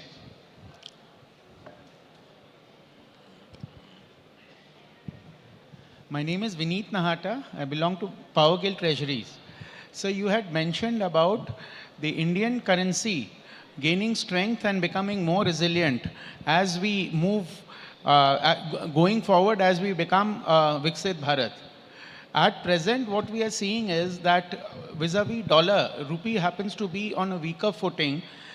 Dollar index is down, and India being the fourth largest economy. Question. The question is, are we on a strong footing as far as the foreign exchange is concerned, considering the reserves we have and the exchange rate movements? When we look at the parameters such as current account deficit ratio, external debt ratio, we are on a very good footing. And in any case, up to 2 to 3 years of horizon, exchange rates don't necessarily conform to economic fundamentals. They are more impacted by flows and the recent FPI outflows or lack of commensurate FDI net inflows until last year. This year, of course, net FDI inflows are doing far better than last year if you look at RBI data. So flows can affect the short-term gyrations in the exchange rate. But in the long term, it is the fundamentals such as growth, your inflation outlook, interest rates, and your overall economic return generating potential of the economy in general, not just the interest rate differential, that will dictate the long-term fortunes of a currency. From that angle, I said we should get used to the prospect of a stronger to stable currency than a traditionally weaker currency which we were used to over the last 3 decades. One last question. Yeah. Just one question, please. Yeah. So recently, I just came across a thing called China has got a concept of ATM gold. Like as you withdraw money from the ATM, you can deposit gold in the ATM and the gold is melted and immediately you get cash. Now this can help in increasing the gold reserves for the country. And I think this could be, as you said, India has one of the highest gold reserves in the world. Don't you think we should have a concept of ATM gold in India, which can replicate the one in China? I don't have an immediate answer to the question, but thanks for the information. Okay, I think we have come to the end of this session. It says time is up. But I cannot let you go, Dr. Nageshwaran, without asking this one simple question. We have come out with the GST tax rationalization, long overdue.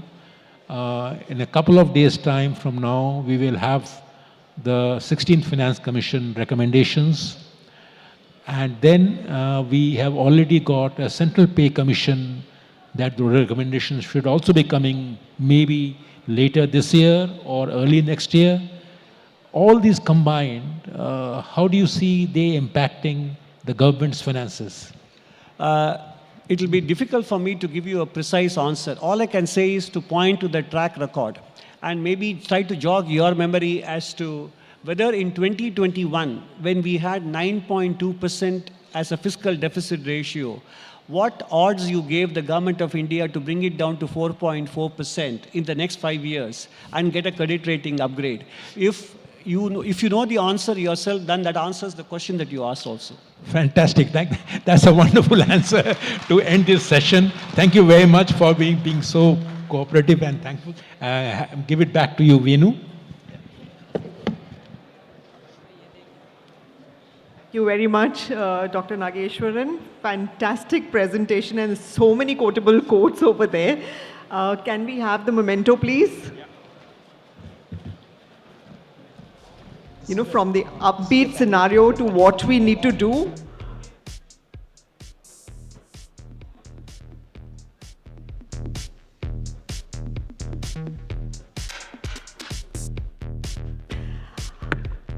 I can't help but quote some of the things that Dr. Nageshwaran said. He's, that as the world will retreat and become more fragmented than integrated, India needs to focus on strategic invulnerability as a precondition to strategic indispensability, and also how we need to make manufacturing an aspirational sector. There were just so many takeaways from this conversation.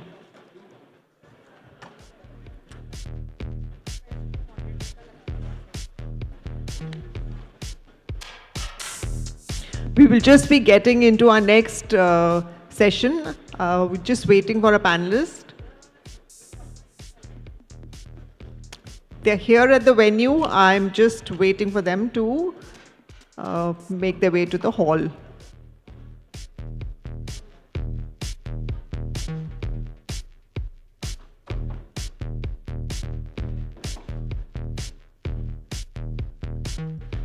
Our next session will be on foreign banks. The question we are going to be looking at over here is, are foreign banks becoming too niche? We simultaneously also have a parallel session at level 2, which is going to look at navigating global turmoil. Can India stay the course? So that's another one that is going to be on simultaneously.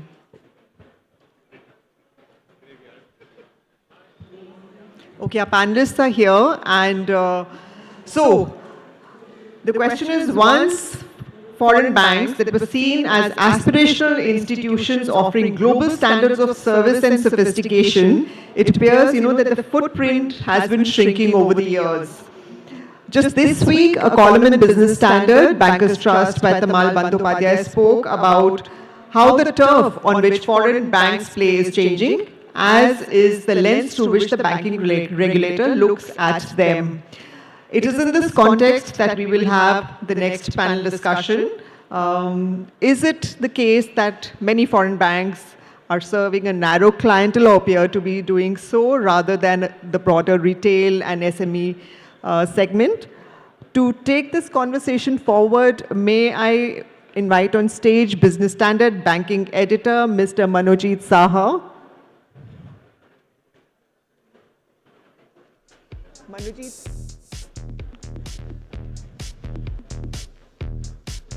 That's Business Standard Banking Editor, Mr. Manojit Saha.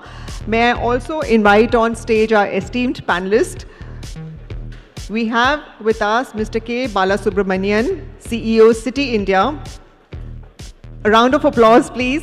Please. Yes, please. So, a seasoned banker with over 2 decades of experience in Citibank, Mr. Balasubramanian has worked across multiple markets, industries, and geographies in India. We have Mr. Hitendra Dave, CEO, HSBC India. Mr. Dave has about 30 years of work experience in the Indian financial markets, of which the last 20 have been with HSBC. We have Mr. P.D. Singh, CEO, India and South Asia Standard Chartered Bank. Applaud, please, ladies and gentlemen.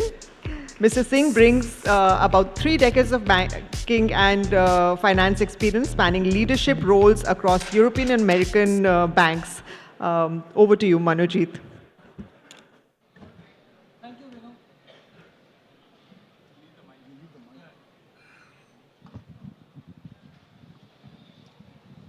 So good afternoon once again. We are here for a discussion with the CEOs of foreign banks, those are operating in India. Citibank, Citi, HSBC, and Standard Chartered. All these banks are present in India for more than 100 years. Collectively, they have 400 years of existence in India. So first of all, please give them a big round of applause. The environment for the regulatory approach for foreign banks operating in India slightly changed some 10 years back, which is also a learning from the global financial crisis, when RBI decided to follow a carrot and stick approach for foreign banks in India. RBI said that if foreign banks wanted to operate in India in a meaningful way, then they should adopt the wholly owned subsidiary route. Then they will be treated at par with domestic banks in terms of branch expansion and other aspects. However, not many banks were interested in that route. Of course, recently we have a big news coming in that one of the UAE-based banks have gone for the WOS route. But the question is, with India such a big market offering huge potential for the lenders, why have foreign banks decided to operate in particular segments? So that is the big question we will be asking to the panelists. So initially, so all the panelists will get to give their initial comments. Then we will open it up. So I can start with Mr. Balasubramaniam. Why do you think that foreign banks choose to operate in particular segments in this country? Thanks a lot, Anujit, for having us in this panel. And good afternoon to everyone who are attending this event. I think banking is a very important industry from a country perspective, because typically, if financing is available for a country, that basically accelerates the velocity of growth. So it's a highly lucrative business, but then it's highly nuanced as well, right? And increasingly what is happening is the size of the country is so big, the population we know is quite extensive. So you frankly cannot be everything to everyone in the country. So you need to create niche for yourself, you need to create your core competence and try and play to the best of your abilities. Now, if you think about foreign banks' presence in the country, I think they are very important because one, they bring the globality to the country. The network that they have across different countries in the world basically helps in terms of further accelerating the growth prospects of the country. They bring in the best practices that they are used to in different parts of the world into the country. And then they also bring in product sophistication and specialization into the market. And for a country like India, where domestic savings is not enough to take care of the aggressive growth ambitions of the country, and our government has basically gone and said that we have to be Viksit Bharat by 2047, which is like 20 years from today, there is a need for foreign capital to come in. And I think all of us collectively have great experience in terms of accessing pools of capital that we can bring into the country. So over a period of time, we realized that there are areas where we can actually compete, punch up our weight, and be really meaningful to the economy. And every bank is basically looking at those areas and trying to be competitive and be relevant in that space. Right. Thank you. Mr. Dave. Yeah, no, thank you and good afternoon, everybody. I think this question can be asked of anybody, any business. Why does Mercedes only sell luxury cars in India and not compete with Maruti 800? Why does Apple not compete with Xiaomi phones?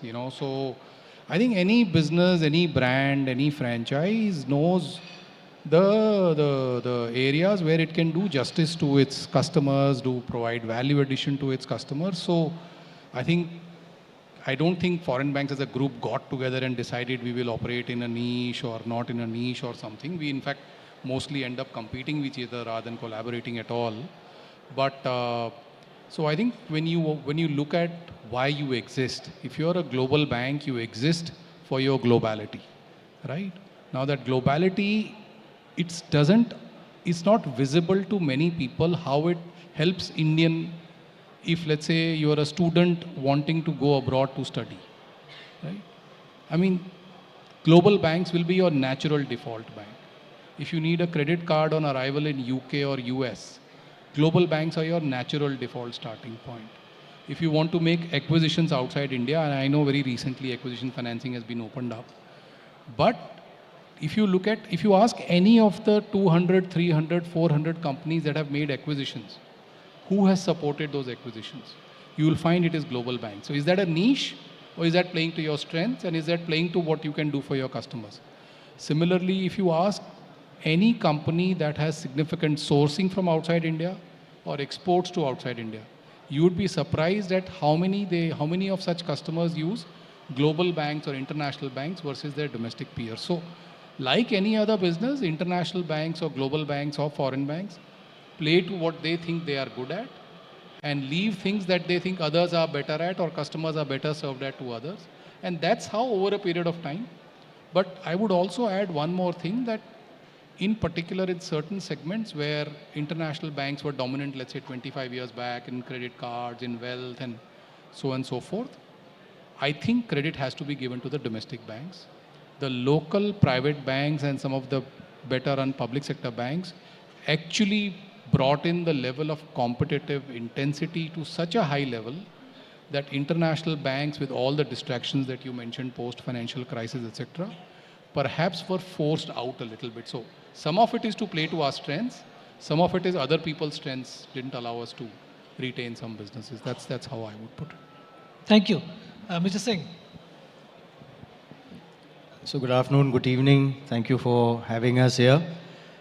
I'll try not to repeat what has already been said, but if I take a step back and see the contribution of foreign banks to this amazing country, and we look at the catalyst for financial modernization, electronic banking first came in through foreign banks. The first ATM, the first credit card, the first LC, the first bank guarantee, the manner in which international trade was done, the risks that arose from many of the things we just spoke about, how to manage those. So international best practices were also brought to Indian banking and probably adopted by the Indian banks as quickly as well. In fact, when you look at many of the other developments that have happened in the country since then, and fast forward to now, whether it is dollar clearing in Gift City, whether it is advising the government of India on ratings for the country, how to upgrade the ratings for the country, all of that has been catalyzed by foreign banks. So foreign banks, firstly, I would say, play a very critical role in nation building, have been continuing to do so. And even today, when you look at, I don't know how you would categorize a niche, but if you say 40% of India's foreign exchange or the FX spot trades are done by foreign banks. Yeah, similar amount of FX hedges is done by India's foreign banks. If you look at it, the three of us sitting here maybe have 50% of the FPI assets under management in custody, right? So out of the $900 billion of assets under custody, foreign banks have 80 to 85% of those. So while playing to our strengths and also the natural ability to handle some of these transactions, I also think that foreign banks do a lot more than we would give credit to them for the scale and size that they have in India. Bringing foreign capital into the country, if you look at dollar bonds, just as an example, right? So $50 billion of dollar bonds done by foreign banks in just the last few years. If you look at, we can keep talking about this, but the fact is that disproportionate role in nation building, in financialization, in making sure that the best of international finance is brought to the country. I think that's how foreign banks have positioned themselves, not necessarily in a niche, as you mentioned, but at the same time, I think continued innovation that is happening in India is also being taken overseas by foreign banks. Right. No, I completely agree with you that foreign banks have played a role in several aspects in nation building. That's completely agreed. But my point was to serve the enormous retail customers. So do you think in the foreseeable future, foreign banks are ready or they are willing to reverse the trend which Mr. Dave said that, ceded ground to the private sector banks? So do you see, Mr. Singh, going ahead, that the foreign banks may be gaining ground so far as serving the retail customers are concerned? So as has already been mentioned, the Indian banking sector is vast and extensive, and therefore making sure that you play to your strengths is very important. So there is no point trying to compete with the State Bank of India in a particular city, but if your key customers are in 30, 40 cities in the country, then it's critical for you to be in those cities. But on the other hand, you will never get to the pin code penetration that an Indian bank can get to. Right, right. The other point, if Mr. Dave, if I can say, the cost structures of foreign banks operating in India are heavily loaded towards allocated costs from the global headquarters. Does that hamper competitive pricing? Is that the issue? That you cannot price your product competitively with the domestic banks because of this constraint? No, I think just just so that what is allocated cost is understood by everybody in the audience, right? One is the direct cost, your salaries, your rentals, interest that you pay on deposits, administrative expenses, plus, I am HSBC, there is Citi, there is Stanchart.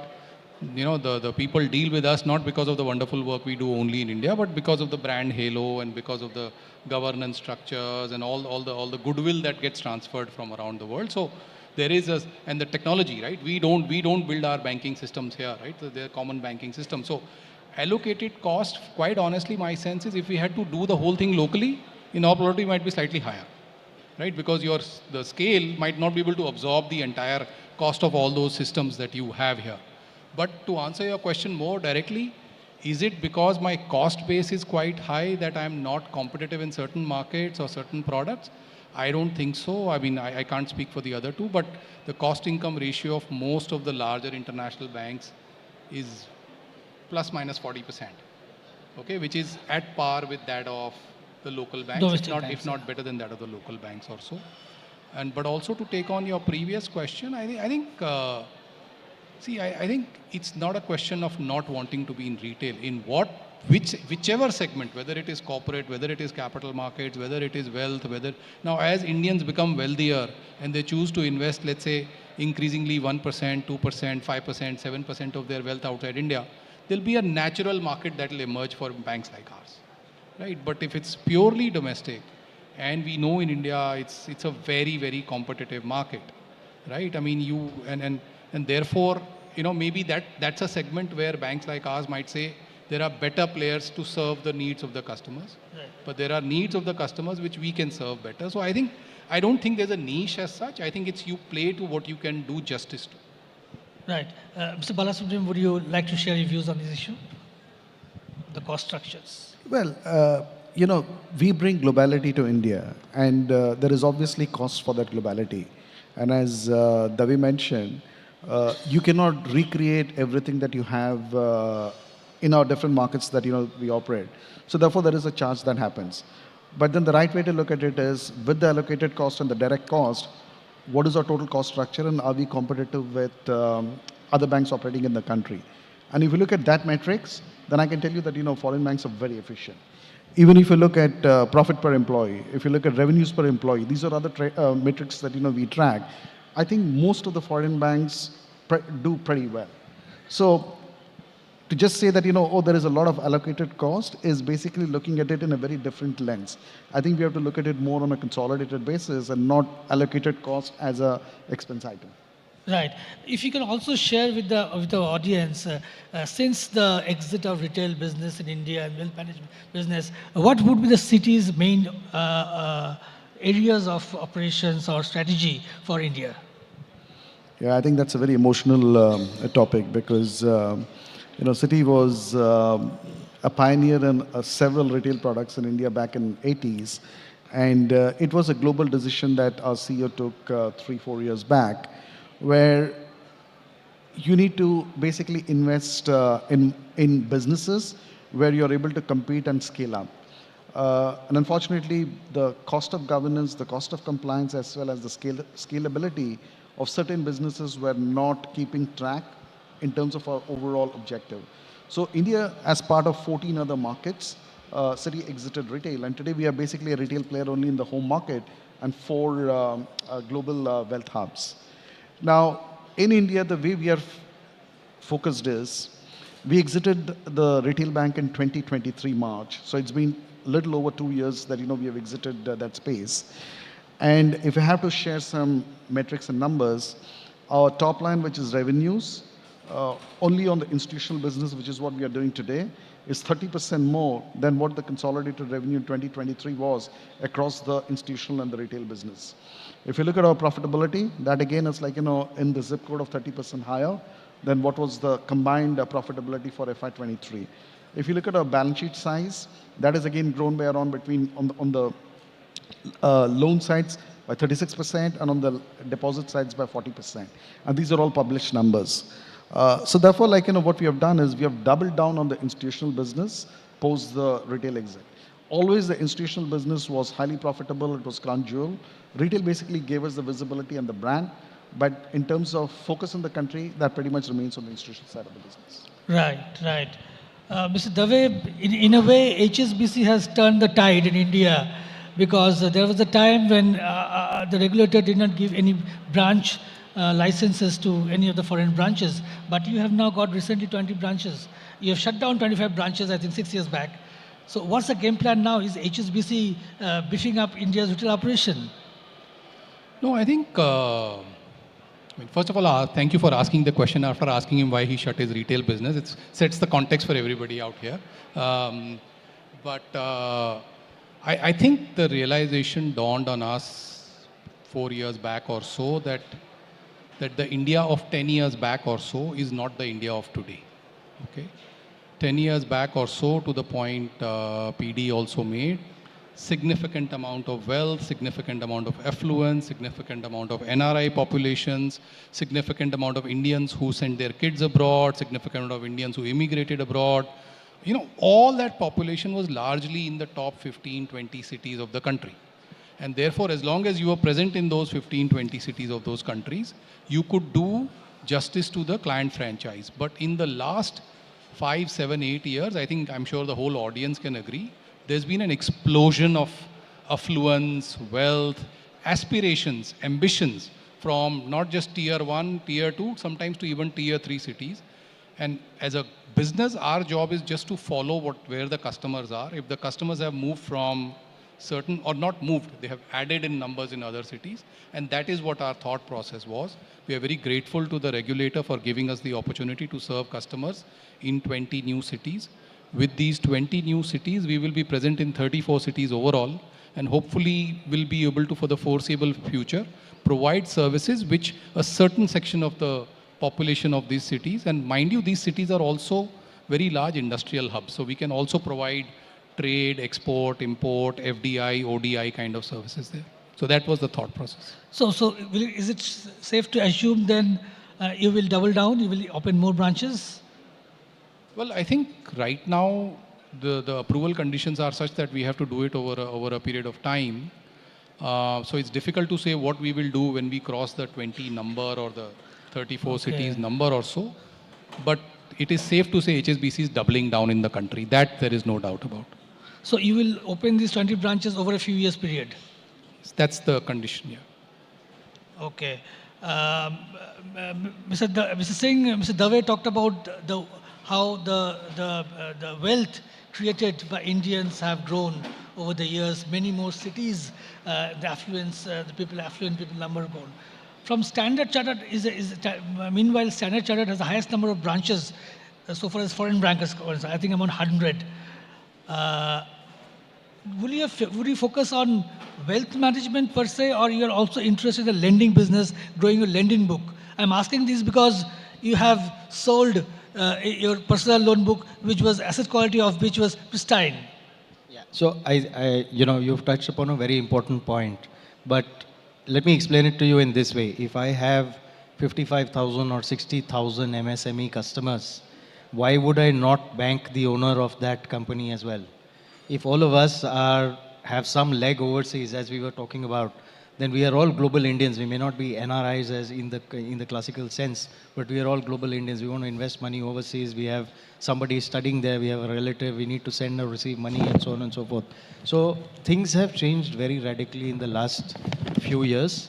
Along with a lot of digitization and adoption of internet banking and a lot of other digital channels, as you can see. So the banking system in India itself, for example, 90% of our, I think it's higher than 90%, 90% of all our customers are on digital channels, and 95% of the business banking customers are on these digital channels. So really, do they visit a branch on a regular basis? Probably not. But do they require a branch? Probably yes. And that's the fine balance that one has to maintain. And many of these, for legacy reasons, there were branches in some places, they were not in some others. So you may need to move these around, you may need to add or subtract based on the business opportunity and the demand from the customer that you have. So the idea is to serve the customer and to serve as per your strategy and your ability to serve them. Like, I think you can't be everything to everyone, but at the same time, if the aspirations that we see can be served by us for the global Indian, for the business owners, for those who are professionals, then I think that is exactly the segment that we are chasing. I'm asking this because there's a huge buzz in the market. Standard Chartered will scale down the branch presence. Can you clarify?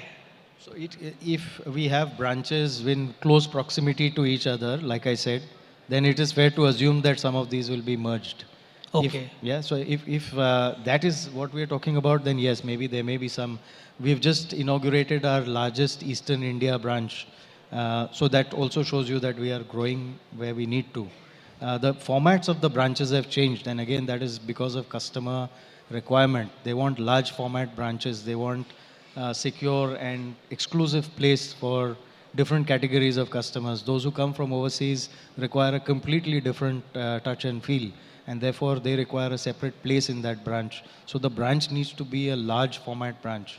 Now this could be different for different categories and different cities, and that's why you need to mix and match and satisfy your requirement of the customer. Do you have a number in place? What is the optimal number of branches we operate? No, I don't have a number in place, but fair to assume that there will be some rejigging that will happen, which is normal in the course of normal business. Right. The next issue I want to come to is that since foreign banks are predominantly in the advisories business, M&As, deals, now RBI interestingly has opened up the financing of M&A, acquisition financing by the banking sector. Mr. Balasubramanian, how do you see the development? Do you think it's a big opportunity for foreign banks?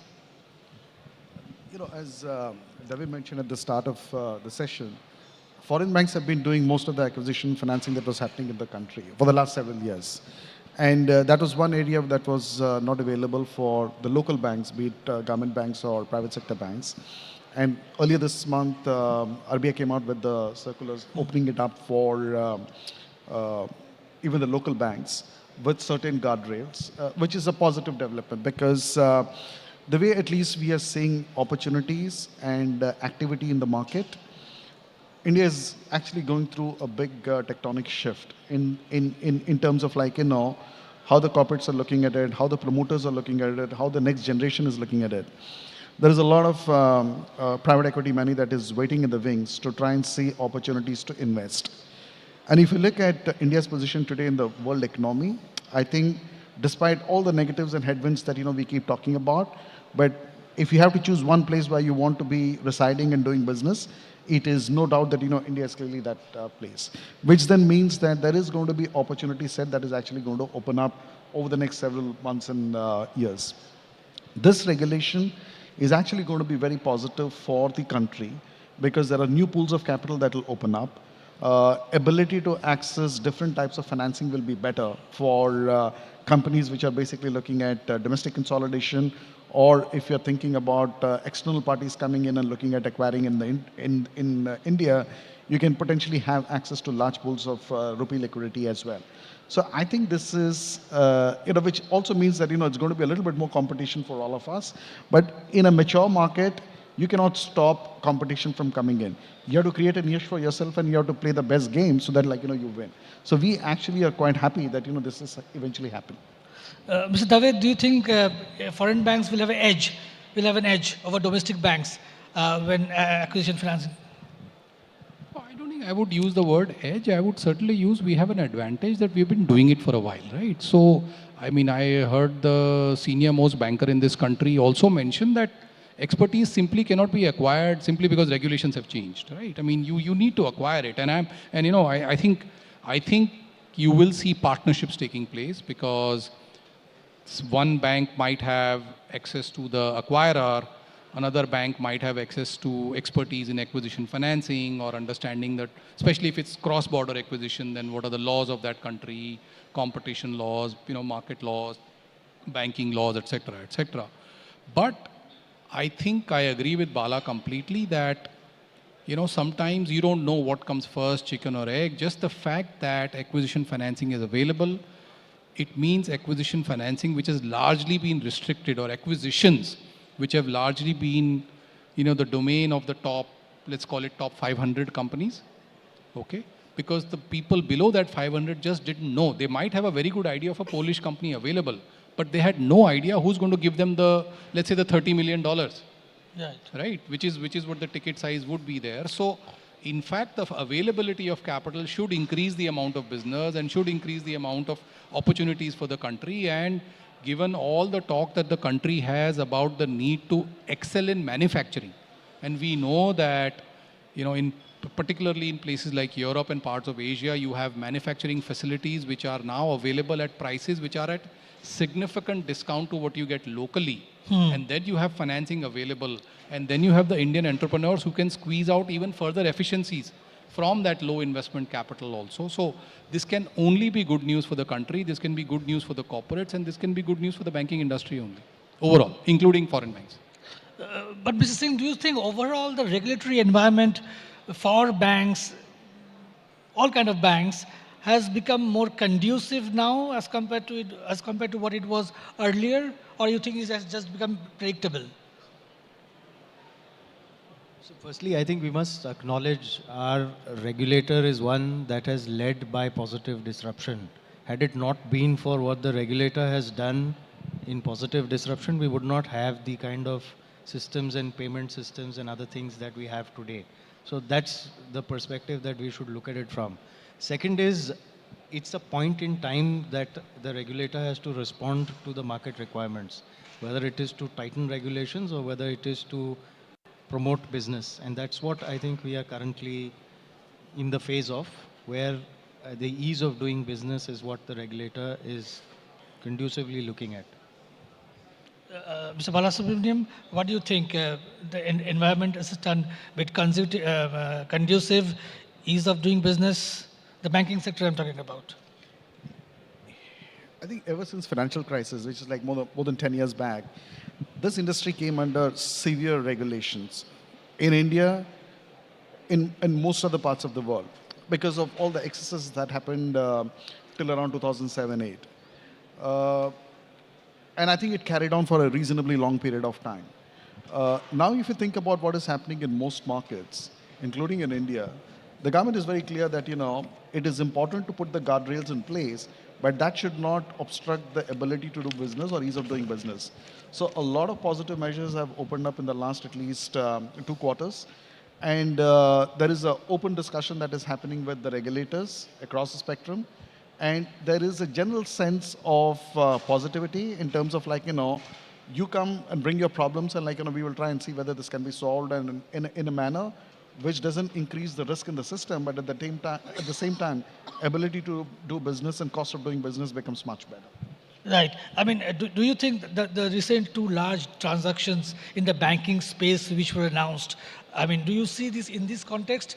And then what is your view on this? That foreign investors, foreign banks are eyeing Indian banks for expansion. How do you see this? If you look at the Indian financial services sector, this was probably one of the most regulated sector that the country had. And in the last at least a couple of years, and more so in calendar 2025, we are seeing a lot of interest and activity happening in the space. There are lots of pools of capital available in Japan, Middle East, Canada, and few other locations, right? And they are all basically looking at one, ability to scale up, and 2, ability to participate in a growth which continues to be very rosy. And as I mentioned earlier, India is clearly one market where if you look at the runway ahead for the next 10, 15, 20 years, for all the demographic positivities that we keep talking about, the runway continues to be very, very positive. So you need to be participating in this game. And if you look at valuation in this sector, I think there are still assets available in this sector which are quite well priced. So that's one of the reasons we've been involved in 2 of those 3 or 4 transactions that happened recently. And I can tell you that there are several interests that we are getting from investors, strategics, as well as private equity, trying to look at opportunities in India.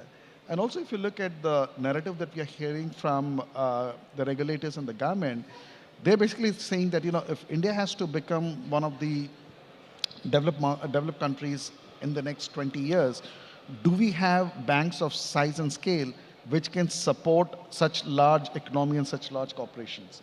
And if you compare our banks versus what is there in China and few of the other emerging markets, we don't have banks of that size and scale. So therefore, there is also consolidation that is going to play out in the economy over the next few years. And I think this is all a preparation of that.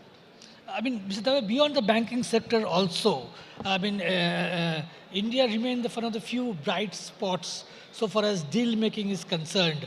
So I mean, what is driving this relative buoyancy, and do you think it's sustainable? I think what is driving this buoyancy, I guess it's like beauty, it's in the eyes of the beholder. So I can give you my view and somebody will have their view. But when India looks much more prettier when you're outside India. Let me put it this way, okay? When you're in London, when you're in New York, when you're in other parts of the world, the attractiveness of India really, really shines through. The demographics, which Bala spoke about. You look at anything, right? Number of, 1.4 billion people, how many have credit cards? And you think, my God, this is a country in which 500 million credit cards will be issued in the next 200 years, next 25 years. And that's like the number of credit cards in all of the West, right? Similarly, if you look at number of medium and small size businesses, which we know will formalize very, very rapidly. Access to finance, access to international markets, access to proper labor, access to, all the things that happen when you formalize. So I think given the GDP growth rate, given the demographics, given the very well regulated financial system, and given the very strong political and economic and financial stability we have, it should not surprise any of us that India continues to remain on the radar of all the Fortune 500 boards. I mean, I cannot imagine a single board which does not spend some time in either every board meeting or periodic board meetings thinking, are we sufficiently present in this country? Should we acquire something? Should we grow organically? Should we do something to our existing business and things of that nature? And it's for us as people in this country over the next 20-25 years to ensure that we keep running the country in such a way that all those promises come true, because as the country continues to do well, so will the capital flow in. Right. Since you are all foreign bankers, I cannot let you go without asking. We are in the middle of an IPO frenzy. So as a foreign bank, Mr. Singh, you can start. How does it help your franchisee, the IPO frenzy? So I think you played straight into my hands. I just spoke about how we facilitate investors coming to India. In the recent IPO that happened, which was we got probably 7 times of the subscription coming to our bank alone as a custody bank. And like I said, between the 3 of us, we probably have 50% of that market. So for a foreign bank facilitates the flow of foreign capital into the capital markets in India. And it's a great role we play, and the more IPOs, the better for us. Mr. Dave? I think the ecosystem of capital markets in India is a fantastic opportunity for everybody, including the international banks, including the local banks. PD spoke about the fact that, when international investors come, they come in via their custodian banks, but there's also the opportunity to be the banker to the issue, right? I mean, the reality is, if you see all big deals, any deal above, let's say, $300, $400 million or 2,000 crores or so, typically you will find a couple of, if not more, big international banks. And those big international banks are doing a job of providing credibility and narrating the story of the Indian company and the Indian market and the Indian economy to international investors. So that's a role you're performing. So there is the opportunity, yes, and there is a profit, yes, but there's also a role you perform. It just doesn't come just like that. And similarly, to banks like ours that have a large mutual fund business, that's another opportunity for you to channelize people's wealth and savings and create wealth for our individual clients, etc. So the IPO market is one of the great things that's happened in India in the last 4 or 5 years, because A, the IPO market, B, I think the wonderful mutual fund Sahi Hai campaign. We all know that in the absence of the domestic savings channelizing itself into the capital market, with the amount of foreigner selling, I think we might be all having a very different mood music even at this event today. So let's hope it continues to do well, but let's also hope that we don't have bubbles. As long as it's sensible, as long as it's well educated, as long as all the risks are told, and it's long-term patient capital that you are generating rather than quick money, I think it will be great for the country. Are you indicating about the astronomical pricing of some of the current IPOs? No, like I said, see, pricing is like beauty. So I am not going to say whether it is astronomical or too low or so. So if somebody is buying, he thinks it's too low. If somebody is selling, he thinks it's too high. So I think on prices, it's best to speak about prices with the benefit of hindsight. So we'll talk after 1 year. Okay. But the IPO pipeline, next 2 months, what is your prediction? I think all by all accounts, 2025 promises to be the largest IPO year of all time for India. And the next 2 months will be very, very busy. I know that the ECM teams, the equity capital market teams, the merchant banking teams, the equity sales teams, the research teams in every house, I think frankly don't have time right now to rest at all. It's like going from one transaction to another, but at the same time do justice to all the mandates that you have. So yes, it promises to be a very, very busy next 2 months. Mr. Balasubramaniam, it's equally must be busy for you. Yeah, absolutely. If you look at the last 10 years, the number of billion-dollar IPOs that have happened in the market was probably 5 or thereabout. If you look at this year alone, starting Jan till now, and as I look at the next 3 months, there are between 9 and 10 IPOs of $1 billion that is going to happen in India during calendar 2025. That's a significant shift in terms of the size of transactions that is happening in the Indian market. And what changed in the market over the last 5 years is the financialization of savings, because a lot of money that is actually moving into the capital markets, both secondary and primary. And earlier, a large part of the proceeds used to come from the from the foreign investors. Today, frankly, if you think about it, every single transaction that is happening, we have a massive participation coming in from domestic mutual funds, as Devi mentioned. And also there is a very large retail play that is there. So despite the fact that foreigners have basically pared down their exposures in India over the last 2 to 3 quarters, but still the market continues to be quite strong thanks to the surplus money that is flowing into the capital markets. So with this tailwind as the background, my sense is that 25 is going to be a very, very strong year, probably the best till now. But even if I look at the pipeline into the first half of 26, assuming the market continues to be constructive, I would expect that we potentially will have this run for a longer period of time. So H1 CY26. Yeah. Great. We have little time, so we'll open up. We'll take a couple of questions. Anyone is there? Please raise your hands. Yeah, please, Mike, please. Please identify yourself and ask the question. Hi, I'm Pradeep Gidwani. I'm an ex-banker. I work for HSBC in Dubai. And my question is that suppose a self-employed individual with an excellent CIBIL scoring, with the payment track record of so many years, never defaulted, ends up getting a loan at a higher rate of interest compared to an employee who joined a Cat A company for a few months. Why this? Banks are essentially lenders. Why this discrimination? I always believe that the willingness to pay should be given more weightage than the capability to pay. So in spite of having a track record of so many years, excellent CIBIL scoring, if my wife works for a Cat A company for 3 months, she will get a loan at a lower rate of interest compared to someone who has an excellent CIBIL scoring with a track record. This is one question. And second question I have, recent Mr. Let's take one by one. Yeah, this one. question is for any particular... No, anybody, all our bankers, anyone can answer that. This question. Yeah. No, I think it's a very fair question that we in India haven't evolved to a point where self-employed young entrepreneurs, when they want a loan, typically the risk associated with that is considered much higher. I'll explain the reason. You may agree with it or not agree with it, but the reason. On the other hand, if you're working for a very large company, as you gave the example, if your spouse joins a large company, then she quickly becomes eligible for a loan at a much more competitive rate. That is simply because the data, okay, now we all have to live by data. The data suggests that employed people working for certain types of companies, chances are fairly bright the salary does come on the first of every month. As long as the salary comes on first of every month, then the person's, at least the ability or the capability to pay is always established, then it gets into willingness. While in the case of the self-employed, very bright, very hardworking, very well intentioned, I just cannot judge your ability. So, and the data suggests that I think I may still be getting it wrong, but 90% of startup businesses don't see more than 3 years. So that's the simple reason. As that 90% becomes, let's say, 50%, you will find money start flowing into entrepreneurs also. Thank you.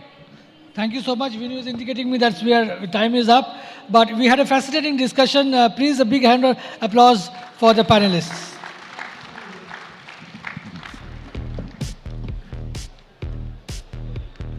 Thank you very much. Very interesting discussion, and right from the beginning where, you took down the topic. So, yes, on expansion plans, on the need to stay niche, so to speak, despite growing challenges from increasingly agile domestic banks. Maybe have the mementos, please. Do please stay on the stage. We have like small tokens of thanks.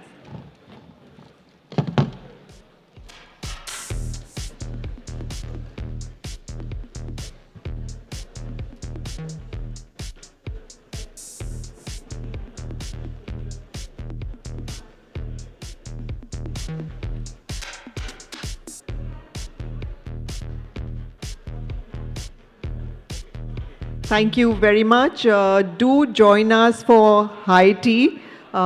We will be back at 5:15 for the next session, which looks at, is it time to revisit the banking model?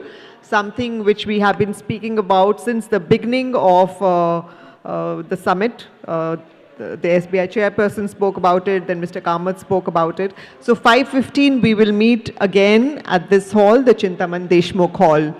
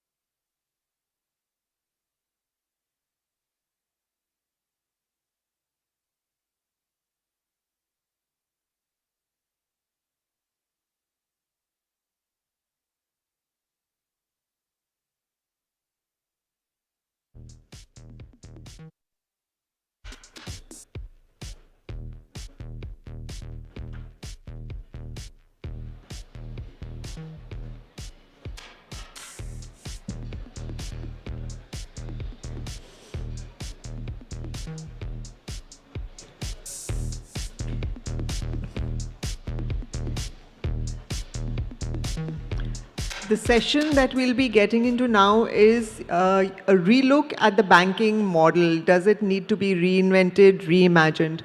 We also have a simultaneous session beginning in the next 5 minutes at level 2, which is on impact of technology and AI on retail banking, the pros and cons.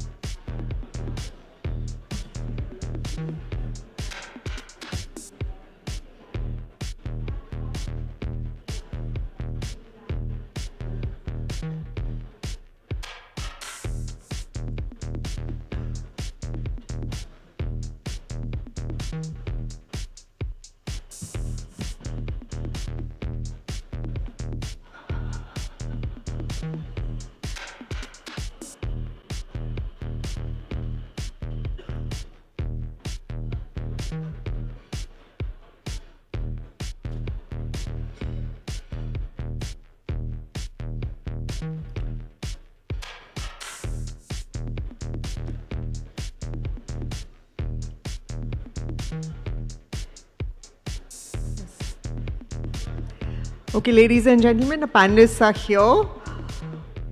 So the topic is it time to revisit the banking model? This is something we have been discussing from the very first session. Mr. C.S. Sethi, the SBI chairperson, spoke about it, and as did Mr. K.V. Kamath. So the banking sector currently appears healthy, but of course there are areas of stress. One of them is the concern around credit growth, fee income, and so on. There's also a sense of decreasing resilience of corporate entities, the decreasing reliance of corporate entities on bank funding. So is there a need to reimagine areas of growth? We will discuss this pressing question facing banks in the next panel discussion, for which may I invite Business Standard Resident Editor, Delhi, Mr. Vikas Dhoot, on stage. A round of applause, people. And may I also call on our esteemed panelists, Mr. Rajiv Anand, MD and CEO, IndusInd Bank, with a background in commerce and over 30 years of experience in financial services. Mr. Anand previously served as the Deputy Managing Director at Axis Bank, where he's led the wholesale banking division. Mr. KVS Manian, MD and CEO, Federal Bank. Mr. Manian joined Federal Bank last year after a career spanning over 2.5 decades at Kotak Mahindra Bank, where he played a pivotal role in the bank's transformation from a non-banking financial company to one of India's leading private sector banks. We also have with us Mr. Prashant Kumar, MD and CEO, Yes Bank. Mr. Kumar has been leading Yes Bank since March 2020, when he was first appointed as MD and CEO. Following the bank's reconstruction, he was later reappointed in October 2022 for a 3-year term. Under his leadership, Yes Bank has undertaken a significant transformation, positioning itself as a re-energized, recapitalized, and recalibrated organization. Over to you, Vikas.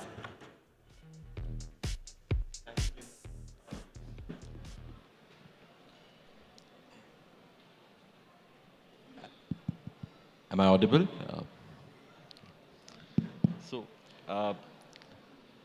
I know this is the fag end of the day. You've just had high tea, but I think we have an exciting panel here with a lot of action taking place in India's private banking sector in the last few weeks that we have all seen probably in the business standards headlines. And we have with us as Vinu introduced, some of the top names in the banks which are seeing a lot of action. And we are here to discuss with them some of the emerging challenges that the banking sector as a whole is facing.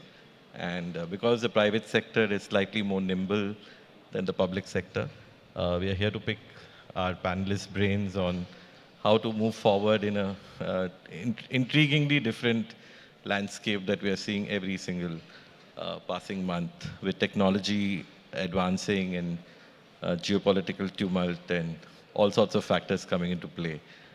So before I begin, I wanted to first get some sense from the panelists on the overall theme of the session, as we are calling it. Is it time to revisit India's and overall the banking model? As we've seen in recent commentary from several people, including the RBI, large corporate borrowers are no longer relying purely on bank funding for investments. They have non-banking means of financing available.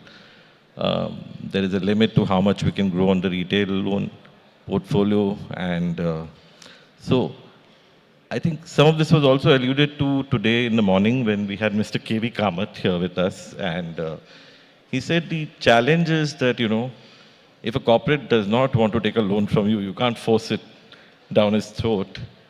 His insight was that this situation is going to, if anything, only get more pronounced going forward, where, your easy lending to corporates is no longer a thing that we can expect. What he did say that it is time to reinvent the banking model, and it's up to each private bank and public sector bank to do so. I wanted to first get some sense from you on whether you agree with this hypothesis, and if there was a reinvention that each of us needs to do, what kind of reinvention would you imagine that to be? Obviously, it would not be static, dynamic as per the situation, but maybe Mr. Prashant Kumar, could you start on this? No, I think the most important part in terms of agility and very, very dynamic change. Okay? I give you an example in terms of we used to have the hockey, where our team was always playing in a 5-3-2-1 format. Okay? So if somebody is a forward, he would never go to the middle space or the backside. Okay? But when we were playing with the European teams and others, I think it was not a concept like somebody would be only playing forward. If there is a need, they would come in the middle and they would come at the back. So I think same thing is happening in the banking side also. It is not like the corporates are not taking money, but at the same time, we are also seeing a huge opportunities which are coming from the SMEs, which are coming from the mid-market, which is coming from the growing space on the retail also. So I think the banks are fully aware in terms of opportunities which are being available through multiple sources of the customer segment. The only thing is you have to be nimble enough and prepare yourself to take care of the different segment of the customers. So I think I'm not seeing like this is a point where we need to reinvent. I think it's a continuous process, which I think banks are adopting very well on all these fronts. Like if we see currently, especially the Q2, we are seeing a demand again coming from the corporate side. Okay? And the Q2 growth on the corporate credit has been much better. So I think depending on the opportunities for the different business segments, today banks are in a much better position to take care of those customer needs. Mr. Manian, would you like to comment on that? So, when is it not time to revisit? It's always a time to revisit, right? So, I think it's a continuous process. And I think now the cycle of change is faster than it used to be. So in that sense, the way you look at things has to be more agile, like he said, because the change is faster. But interestingly, if you see, last few regulatory changes that have happened are also trying to get certain opportunities for banks which hitherto were not available to them, right? Acquisition finance or capital market financing, things like that. So there are also opportunities coming up. So I would say that yes, the complexion of the opportunity will change, and as the debt markets do better, you know, the banks will have to think differently about what opportunities they go after. But you know, even you take project finance, it's an area of specialization. Till now, it wasn't. I mean, everybody used to just form a consortium and get in. So banks will have to think about specialization, sectors. There are multiple, you know, dimensions you can think around. So will there be more specialization in corporate lending? I think so. That will be an opportunity. Are there newer opportunities regulatorily that will come up? Yes, there will be. So I think banks will have to rethink about the vanilla lending that you otherwise do. That opportunity may go. But there will be many other opportunities that will come up. And I think banks have to, the more progressive banks will have to be alive to those opportunities and react to that. And I'm sure most of the progressive banks will do that. Right. Mr. Anand, of course, apart from your thoughts, I also wanted to get your sense of what Mr. Prashant Kumar said, that there is some revival of sorts in corporate borrowing demand in the second quarter. And, you know, given that there is some economic boost likely from the GST reforms and so on, do you expect that to continue if that is already happening? And a broader point, of course, of revisiting the banking. So let me take the corporate issue first. I think one needs to also recognize the fact that over the last 5-7 years, corporate balance sheets have significantly delevered, and internal cash flows have been much stronger over this period. And so therefore their need for long-term capital in that sense has been relatively muted. Two is we've also seen a significant growth of other avenues to be able to fund within the capital structure. You know, you could go abroad, raise long-term debt there.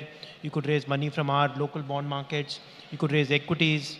You could raise money through private equity and so on and so forth. And so therefore, as a bank, please remember that banks don't do only lending. We also do lending. And so therefore, banks need to have that ability to be able to serve customers across the capital structure. And so therefore, at some point in time, you will make NII, which is on your loans. At some point in time, you will make fee incomes. At some point in time, you need to use your balance sheet. At other points in time, you will need to sell down to be able to do more transactions with customers and so on and so forth. So therefore, to that extent, how you serve customers, particularly the corporate customers, I think has fundamentally changed. And I think this whole narrative of, will they borrow from us or not, I think is a bit speculative in the sense that banks don't do only lending to them. I mean, we also do corporate salary accounts. We have current accounts. We enable, payment of GST, custom duty, etc. We do LCs, BGs. We do FX for them. And so therefore, the relationship has certainly gotten much wider in addition to the loans that we provide to them. And so therefore, I think corporate banking will continue to be a very, very important part of your balance sheet. I think banks have also recognized the fact that making RAROC just out of lending is never going to be enough. It will always remain a competitive market.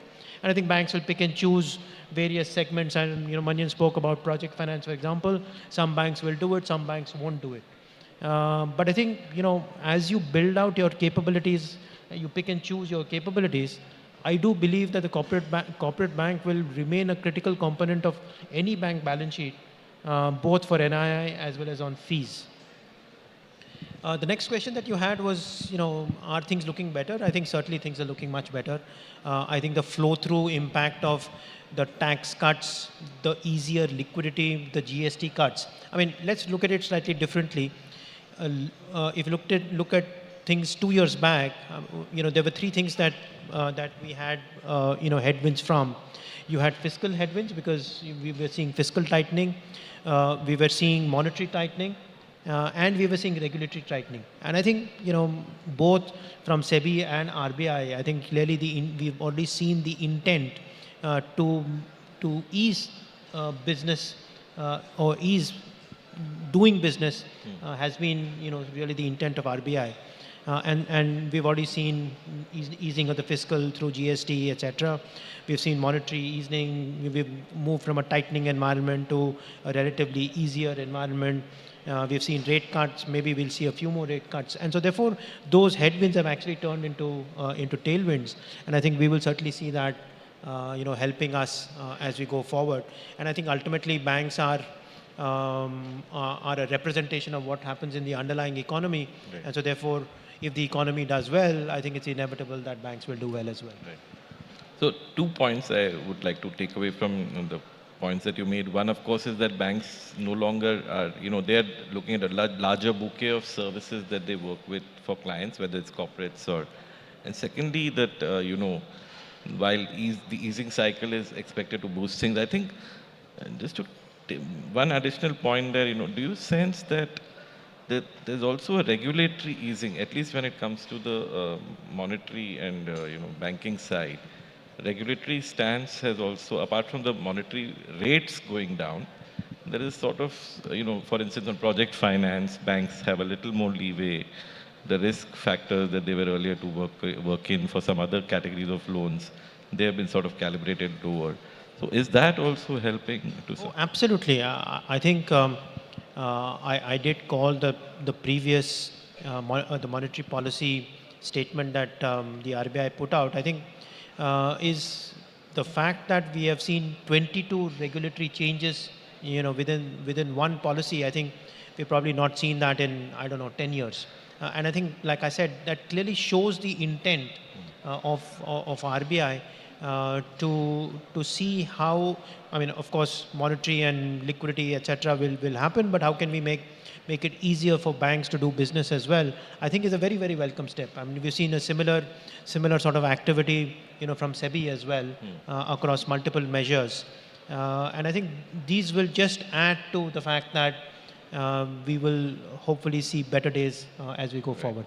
So, it's very unusual because, like you mentioned, this monetary policy, the October one especially, though it was neutral, the rate was unchanged, but, the kind of pages we had to devote in our newspaper to still cover that non-event was significantly higher than what and, unusually, we've had this finance ministry's monthly economic review spending particularly a large number of pages describing how this particular MPC's regulatory changes are significant in terms of, ensuring that there's a long-term credit flow to the economy sustainably.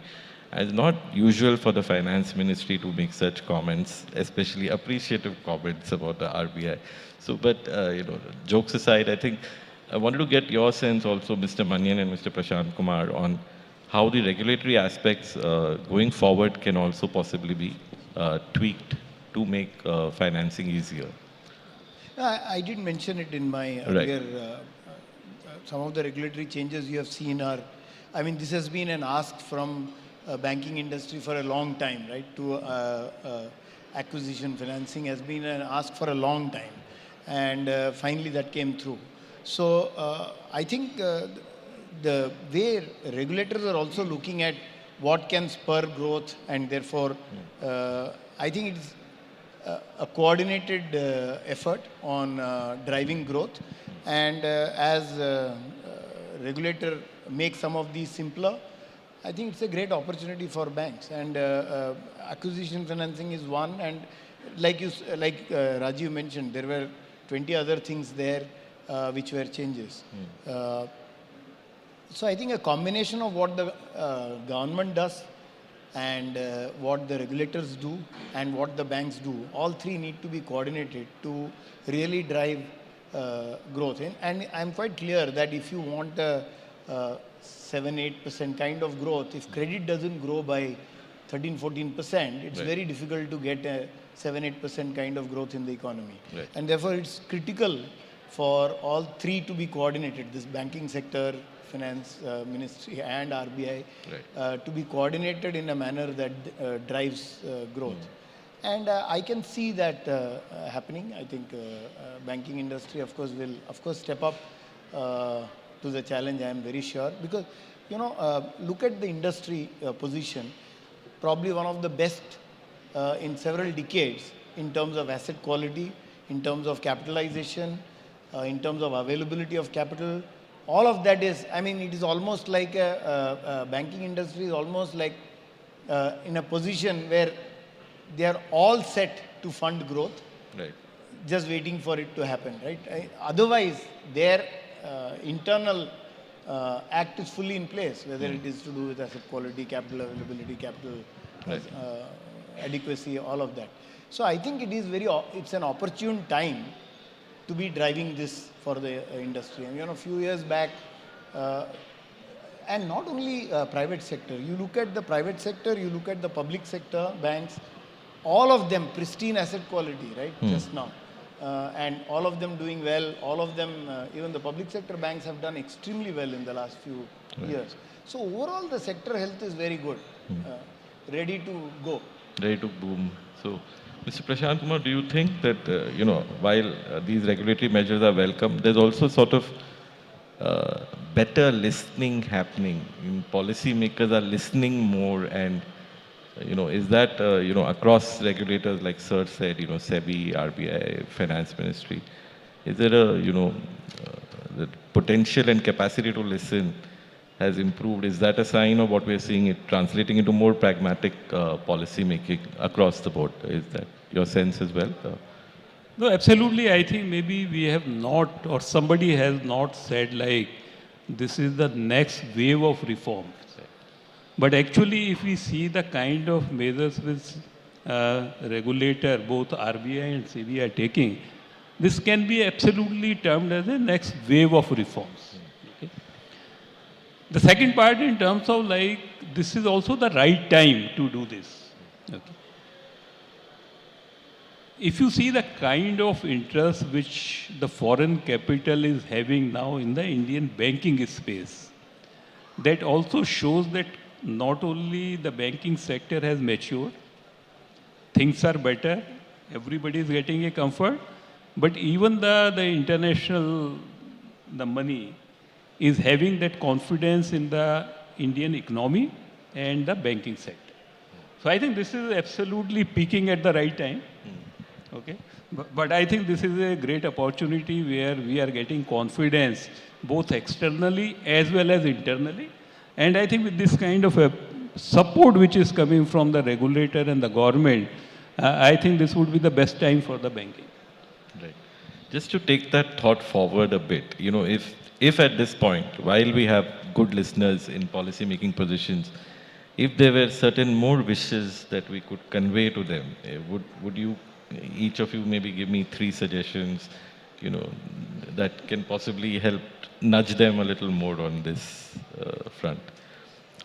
So I can just give you one example, like after the 22 things which came in the last policy, and in a forum of bankers, the question was what can be the next demand? They said nothing is left.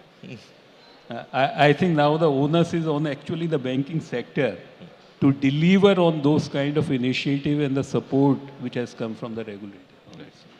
So I think as of now, it's very, very difficult to even think in terms of what next demand we can place. I think the onus is for execution. Right. And on M&A financing, I wanted to get some sense of the, now that the RBI has come out with the guidelines for it, I wanted to get your first reaction of sorts on, how feasible do you see that playing out? Maybe Mr. Anand could start there. As Manyan had mentioned, this has been a long-standing ask from bankers. The first phase when Tata, Chorus, etc. happened, that was in a sense the first phase of acquisitions that corporate India did, where they were actually going offshore to be able to acquire assets.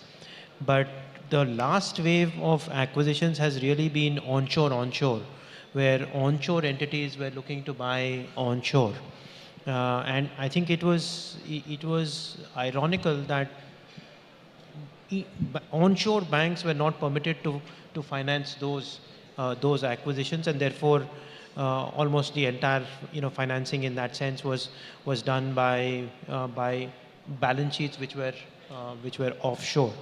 And I think now with this, it now opens up a long-standing requirement, for banks. And I think given the strong relationships that, that Indian banks have with corporate India, we are quite excited to be able to participate in this opportunity as we go forward. There will be various acquisitions of different size and scale. Once again, banks will have to pick and choose which of these opportunities they're comfortable with, which of these opportunities they want to partner with. But I think the fact remains that a significant profit pool, which hitherto was going offshore, is going to be captured onshore. And I think that's a very, very positive sign. The other perspective to this is that I think acquisition financing will come with it's not vanilla lending, right? So it will come with its complexity. It will come with skill requirements. It will come with, where banks with some investment banking capabilities will be able to understand those transactions and source those better. So there will be those dynamics that will play out. And therefore, to get into acquisition financing is not going to be everybody's cup of tea straight off the bat. Because, like I said, understanding the transaction, what risks will happen in that financing, those will be more complex than what traditionally bankers have understood in terms of business cash flows and things like that, right? Some capabilities to understand valuation, how you create security on what do you create security, what will be the structure, how will that be paid off, because there will be complex structures, SPVs. So it's not going to be as vanilla as the traditional corporate banking was, and this will require some skill, acquiring skills for the banks which get into that. So that is something that there will be banks which will do better, there will be banks which will not do as well. I think completely agree with what Mr. Manian is saying. You need to have those skill sets, okay? But I think the banks who would be having those kind of skill sets, and there are guardrails within the draft guidelines.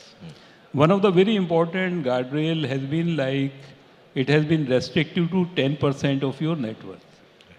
It means if you want to say, explore those things, maybe initially you explore up to that extent, okay, which would not, God forbid, if any wrong assessment happens, would not result into a very high risk for the banks. So I think within those guardrails and with the necessary skill sets, only those banks should try for that. But I think we see this as a big opportunity in terms of not only lending, but also making some reasonable money out of it. Right. Just taking up what Mr. Anand said about, this also creates onshore opportunities for lenders where offshore lenders were taking up the space that this was not available for us.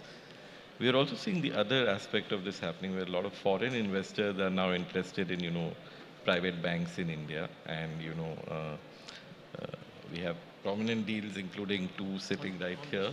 So, but I think I wanted to get a sense of how do you see this playing out in the sense that, they're obviously, like you said, they're comfortable investing in India now with the regulatory environment and the growth prospect. But also, do you see that this could become a way for a lot of mid-scale banks to, grow faster and, scale up on the size front, scale up on the services front faster? How do you see that dynamic playing out, Mr. Rajiv? You want to start? Might be better to start with the 2 gentlemen who have raised billions of dollars. But I think... in the interest of more objective opinion. I think, one of them mentioned that I think it's just symptomatic of the state of the banking industry in this country. Balance sheets are clean.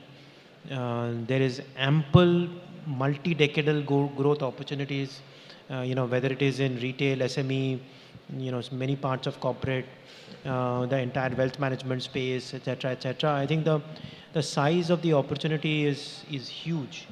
And I think in most parts of the world, there are where growth is an issue, clearly getting investments into the Indian banking sector, I think is inevitable. I think what here once again, I think we spoke about RBI's intent, through the 22 changes in regulations in the previous circular, but I think previous MPC policy.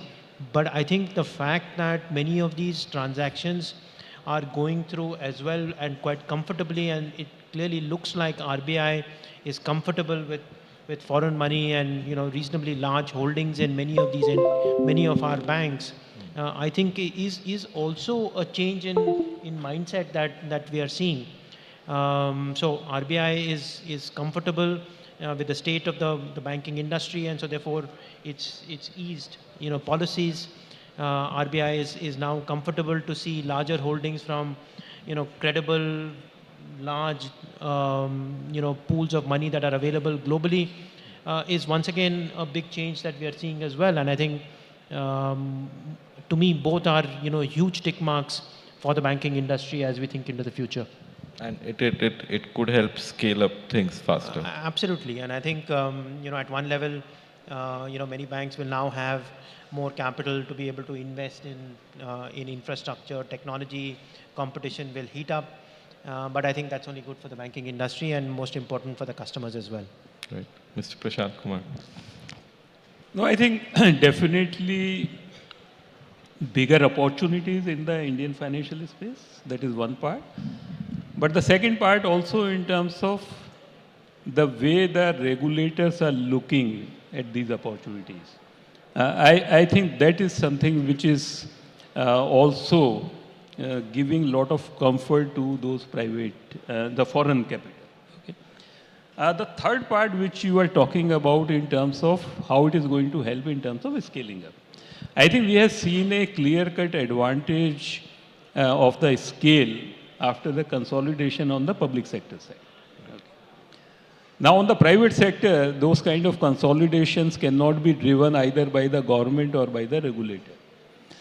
But I think this particular thing which is happening in terms of having a lot of foreign capital coming in, some of the mid-sized banks would be having an opportunity to become bigger, have the advantage on the scale side, and contribute to the growth aspiration of the country.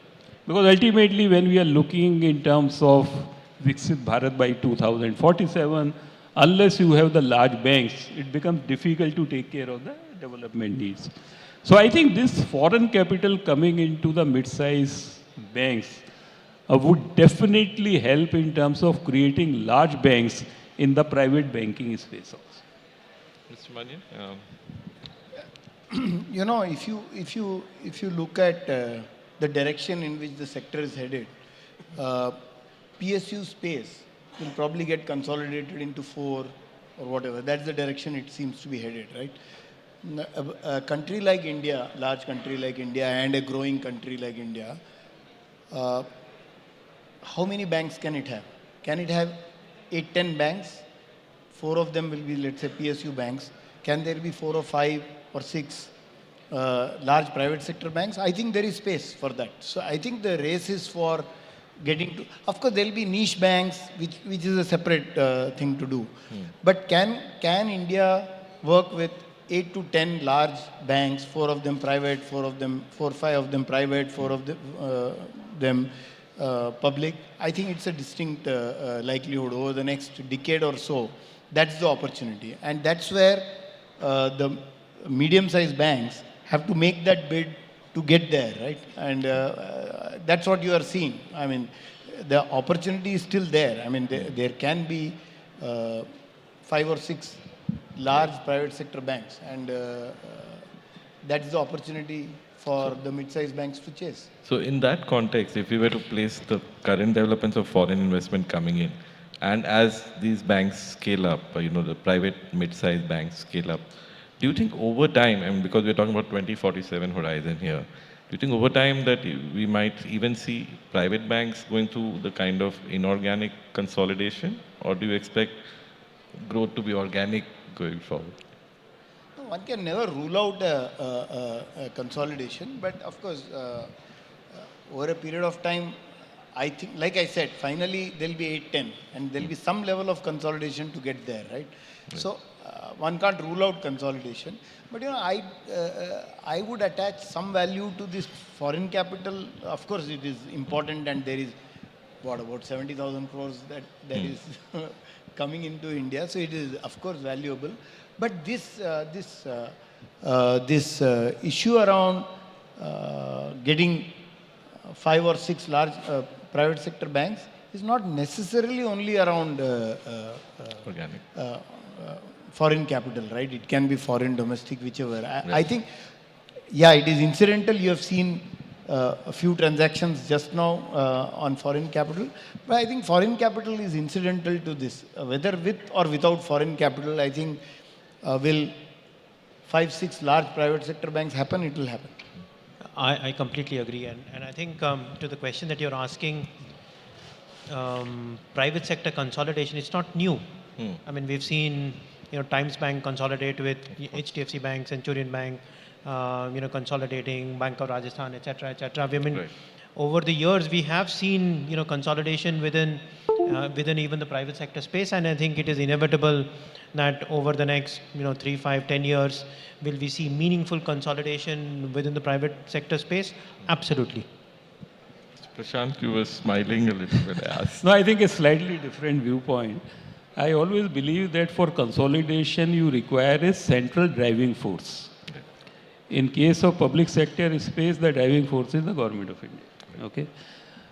In the private banking space, we lack that driving force. Okay. So I think consolidation, if it happens with a purpose, is different from the consolidation which has happened to save some of the smaller banks. Okay, that is one part. The second is especially like when the different sources of the capital would be driving these banks, then I think the consolidation would be little difficult.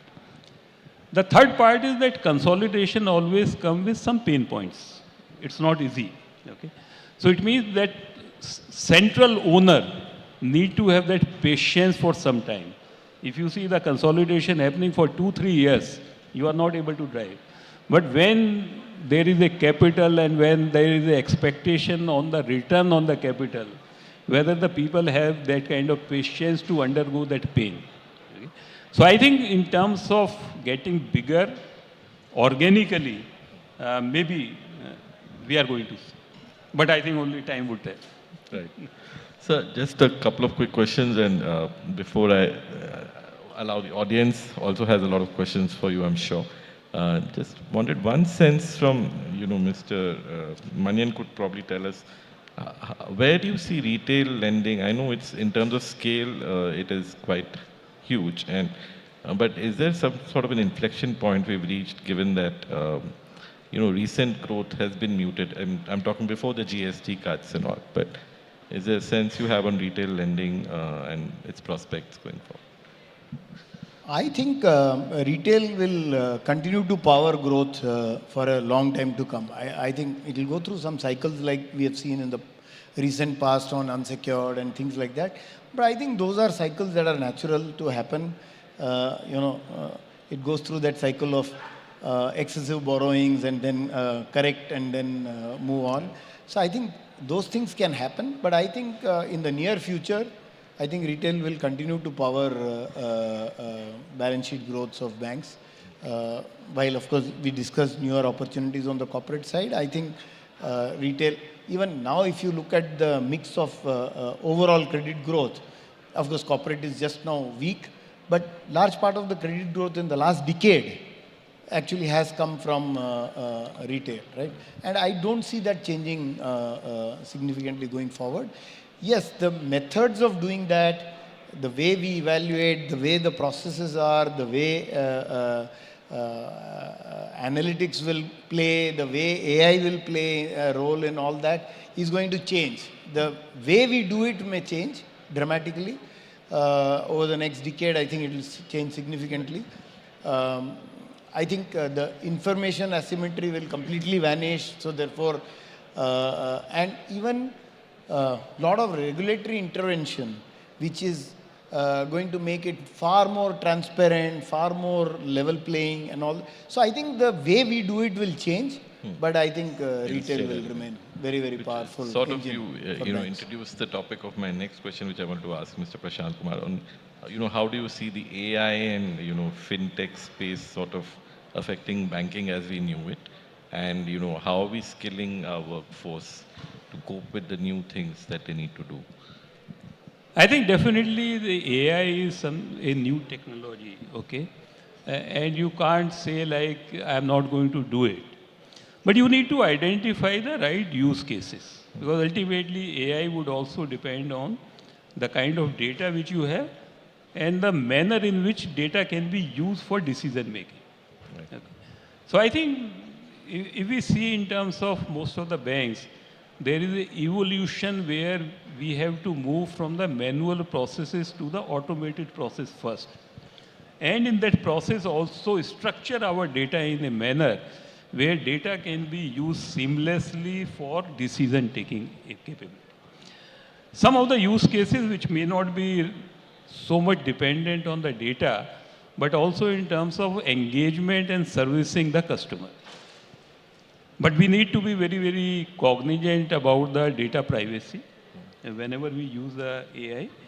And also in terms of using it responsibly, because there is also issues in terms of the cyber frauds. So I think whenever we use new technology, the protection of the consumer, both from any kind of, say, losses to them, and also in terms of data privacy, we have to be careful. But definitely these are the technologies which can be used for the right use cases initially, and then we can scale it up for the other part. Mr. Anand, do you have any thoughts on this aspect? This actually reminds me of 2013. At that point in time, most banks were only focused on internet banking. Right. And we were just beginning to make forays into creating mobile apps and mobile banking. And it was, in a sense, a bit of an experiment. I mean, nobody thought that people will do banking transactions on a mobile app. Cut to 2025, most of the banking transactions on internet banking have flatlined, and we've seen a order of magnitude shift from internet banking to mobile banking. And within that, if you superimpose what happened to UPI, during this period, I think it's been a gigantic shift that we've seen in customer behavior. I think the use of AI is where mobile banking was in 2013. There's a great deal of skepticism today in terms of ye chalega, nahi chalega, what is the use cases, is there ROI on this? But I think as Prashant mentioned, it is you must have a AI strategy. And now what that is, how much you will invest, that is to each his own. I mean, a lot of big banks across the world have made significant investments, may or may not be getting full benefit out of it. But I mean, let me just give you an example. I mean, for a relationship manager, or when I go to meet a corporate, the first thing that, or one of the things that I do is get into ChatGPT and say, hey, I'm meeting so-and-so client. I mean, what are the 5 talking points I should have? I mean, it just makes life much easier. I mean, earlier I would have, my assistant do a 2-page note for me. That is no longer required. And so therefore, how each one of us will be able to find use cases to improve productivity, to be able to serve customers more intuitively, I think is going to define banks into the future. Remember also that we spoke about the fact that regulators are making banking easier, etc., but they're also taking profit pools away from banks. I mean, you've seen SEBI's announcements on the possibility of reductions in TR, reduction in brokerages, etc. Will hit the manufacturers or brokers, but will certainly benefit the customers. And we're seeing similar trends with bank regulators as well. And so therefore, if that pressure on margins and fee is going to be there, then we have to work much, much harder on costs to be able to sustain ROAs and therefore ROEs. So I think we are going to see a huge shift in terms of how banks will operate, let us say over the next 5 to 10 years.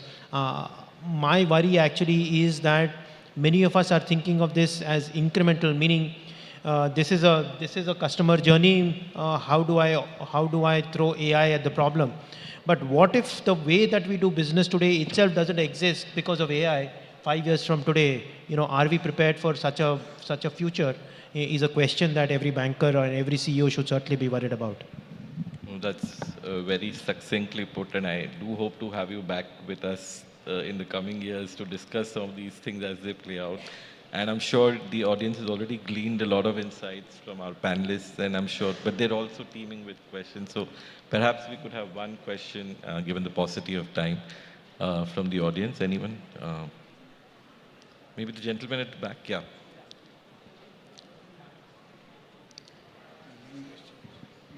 Yeah. Please keep the questions short, sir. Yeah, myself, Munindra. Great to get insights. One theme that we are observing is that gradually over a period of time, Reserve Bank of India has been opening certain sectors outside the banking. It started with foreign exchange, then payment, then digital lending, and also now on the trade finance space. But one thing remained constant with the banking, which is the trust factor and the relationship factor. So having said that, how do you see these slice areas opening up by the Reserve Bank of India in future as well? And how do you think these will redefine or will impact the banking sector? Thank you. Who would like, sir, would you take it? I'll take it. So the way I look at it is in all these areas, banks have all three options. One, they can compete with the other entities, right? And they can create a proposition which matches that. Many banks have created as well, right? So for example, there are neobanks and there are banks which are doing digital account opening as well, right? So they can compete, or they can, what I call, co-create with them, or they can even go with compete, co-create, and let's say cooperate. So they can work with the fintechs. Fintechs can be the partners with banks, and banks can use fintechs to improve their time to market.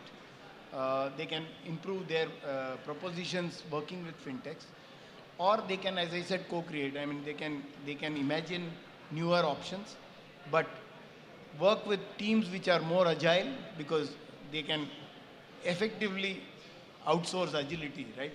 Working with some of these fintechs. So I think depending on the area that you choose, you have to choose the model that you will operate. In some areas you would like to compete, in some co-create, and some you will work to cooperate, right?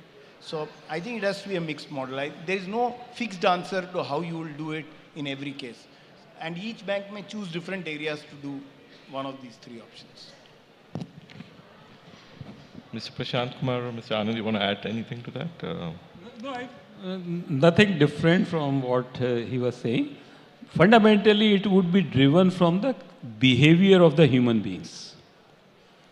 When we talk about the relationship or the digital, I think what we are witnessing, the change of behavior in the generations are happening very fast. Today, most of the people expectation is in terms of a human intervention in case of a need. Otherwise, people don't like those kind of intervention. Somebody receiving some marketing calls, people are not happy. Why? They should intrude in my privacy. Okay. So I think if we are able to reach out to a customer at the time of need, we are welcome. Otherwise, the human interventions, at least the generations which we are seeing, is not welcome either within the families or outside the families. So, just to the point that Prashant was making, I agree. I think relationship at Gen X, Gen Y and Gen Z is very, very different. I think relationships exists perhaps at the Gen X level. But I think it is certainly, ultimately, like you rightly said, we are in the business of trust. And that really works as far as the liability side of the balance sheet is concerned. If I'm going to put my hard-earned money with a certain bank, I want to trust that bank. I must have an emotional connect with that bank, and that could come through the fact that, there is a branch, IndusInd branch next to my house or office or whatever else. Or it could be that, hey, this bank has the best mobile application, it's so easy to use, and so therefore I will open an account with that. The relationship on the asset side is very different. I'm not buying a loan, I'm buying a house. And so therefore, how you're able to embed yourself in that purchase journey of a house or a car or whatever it is, and how easy, simple are you making it for you to be able to provide that loan to that customer at that point in time. There is no loyalty. I mean, ultimately it comes down to I bought this house, who can give me the loan the fastest, cheapest, with the minimum documentation is the way that people behave on the asset side of my balance sheet. And on the liabilities, trust distribution becomes super critical. So just to take that thought forward, I think we like to invest in the markets, but when it comes to trust, we prefer good old banks, and we want to put our money safe in the hands of bankers rather than stockbrokers, I would sort of venture to say. But I think we've clearly run out of time, and I think I really would like to thank my panelists for being so candid and quite liberal with their thoughts and views. And I hope to see them back again with us in our future editions.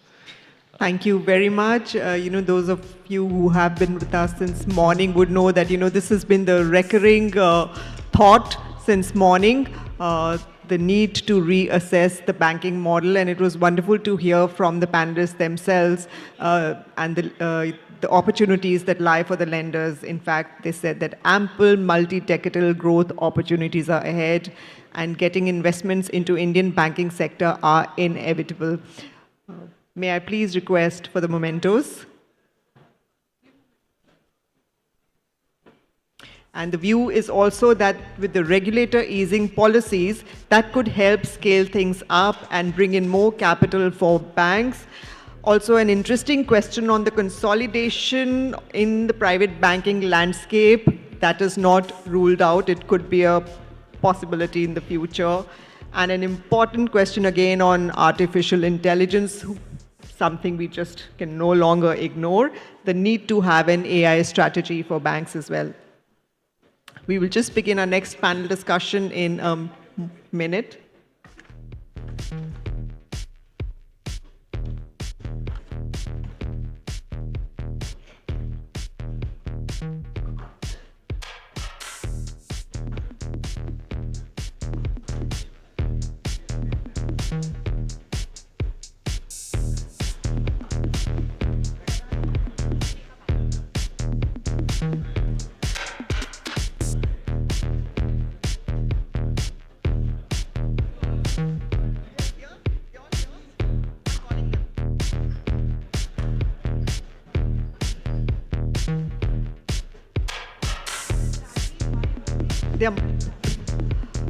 May I please request everybody to settle down? We're really like racing against time now, so we need to begin the next session ASAP.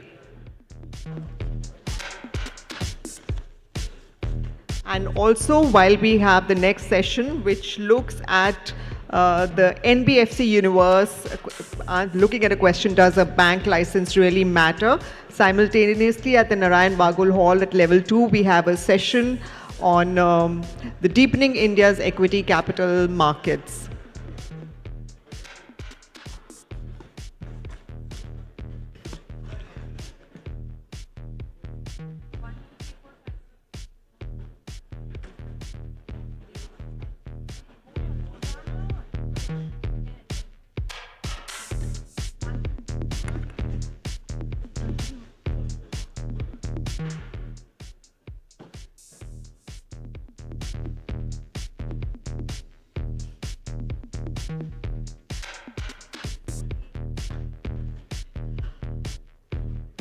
Okay, so the next session asks a question that we have been asking for a while now, and it remains unanswered. It is in the context of the NBFC sector. Does a bank license really matter? The question has become increasingly relevant while NBFCs have emerged as agile and innovative players in India's financial ecosystem, particularly in areas like consumer lending, microfinance, and vehicle finance.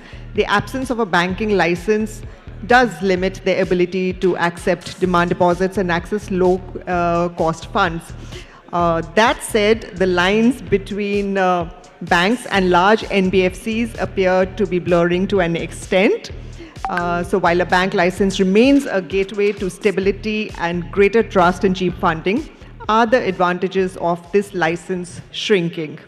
I would like to invite Business Standard Banking Editor, Mr. Manojit Saha, to steer this conversation with some of the most influential personalities from the NBFC universe. Manojit Saha, may... And once again, ladies and gentlemen, may I please ask you to settle down? Business Standard Banking Editor, Mr. Manojit Saha. And also inviting our esteemed panelists, we have with us Mr. Raul Rebello, MD and CEO Mahindra Finance. Mr. Rebello is a career banker with extensive experience in the domain of rural banking and financial inclusion. He joined Mahindra and Mahindra Financial Services Limited as Chief Operating Officer and is now leading the growth and transformation journey at Mahindra Finance. Mr. Umesh Revankar, Executive Vice Chairman, Shriram Finance. Mr. Revankar has been with Shriram Finance for some 35 years now.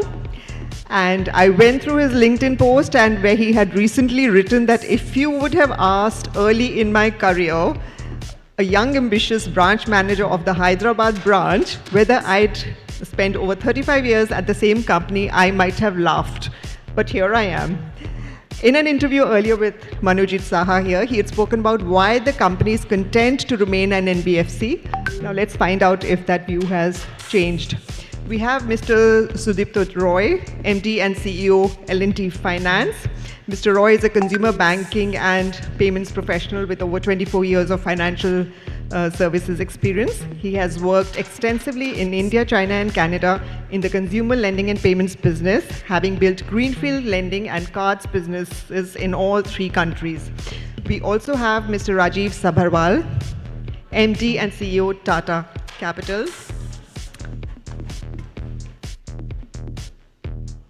Mr. Sabharwal is a seasoned banking and financial services professional with extensive experience spanning retail banking, corporate finance, and technology-driven innovation.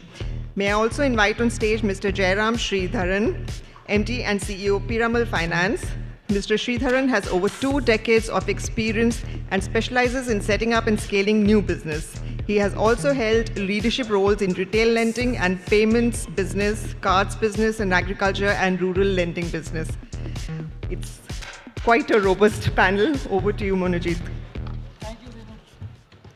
Thank you, Vinu. About 10-15 years back, there was a huge craze for banking license when it was available on a window basis. So when the window was opened, a lot of companies applied for a bank license. However, later on, RBI make it on tap. So you don't have to wait for RBI to come up with a window. You can apply anytime as you want. However, it seems that the euphoria fizzed out following the on-tap approach. One of the reasons why it was so, because RBI came out with norms which says industrial houses cannot apply for bank licenses. Here we have a panel of 5 NBFCs. All these are upper layer NBFCs. And 4 of them are promoted by industrial houses, so they are not eligible for applying for a bank license. At the same time, last 10 years or so, the growth of NBFCs were so robust that it seems that they don't care about any bank license any further. because they have established themselves. They have entered areas where traditional bank has not gone. They have gained market share at times at the cost of banks. So what we will do is that we will give them the opening remarks. I will request them for their opening remarks on this issue, whether a bank license does matter. So may I start with Mr. Sridharan, your opening remarks. Do you think it really matters? Thank you, Manojit, for having us. If you look at the lending market in India 30 years ago, and you roughly looked at the share of how much banks were doing versus non-banks were doing, versus you look at now, broadly you don't see any change. Non-banks have always been about a quarter of the lending sector in the country.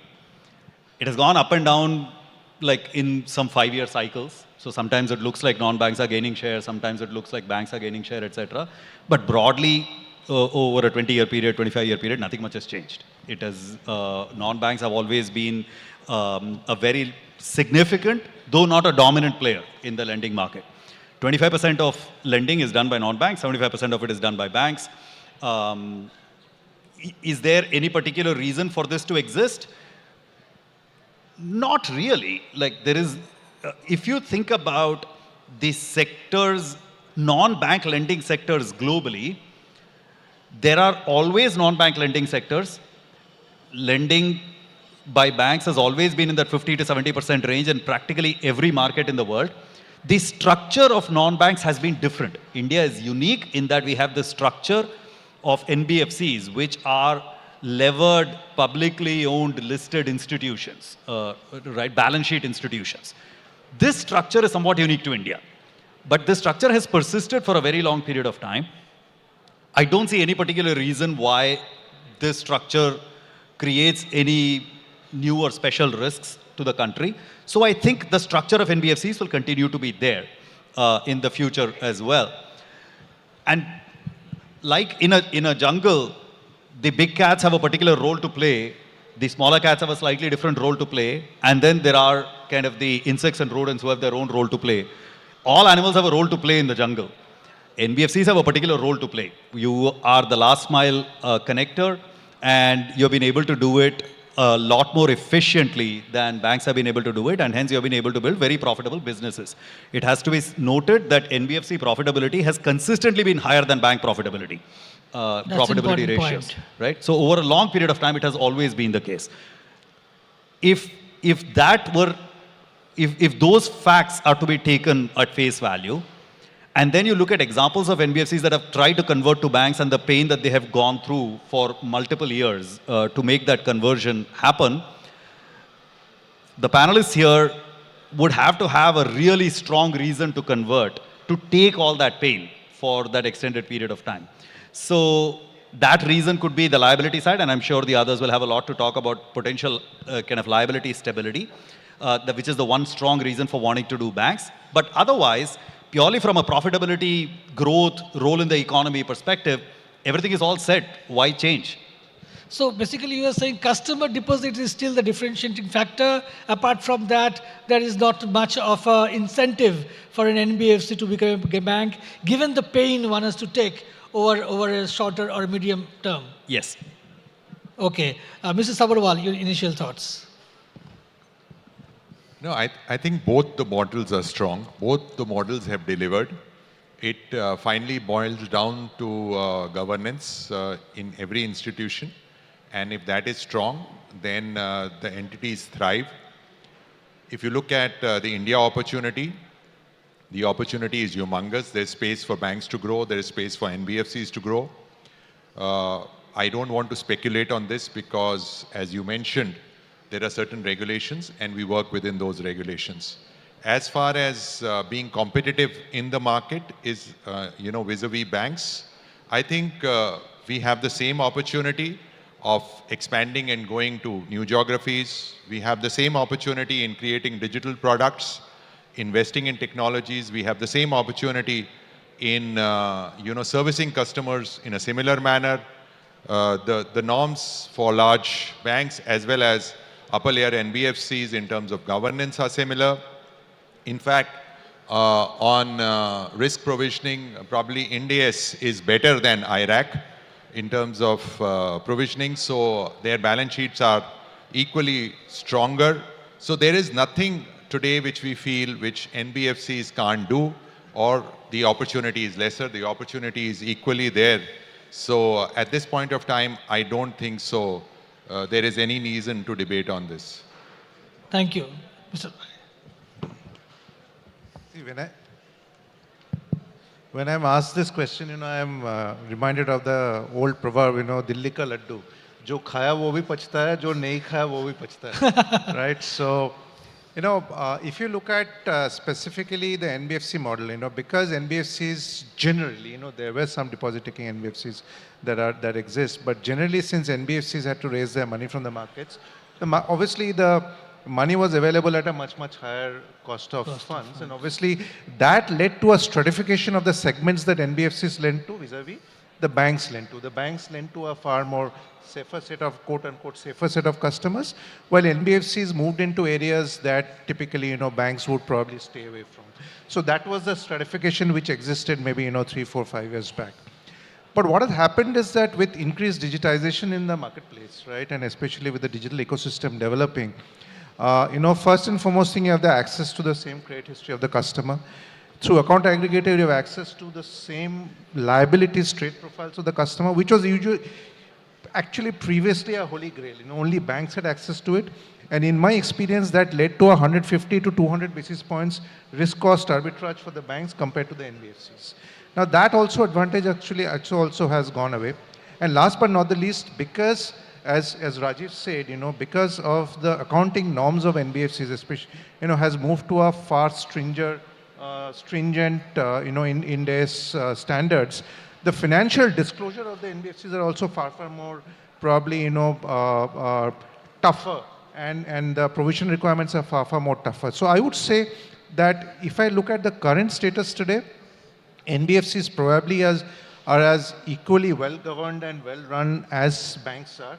And in most areas, NBFCs are sort of giving the banks a run for their money. Yes, the access to cheap deposits still remains a sort of a desirable thing that most NBFCs would have liked to access to. But apart from that, most of the things are ceteris paribus and on a level playing field. So frankly, the charm of whether you really want to become a bank is probably to a certain extent slightly diluted as of now. The initial remarks, you were saying that NBFCs played a better role in bringing more people under the formal finance. Yeah, to a certain extent, NBFCs, if you see traditionally, the last mile lending traditionally has been done by NBFCs, and the capacity of NBFCs to handle that uncertainty in the last mile lending has probably been much better than banks for most of the history of Indian financial services. Right. Mr. Revankar, your initial thoughts. See, basically, when you talked about 15 years back, why NBFCs were thinking of or wanting to become a bank, or that kind of a environment or that kind of a thinking was there, was mainly because their liability franchise. The NBFCs had a very weak liability franchise or limited liability franchise those days. But over the period, things have changed. Other than the deposit-taking franchise some of the NBFC has, capital market has become very active. Now there is a ECB market also. NBFC are able to go to international market, which was not accessible earlier, not allowed earlier. And bank lending to NBFC also have gone up because of priority sector requirement, or maybe even otherwise banks feel for certain lending, tying up with NBFC is much better or superior. And also the co-lending now has been increasing. So the liability side is something, there is no limitation now. You can do as much as you want, depending upon the liability franchise and cost of fund you are able to manage.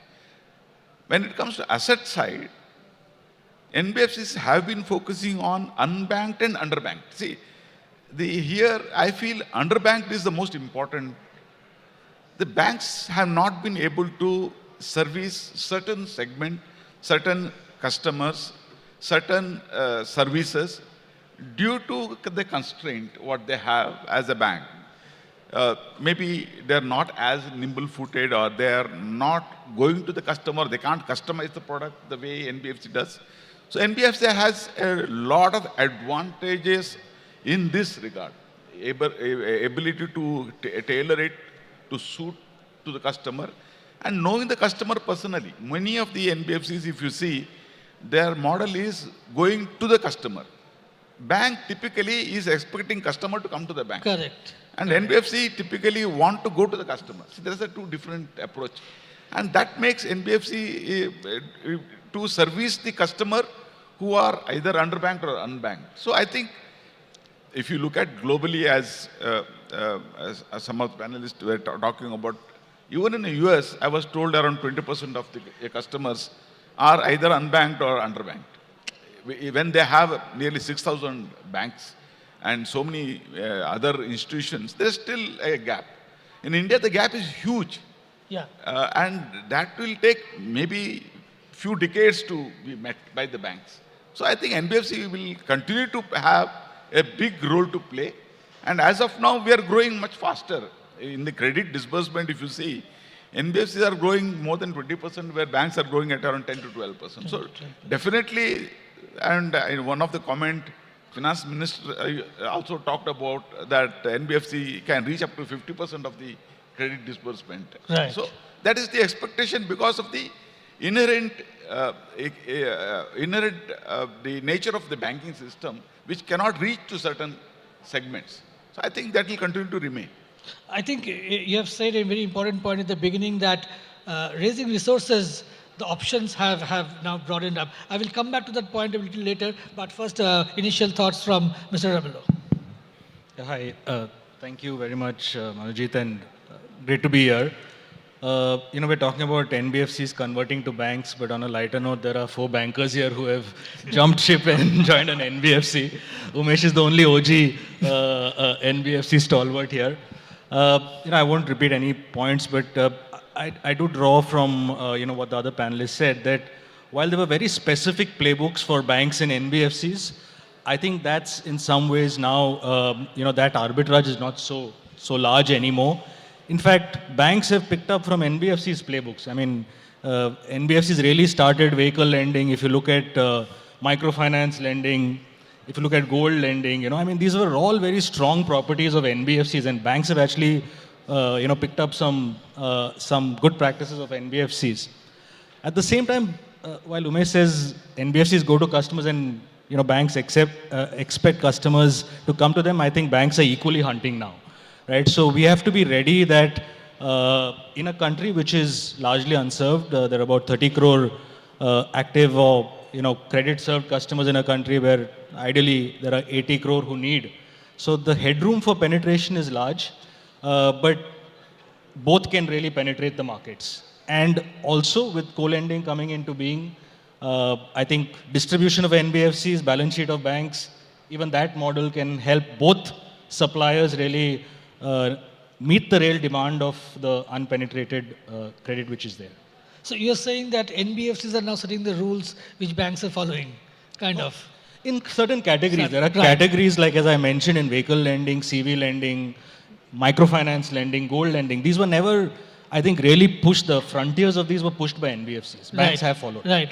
The one important point you're also making is that regulatory arbitrage has now is not much. Mr. Sridharan, while the merger between HDFC Bank and HDFC, that was cited as one of the reason that there is not much regulatory arbitrage available today, so let's merge. I mean, that aside, even if the regulatory arbitrage is not there, what are the specific advantages of operating through an NBFC vis-a-vis a bank?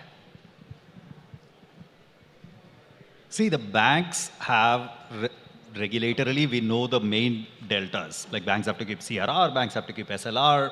Those regulatory overheads are lower in an NBFC. But banks get cheap and sticky funds, which NBFCs don't have access to. At the very highest level, that's that. There used to be a time, Umesh ji mentioned this, there used to be a time when regulatory oversight of the NBFC sector was also quote-unquote light touch. That is no longer the case, particularly for the kinds of players that you're seeing on the podium here, the upper layer NBFCs. The regulatory oversight is pretty much the same level of intensity as it is for the banks. So there are some regulatory puts and takes in terms of rules of the game. However, a lot of things are very, very similar. And in some cases, the process of harmonization of the two sectors has progressed a little bit more. In some cases, it has progressed a little bit less. And in some cases, banks have been ahead. And in some cases, NBFCs have been ahead. Rajiv's point about ECL and the Ind AS structure, which NBFCs have been doing for years now, and now banks are kind of coming into that regime in a couple of years. That's an example of where NBFCs have been ahead. So there are puts and takes between the two. I don't think it is no longer, I think it's no longer appropriate to think of the two sectors as one being somewhat regulatorily light and the other being regulatorily more intensive or anything like that. They're just two different business models, and they work for different kind of players. And we have made our peace with the NBFC kind of model. And as I said, the sector has been consistently delivering higher levels of profitability than banks. And so there's no particular burning platform reason for any of us to think otherwise. Right. Mr. Ivankar also pointed out that raising resources is much more available to them. RBI, in fact, last couple of years, emphasizing on the fact that NBFCs cut down their funding from banks. So, Mr. Sabharwal, how do you see this? I mean, many years back, one deputy governor told me that banks are the lifeline for NBFCs. Once they stop funding them, they are gone. So, your thoughts on the changing funding profile of NBFCs? No, first of all, I think, India is a large market. Credit is the driver for growth in any economy. And we should approach this, situation in the same manner. I feel both banks and NBFCs are doing a complementary job in terms of ensuring there is more access to finance to the last individual across the country. I think both banks and NBFCs have been working hard towards it. And we are, I think, still not there where every individual who needs finance has easy access. And it is our endeavor through all means to get there. If you look at liabilities per se, obviously, the range of liabilities has changed over a period of time. Today, probably NCDs, private NCDs occupy a much larger share. But we have great support from the banks, and I should thank all the banks in terms of providing support. A good portion of our liabilities does come from banks. Besides this, the large opportunity which is opened up is also in bonds, dollar bonds, ECBs. That's again a large opportunity and is increasingly becoming a larger proportion. For example, just over 10% of our liabilities come from that area. And that's also a pretty large market. Then there is the option of public entities, which again is a large market. So I think diversification of liabilities is crucial. One of the big aspects also is public deposits. If some of the larger better rated NBFCs have access to public deposits, that will also, I would say reduce this linkage and also allow for more, I would say, NBFCs to access some of the other liability sources which today to a large extent go to large NBFCs. So I think the whole idea of diversification of liabilities is a good strategy for everyone in the system, whether it is NBFCs, whether it is banks. Even banks, if you look at it, they've also been looking at how to diversify the source of liabilities, whether it is a small retail depositor, the high net worth customers, or small SMEs or large corporates. So I think everybody is in the situation where they want to diversify their sources. In fact, deposit mobilization is one of the biggest challenge banks are facing, because alternative opportunities have really increased. In fact, the bankers present in the morning, they alluded to the fact. But I was coming to that point that now, do you think that RBI has not allowed new NBFCs in the last 10 years or 15 years to accept public deposits? Do you think a review of the policy is required, as Mr. Sabharwal is also hinting at?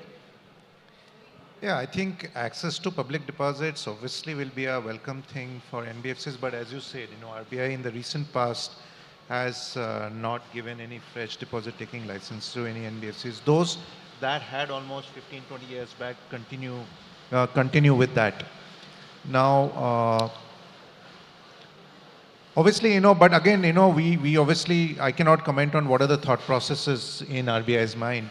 But definitely, probably, if a start can be made, especially with the upper layer NBFCs, right, obviously with some thresholds, right, then it can be another source of low-cost resource mobilization that opens up NBFCs.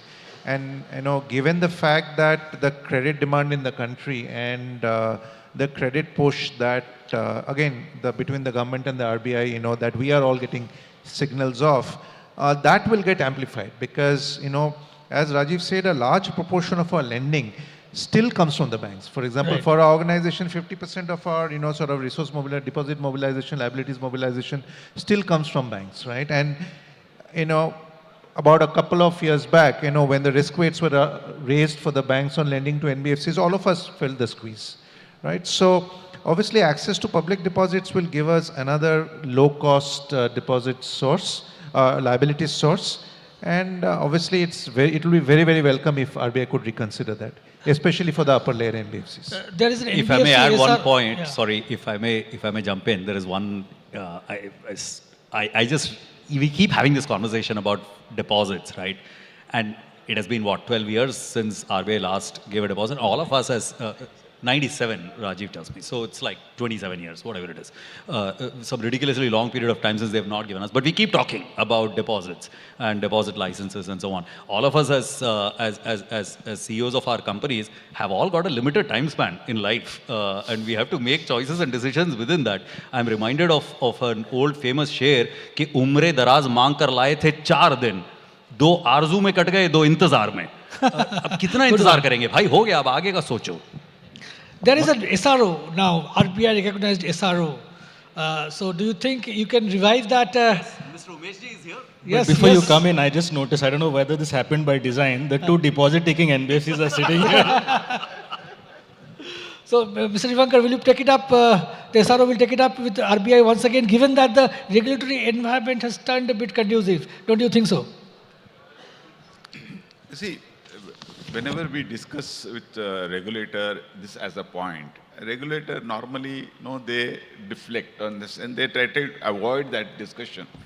So we can always say that the upper layer NBFCs, which has a strong support from the institutions or who has long-standing record, can be allowed, is something which we keep asking the RBI.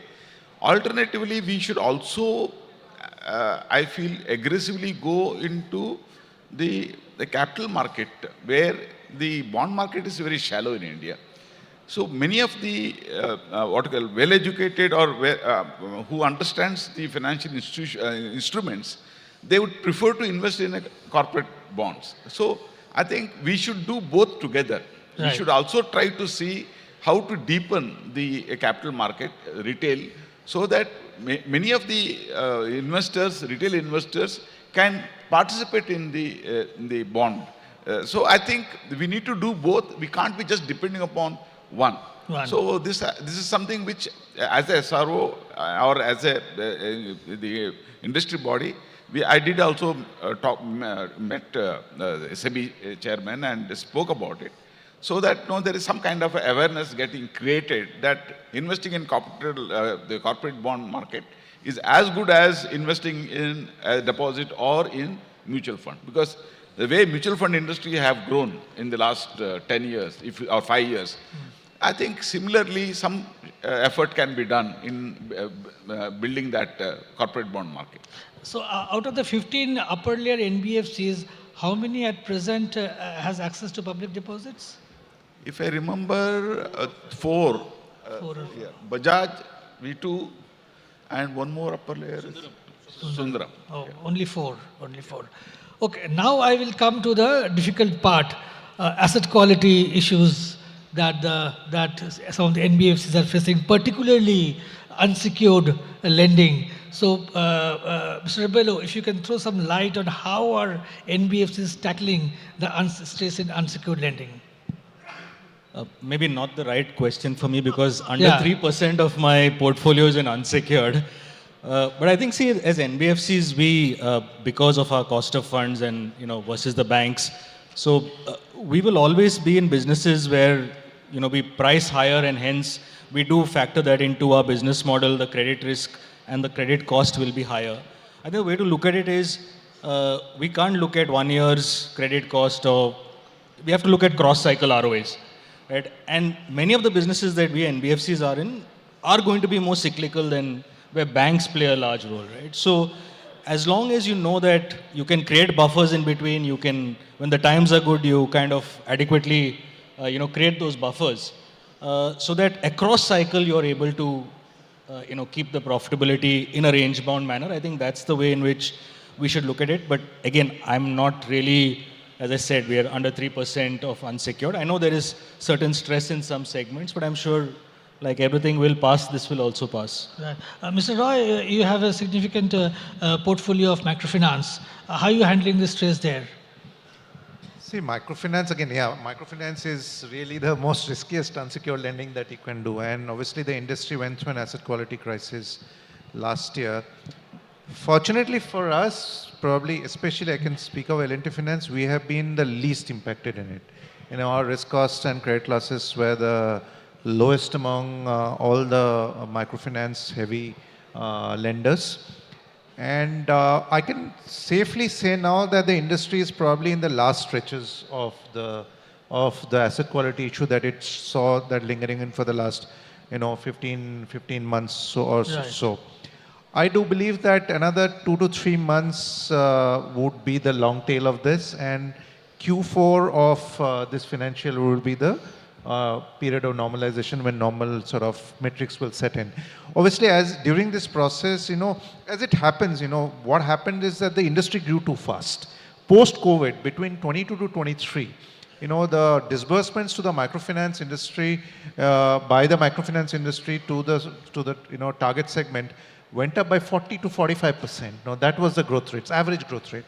Now, if you have that amount of money pumped in, right, into a sort of a sensitive customer segment, then obviously leverage is bound to increase, and once leverage increases, obviously, things will go bad after, sideways after some time.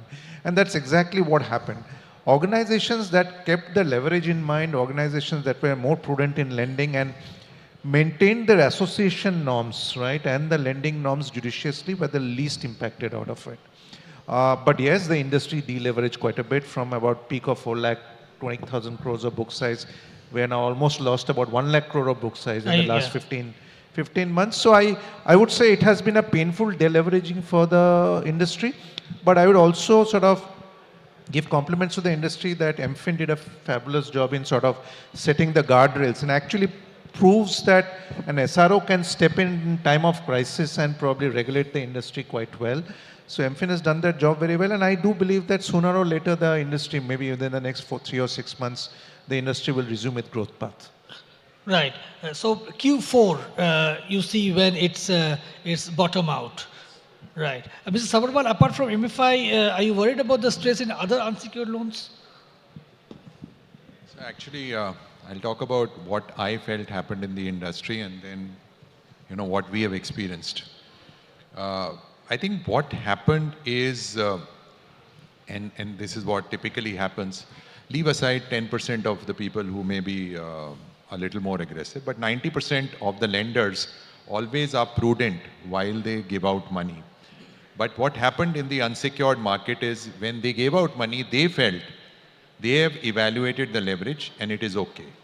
But after they gave out the loan, within the next 3 months, there were 3 more lenders who also gave out loans to this. So I think first thing, structurally what the regulator has done, which is very good, is collapse the time in which you have to update the bureau records. That became 15 days and now it's going to become a week. So I think that is a very, very, and I should really compliment RBI for being, taking this step.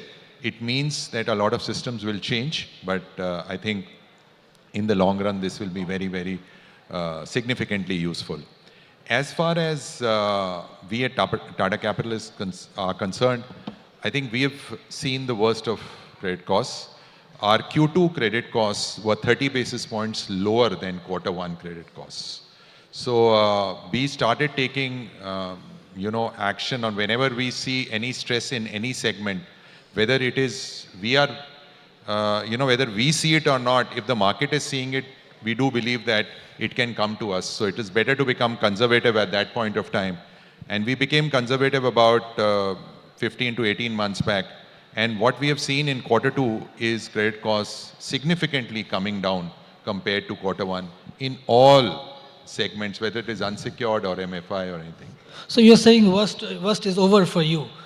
Yeah. Mr. Sridharan, what is the USP for NBFCs from a customer point of view, since products are largely same?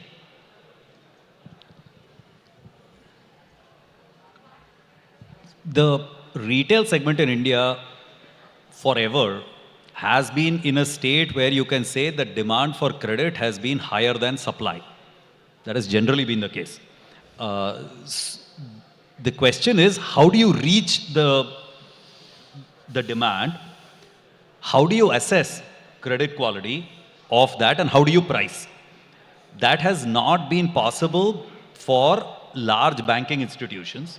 What NBFCs have cracked is the distribution model, the underwriting model, and the customer segmentation. And you have innovated on products and continuously created new product categories. Rahul mentioned this a little while ago, but it's worth reiterating.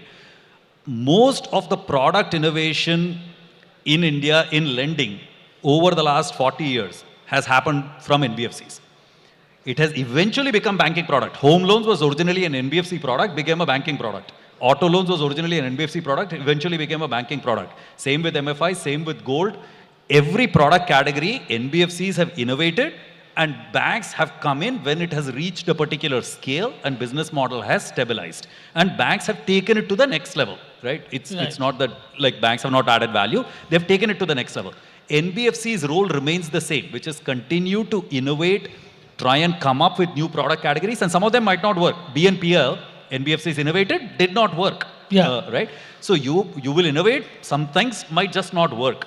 But it's the job of NBFCs to be at that leading edge of product innovation, customer segment needs, etc., and try and figure out where we can actually come up with new products, structures, customer segments, and create something which can actually be scalable for banks to take on later. Right. We are completely run out of time. I will give the last word to Mr. Revankar. USP of NBFCs. I think NBFCs are designed in the way that you connect with the customer directly, because you know the business of the customer. And if you look at the vehicle lending, gold finance, housing loan, all those things, all the innovation happened at NBFC level because they try to innovate, customize, and give the product suitable to the customer. So banks would have picked up something out of it. But I don't think banks will pick up everything what NBFC has been doing. So NBFC will have that USP of being a different niche player, build experience, have a deep knowledge, and that kind of a reach to the customer. So that will continue to remain with NBFC. Right. Vinu, do we have time for one question from the audience? Okay, one question from the audience. Can we have the mics, please? Yeah. Please keep your question short. Identify yourself. Please keep it short because completely run after time.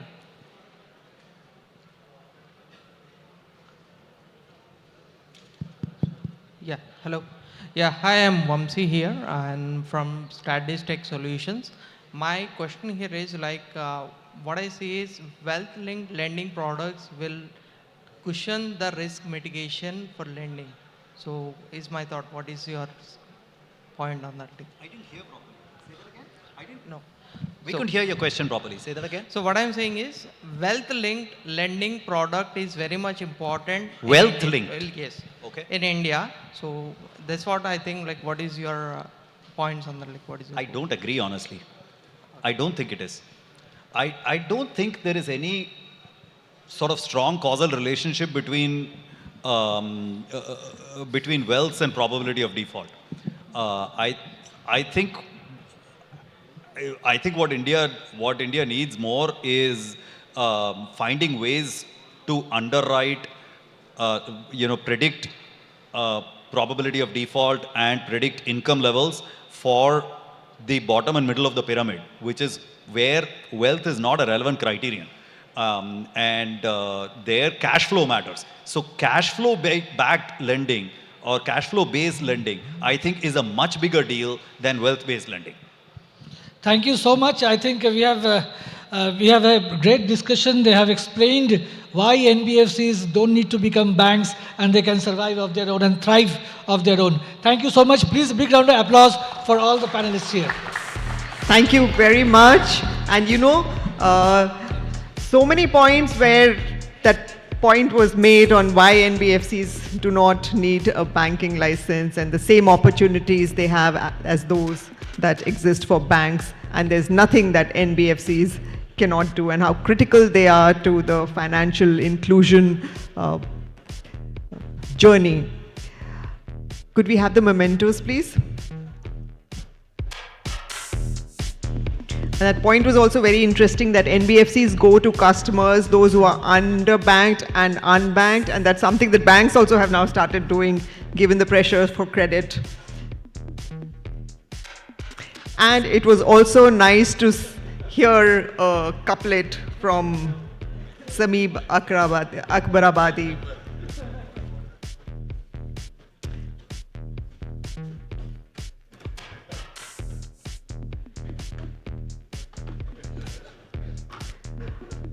After this, we will have our concluding panel discussion for the day, where we will look at the role of banks in making India a developed nation by 2024.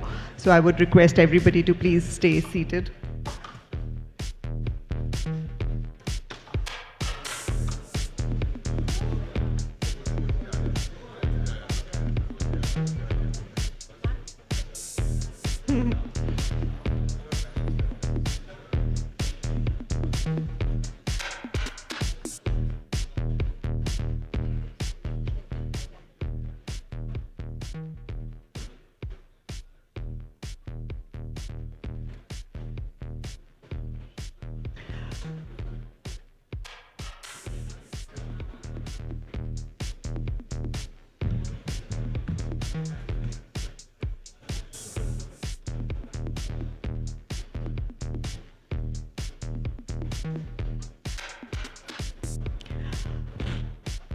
Do please stay seated.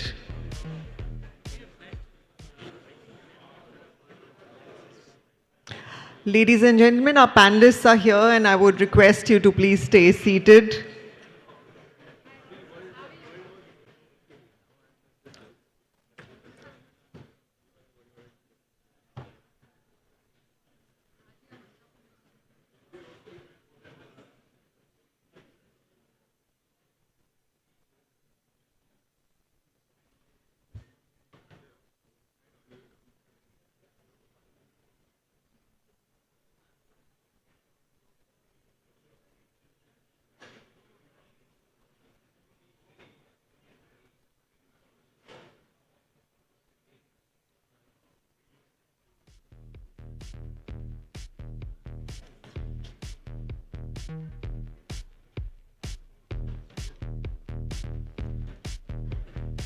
No, just the panelists. The panelists are here. They are here. Arvind? Are all the panelists here? Vishal will know. Can you check with Vishal?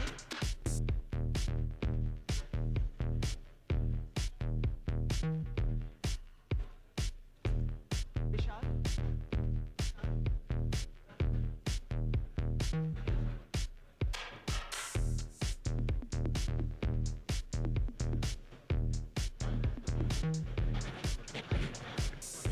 Ladies and gentlemen, we are running out of time, so we will begin with the next panel discussion immediately.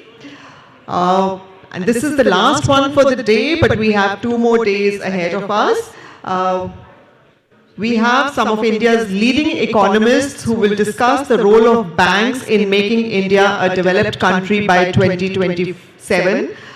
Steering this conversation will be Business Standard Consulting Editor Mr. Tamal Bandyopadhyay. May I please request him to come on stage?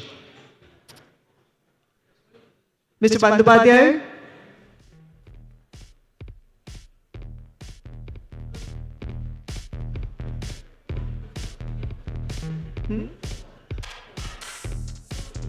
Yes, immediately. Calling everybody.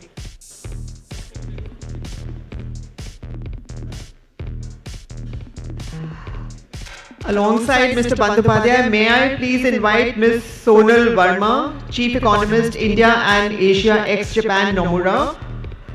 She was earlier the India economist at the Lehman Brothers, and she's also previously worked as an economist at ICICI Bank and rating agency CRISIL.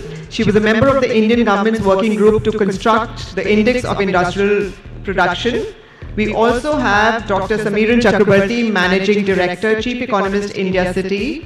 His expertise is in analyzing micro fundamentals of the Indian economy, and he has in-depth knowledge of Indian financial markets. We also have with us Ms. Aditi Nair, Chief Economist and Head of Research and Outreach, ICRA. Ms. Nair began her career at the World Bank in 2005 as a research analyst, where she worked until 2007, and then she joined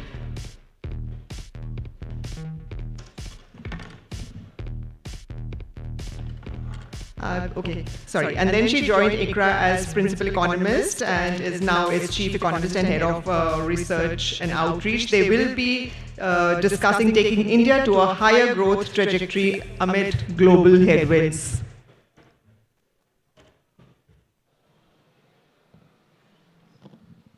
Thanks, Binu, and welcome to the last show.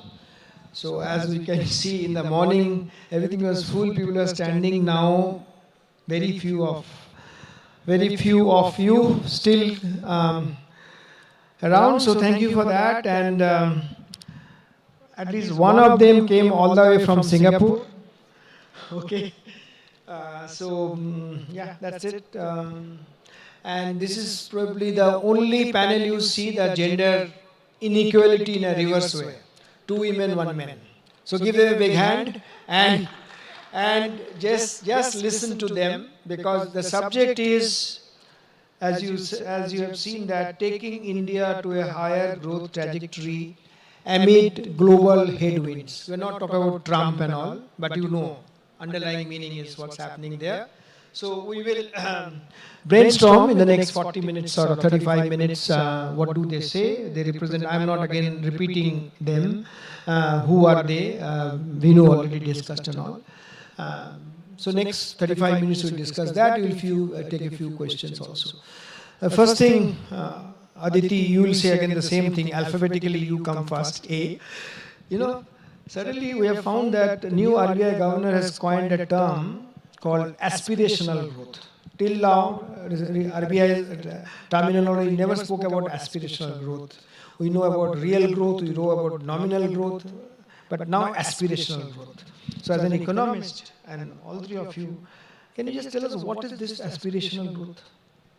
Sure. Thank you so much, and thank you for inviting me back to this panel. So I think aspirational growth needs to be seen in the context of potential GDP growth. So perhaps, the context is that maybe 10 years back, we used to hope that India's potential GDP growth will be closer to 8 to 10%, maybe 8% for people like me, 10% for some others. And now, across the board, potential GDP growth seems to be being pegged closer to 6.5 to 7%. So that's fine. But we still aspire to be an economy that has an 8 to 10% growth rate. I think that is the context in which we should see that comment. And what I feel is that when we did think that growth would be 8 to 10%, potential GDP growth would be 8 to 10%, that didn't really turn out to be the case. So if we look at India's growth rate over the past 10 years, it was closer to 6.1%. And COVID notwithstanding, I mean, 6.1% was still very good in the global context. But yes, it's not that aspirational 8 to 10% that we want or that we think we are entitled to. Samiran, 10%, 12% aspirational growth. First, thank you, Business Standard, for giving me this opportunity to come back here again. And thank you, everyone, for surviving a grueling, now 9 hours, more than 9 hours, 10 hours, and still listening to us. On a lighter note, let me say that both as a student of economics as well as someone who has taught economics for 6 years, never in an economics class we have been told of this terminology of aspirational growth. We have always been told potential growth, and Aditi has been very smart in combining the two and saying that potential is equal to aspirational. But if I'm slightly more serious on this, the issue really is that the traditional way in which economists typically measure potential growth, we are facing two problems here. One problem is that if you look at past data to calculate potential growth, then COVID has created a massive disruption in that past data to calculate potential growth easily. And the second problem is that in emerging market countries like India, which is undergoing rapid structural transformation, to put your finger on one number and say, this is my potential growth forever, is very difficult. Because as the structural transformations happen, the potential growth itself moves. And that's where I think the policymakers are now keeping this sort of intangible number in front of us called aspirational growth, which you can keep that number to be fixed for a reasonably longer period of time without being bothered about the structural transformation part of it. Thanks, Samiran. I thought because of your global norms, etc., you'll be very diplomatic, but you're very frank. Okay? Sonal, I gave you time because all the way from Singapore, you're too tired, and she's going back also. So not from Delhi, not from any other part, all the way from Singapore and returning tonight. So you have got your time now. React. Yeah, no, thanks a lot, Tamal. I think, for us as Indians, I think the main question is how fast do we need to grow in order to create the jobs that we need to create. And if India needs to create, let's say 8 million jobs annually in the non-agriculture sector, what is that growth we need to aspire towards to get that job getting created? So I think for me, aspirational growth is not so much about potential, which is looking at what the current capacity is to grow, but how fast we need to grow to create the jobs that we need to create. And I think the other good sort of framework to think about is how fast did some of the fast-growing economies, let's say in Asia, grow when they were going through their rapid growth phase. So for instance, the East Asian tigers, when they were going through, let's say, 1960s to 1990s during that period, or China's growth post the WTO accession, these countries were growing at 8 to 10% annually for more than a decade, almost for a couple of decades. So you need to grow that fast, sustained for a long period of time in order to create the jobs. And this is an important target for India. And I think the context of this panel discussion we are having, which is, growing this fast when the global economy faces the various headwinds, brings into actually a few questions that we need to answer, which is, how can India gain more export market share when the world is turning more protectionist? And how can we, revive and boost domestic demand while ensuring macro stability so that we can grow that fast? And it's really the answers to these questions. Yeah, Sonal, we'll get to that and all. So aspirational growth, potential growth, and all kind of stuff and all. But just, what is the post-COVID, what is the new normal for India growth story? Even before this tariff shock, etc., is coming, we are settling for 6.5% growth. That's what you have been talking about. So what is the ideal stuff? And also in this context, particularly after the last quarter growth numbers came up, there is a debate between nominal GDP growth versus real GDP growth. Even though we are pretty excited about real GDP, but nominal GDP growth was, as you know, pretty low. I'm not getting into all the nuances and the debate and all, but as an economist, what's the right indicator for us versus, like first run we were talking about aspirational versus potential, it's nominal versus real GDP growth. Aditi, you hang on, Samiran, because you are the most outspoken. So, how to think about what is the normal growth rate? So, we economists love this way of presenting it in terms of consumption's contribution, investment contribution, and net exports contribution to growth. We don't understand anything, just demystify. Yes. I think Simply. These words, I think everyone in this room has heard: consumption, investment, and exports. Otherwise, you wouldn't have survived till 7 p.m. Now, historically, consumption has contributed about 400 basis points to GDP growth. Investment, if it grows at around 7%, it contributes another 200 basis points. So just consumption and investment, under very basic assumptions, can give you 6% GDP growth, which I call almost a recessionary threshold for India.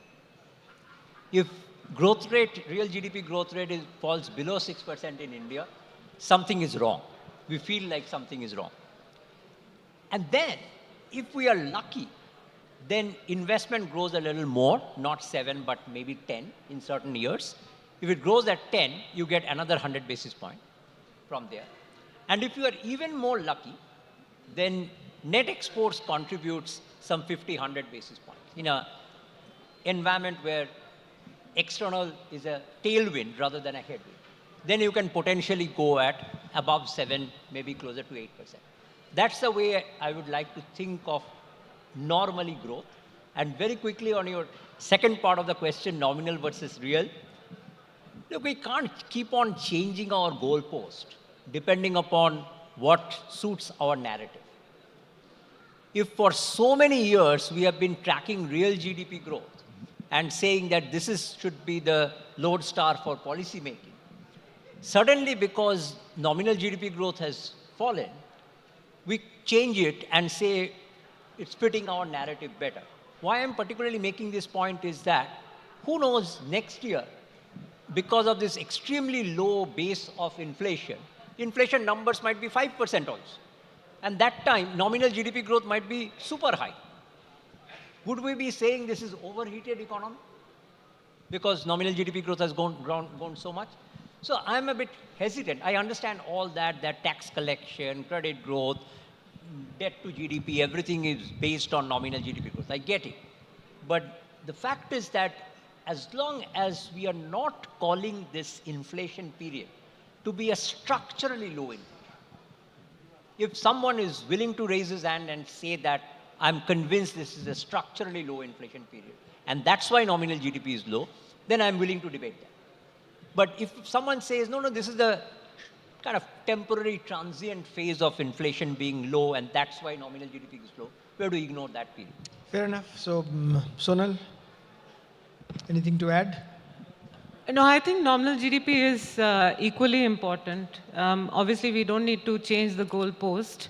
Nominal GDP at 8 to 9%, which is what we are going to get in FY26, has consequences in terms of the revenue that government collects. It has consequences on corporate revenues and therefore their decision making in terms of future cash flow and capex. This has implications also for how households react. So, in India, people have been used to seeing nominal salary growth of 10-15%. But when salary growth comes down to 5%, you can make all the arguments about, but inflation is low, so real salary is high.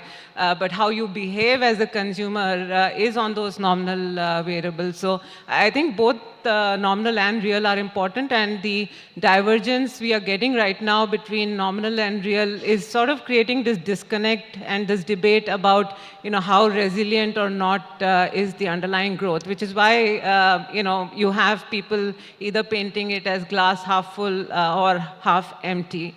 From a more medium-term perspective, there are quite a few structural changes happening, not just globally, but also in India. The fact that India is in an inflation targeting regime will have positive consequences on the structural inflation. We may be seeing cyclical undershoot on inflation right now, but the experience from other countries is that when countries embark into inflation targeting regime, it does lead to expectations coming down. It leads to better supply side responses from the government. And over time, inflation does come down. So, if you think about, 20 years back, we were growing nominal at 15-17%. Today, the steady state nominal growth is maybe closer to 10 to 10.5%. And therefore, how we think as a society, which is in nominal terms and not in real terms, will take time for the behavior and mindset to change, but these are important structural changes that are also going on right now. Yeah, Aditi, you want to add anything? So I think I'll just add that I do agree with bits of what both of you said, but in terms of targeting, I do think that real GDP growth is what we should keep our eye on. And one thing that I want to add on inflationary expectations. So typically for a household, when food inflation is very low in YOY terms because there's a base effect, I don't think that a household really internalizes that. They still seem to think that, in the winter vegetables cost this much and now they're more expensive in the summer. They don't care that, last summer because of some reason or the other, inflation was much higher. But with the GST cut, I think this is very interesting that with the GST cut, when people are going to look at ticket prices which are coming down, this actually will get internalized by people. So hopefully, inflationary expectations will actually structurally come down a little bit, at least for the non-food items. GST cut. Samiran, this question for you. In February, we saw in budget income tax cut. At that point of time, US tariff was not the story. And then pre-Diwali, we got the GST cut. And of course, we can see, if you look at the media immediately after that, how the two-wheeler sales, car sales, everything went up, kind of stuff and all, we saw that and all. But this GST cut and income tax rate cut is not RBI rate cut that every 6 months it can happen, rate going up, rate going down on liquidity and all. It's not one-off cases and all. So do you think whatever that happened is enough to sustain the growth or more thing needs to be done? So, as you know, tax policy is a cyclical tool and not a structural growth tool. Exactly. So, clearly the anticipation or expectation was that at that point of time that the economy is in a cyclical slowdown and needs a bit of a cyclical boost. That's why we did the income tax cut in February. And then the GST cut also happened. Now, while I understand completely the cyclical element of it, it is also true that if you look at income tax collection as a proportion of GDP, that was on a sustained uptrend before the income tax cut happened, which was sort of becoming a structural argument that households have to pay so much tax that they don't have enough money to spend on anything else. So that way, there was a need for these tax adjustments because if not anything, inflation has gone up. But tax rates don't get adjusted for inflation every time. Now comes the difficult question, which is how long will this last? So one way to look at it is, and Aditi was hinting at it, is that there's a price effect and there is an income effect. The price effect is that you are fence sitting whether to buy a television or not. You see television prices come down by 10%. You jump and buy that television. But once you have bought that television, you are not going to buy another television next month just because prices are there. So that new price then becomes internalized into your system. And the initial consumption pop, that fizzles out. Then comes the income effect, which is that on all the products that you consume in a month, how much are you going to save because of lower GST? If that number is substantial for a household, then out of that savings, you can spend something and you can save something. That will be a more longer term impact on consumption. And the most important part is that if all these things, they start creating a positive narrative in the economy, both in terms of demand increasing, leading to higher capex, higher job growth, higher income growth, or the positive sentiment leading to wealth effect in asset prices going up, then those things can further move this for a longer period of time. So yes, these are cyclical policy tools, likely to have more shorter term effect, but if they can rekindle a positive cycle, then it can last long. We need to wait and watch. So, subject is taking India to a higher growth trajectory amid global headwinds. Sonal, you spoke about markets. So now, suppose the US tariff, etc., continues.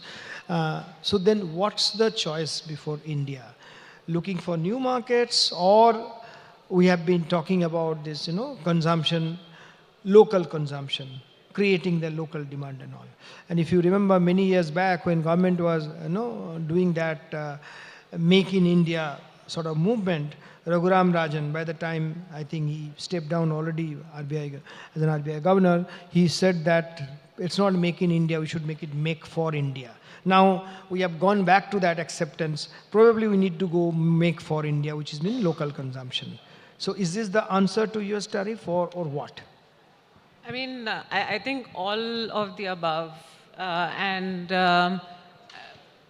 We basically need an all-out strategy to target growth. Number one is sort of the conversations that are going on with the US to ensure that at least India's tariff rates are closer to the countries we are competing with. So most of Southeast Asia is at 19-20% tariffs. So at least on a relative basis, if our tariffs are at similar levels, we are at least not at a disadvantage. That's one.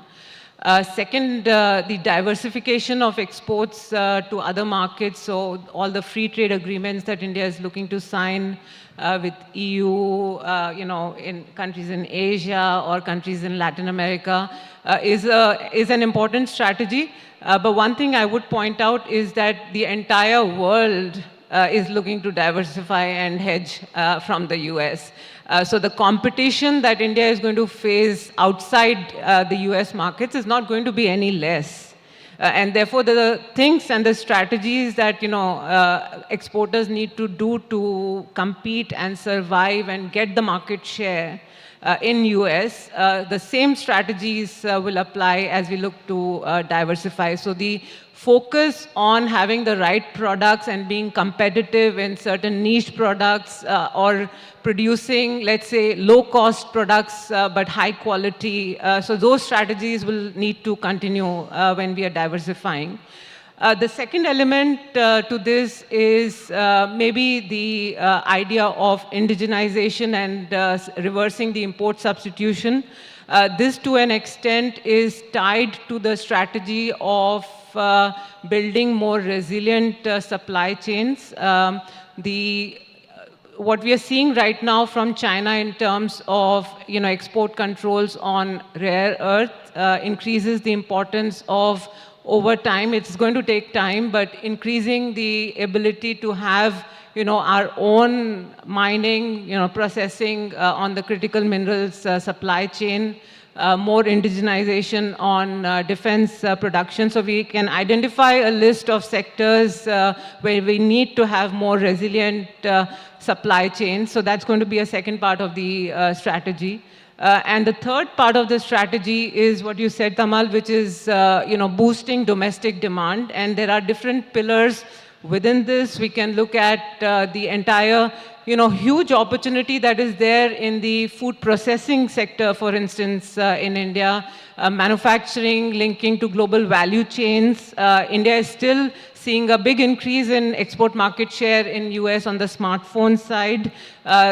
A lot of countries outside the US, in Europe, Japan, Korea, are looking for destinations to put money in. So India still needs to focus on ease of doing business to get integrated into those markets. So I think it's going to be a combination of all those strategies. So reforms and focusing on things that basically increase competitiveness, good quality. Some of those basic things don't change. Aditi, for you, we have right now at least two regulators, both SEBI and Reserve Bank of India. There are a lot of regulatory reforms. RBI governor on record said that regulations are not come on the way. Liberalizing. I'm not wasting our time to getting what all RBI has done. SEBI also, it's a sweeping changes. I mean, what do you call it? A reputation as a kind of glasnost. That's what you are seeing and all.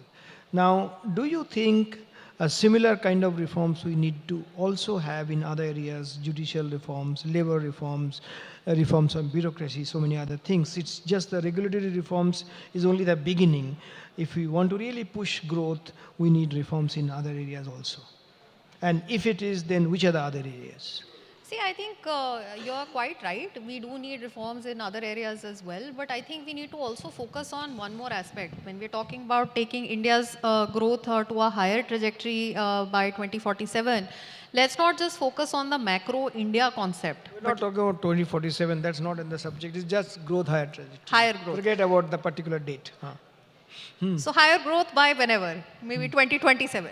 So it's not just, let's not just look at India as one India, but let's look at India as a combination of all its states. And I think at the state level, there are states which have grown very fast in some periods and not grown very fast in other periods. So maybe we also need to come back and look at what can make growth higher for each state. And the answer may be different, and perhaps every state needs to introspect and see what can be done. We have a lot of changes coming up which are going to affect the center state fiscal picture, for instance. We have a Finance Commission report which is due in the next few months. We have a pay revision that is coming up. And I think, how much financing is left for different competing priorities. That is also going to have an impact on, what parts of the economy actually end up becoming drivers of growth going ahead. So for instance, if we have a fixed nominal anchor for the fiscal deficit at the state level, which is typically pegged at 3% of GSDP, the gross state domestic product, and a lot of states want to go ahead and implement more welfare schemes, then how are we going to protect capital expenditure? I think this is again something that is a question that needs to be answered in the next few months to be able to make sure that we don't lose that sight on capex at the center and the state level. And perhaps one way of ensuring and ring fencing capital expenditure at the state level is a continuation of the interest-free capex loan scheme that the government of India has so successfully implemented over the last few years. Just a quick comment on the reforms part. Look, I mean, I have always believed that reforms is a continuum and not just a episodic one-time thing.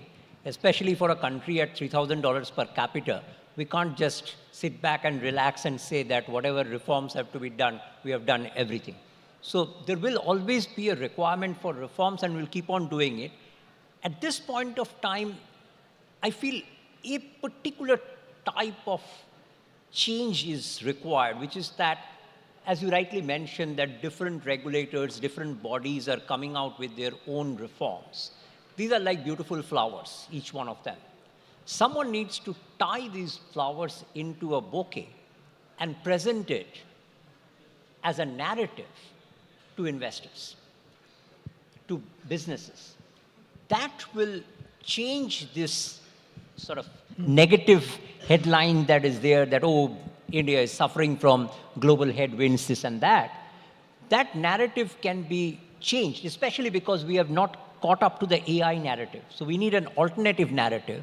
And that alternative narrative could be the reforms narrative if it's presented in a form of a bouquet. So, Binan, in that narrative, do you think infrastructure can play a role? Because we have been talking about infrastructure, citing China and all, but nothing much happening in the infrastructure financing, I mean. We have created NAFED, of course there are numbers, but if you look at this, no, not much. So do you think that massive infrastructure investment actually can give a big push to the growth?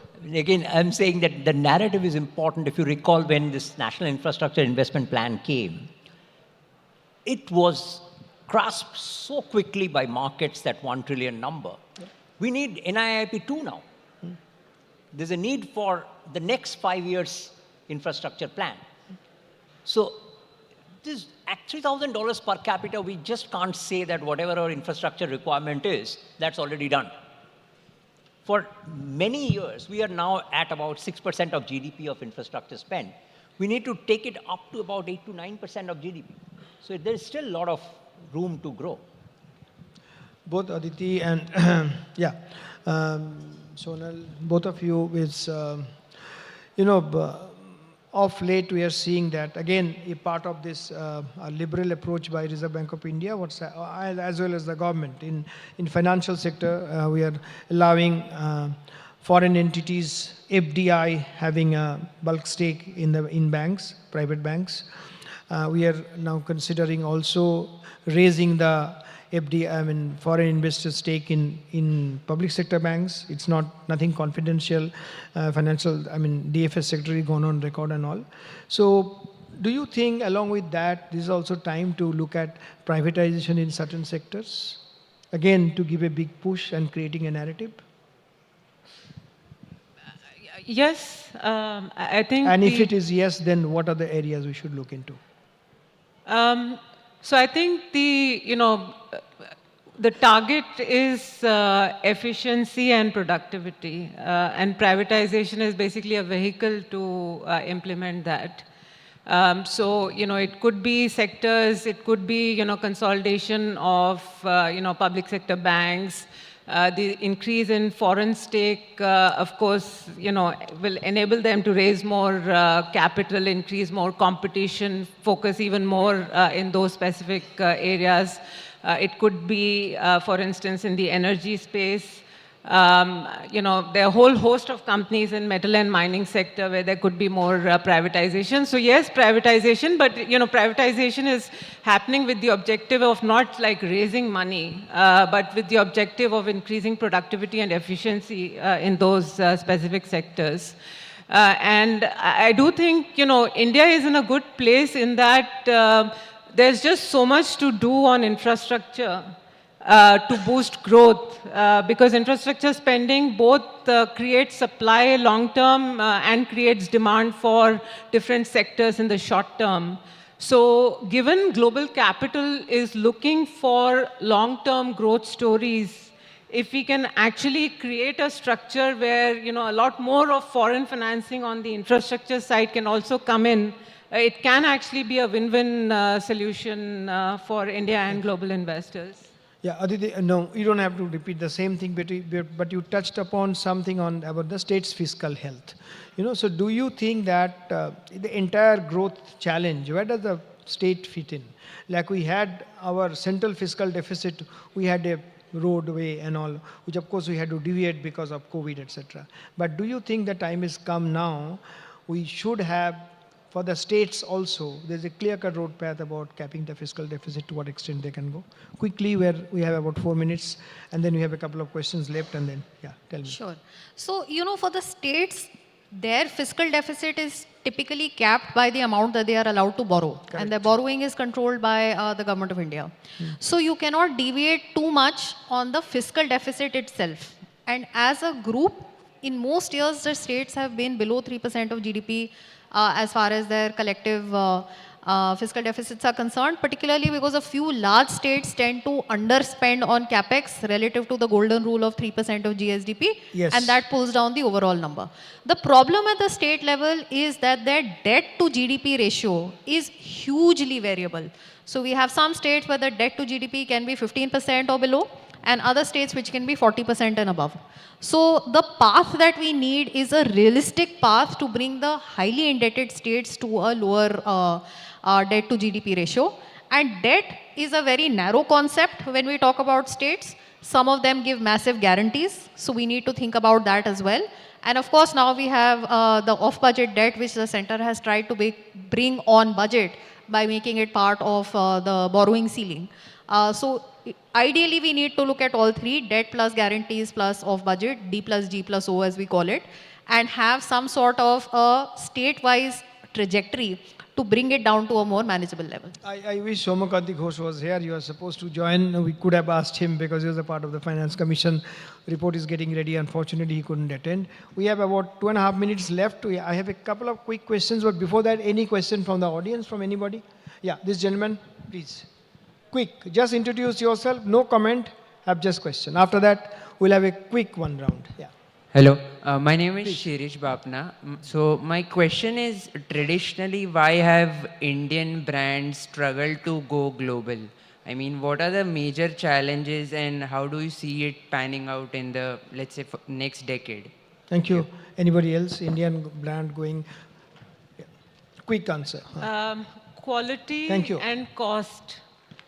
So, low cost, high quality, and so, that combination needs to be there. So, I mean, there are certain brands like in textiles, towels, for instance, there are certain brands who have actually done well, but I think that combination and scale, so maybe third I would add is scale. So, quality, cost, scale, if we map those three metrics, then we can do well.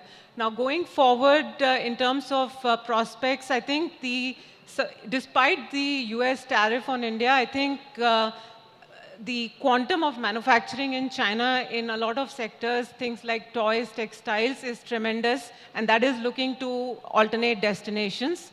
Vietnam and some of those smaller countries cannot take up all the supply chains that are moving in. So India will play a big role in things like textiles, toy manufacturing, leather garments, electronics, the entire supply chain on the electronic side, for instance. So I do think that India's export market share across a number of product categories is going to go up, but it's important for us to focus on quality and our cost. I think quality focus needs to be like the #1 priority for India. Thanks, Sonal. Yeah. We have 30 seconds, but I have just two questions, but one word answer from each of you. So we'll stick to the time. Promise. So one is this: what is your best guess? We'll start from Aditi. Best guess, what would be like India's growth in the next 5 years, average growth?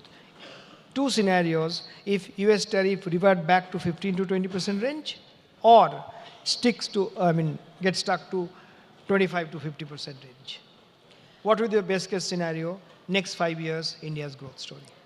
So 6.5, veering towards 7% if tariffs come back down to a more reasonable level, and 6% or thereabouts if they don't.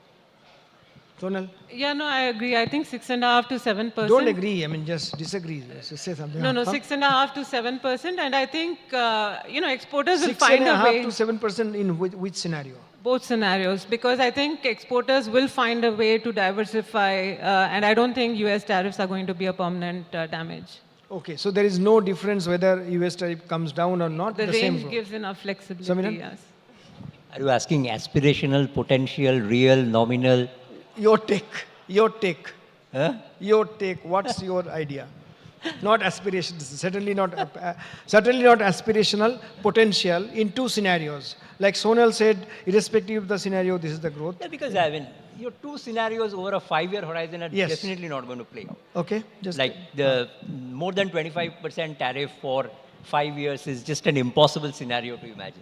Okay. So I'll stick to the first scenario and I will say it's possible for India to grow at 7%. Okay. Last question. Today is what? We are October end. It's about 5 weeks down the line, Reserve Bank of India's next policy, right? And RBI, MPC note, everything talks about there is space for rate cut, etc., etc. CRR cut has already taken place, but bankers, many of them are there. They say, despite that, there is a liquidity is an issue. Will RBI do OMO and all? I'm not getting into all the technicalities, but you guys and all of you, you have the privilege of meeting governor and discussing things ahead of the policy. What do you expect or recommendation in December? Are you going to say rate cut or no rate cut status quo? Not you, Sabiran. You started the thing, so you will end from here. So, I mean, we thought that there is space for rate cut both in August and October policy from an inflation standpoint. In December, the rate cut is not about the space, it is about the need for a rate cut. So we'll have to observe that whether between now and December, there is any discernible sign of any growth slowdown or not. And that's why I'm hiding behind wait and watch. Sonal. I mean, central banks should be forward-looking rather than, data dependent all the time. And I think the forward-looking outlook on growth inflation provides the space. So, I mean, I think they should move. Rate cut. Move, meaning cut, move down. Aditya. So the last round of reduction in the inflation projections for the current year and for the first half of next year has come in because of GST, which is a policy change lowering the prices. That is not indicative of a demand slowdown, but it is going to bring with it better demand. So in this case, I'm quite torn. I think a rate cut could have happened earlier, but as we go closer toward FY27, I think it's going to be more and more difficult to cut rates. So I am really on the fence for December. Despite so low inflation. Yes, because the latest round of the reduction in inflation is coming in from the GST cut, which is going to bring with it better demand. Okay, thank you. Time is up, and I'm not going to take more time to summarizing this. I hope you enjoyed. We tried the last show. We tried to make it interesting and exciting. I don't know if you like it. Just give them a big hand. Thank you all. Thank you all. Thank you very much. That was, I mean, it really ended on a fun note and interesting. Can we have the mementos, please? And excellent takeaways over there, including the fact that, the competition is going to be, there's going to be intense competition for India, also from the entire world, as the whole world looks to hedge the blow from US tariffs. There.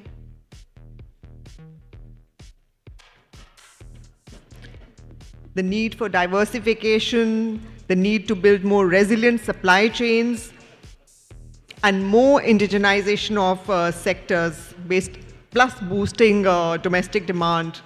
And to that question on why not global brands, the importance of the emphasis on quality and along with cost and scale. So lots of takeaways over there, and it's been quite a packed day, and we do hope, there was something in it for everybody.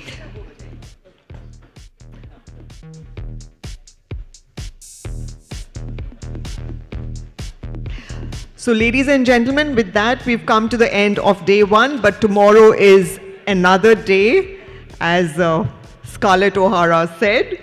Anyway, so tomorrow morning we will meet again at 10 a.m. and among the stalwarts we have is IRDAI Chairman Mr. Ajay Seth, Ms. Arundhati Bhattacharya, Chairperson and CEO Salesforce India, Mr. T. Ravi Shankar, Deputy Governor Reserve Bank of India, Mr. S. Raman, Chairperson PFRDA. We will have a fabulous panel discussion on where the rich are investing and a lot more. So see you tomorrow morning at 10 a.m.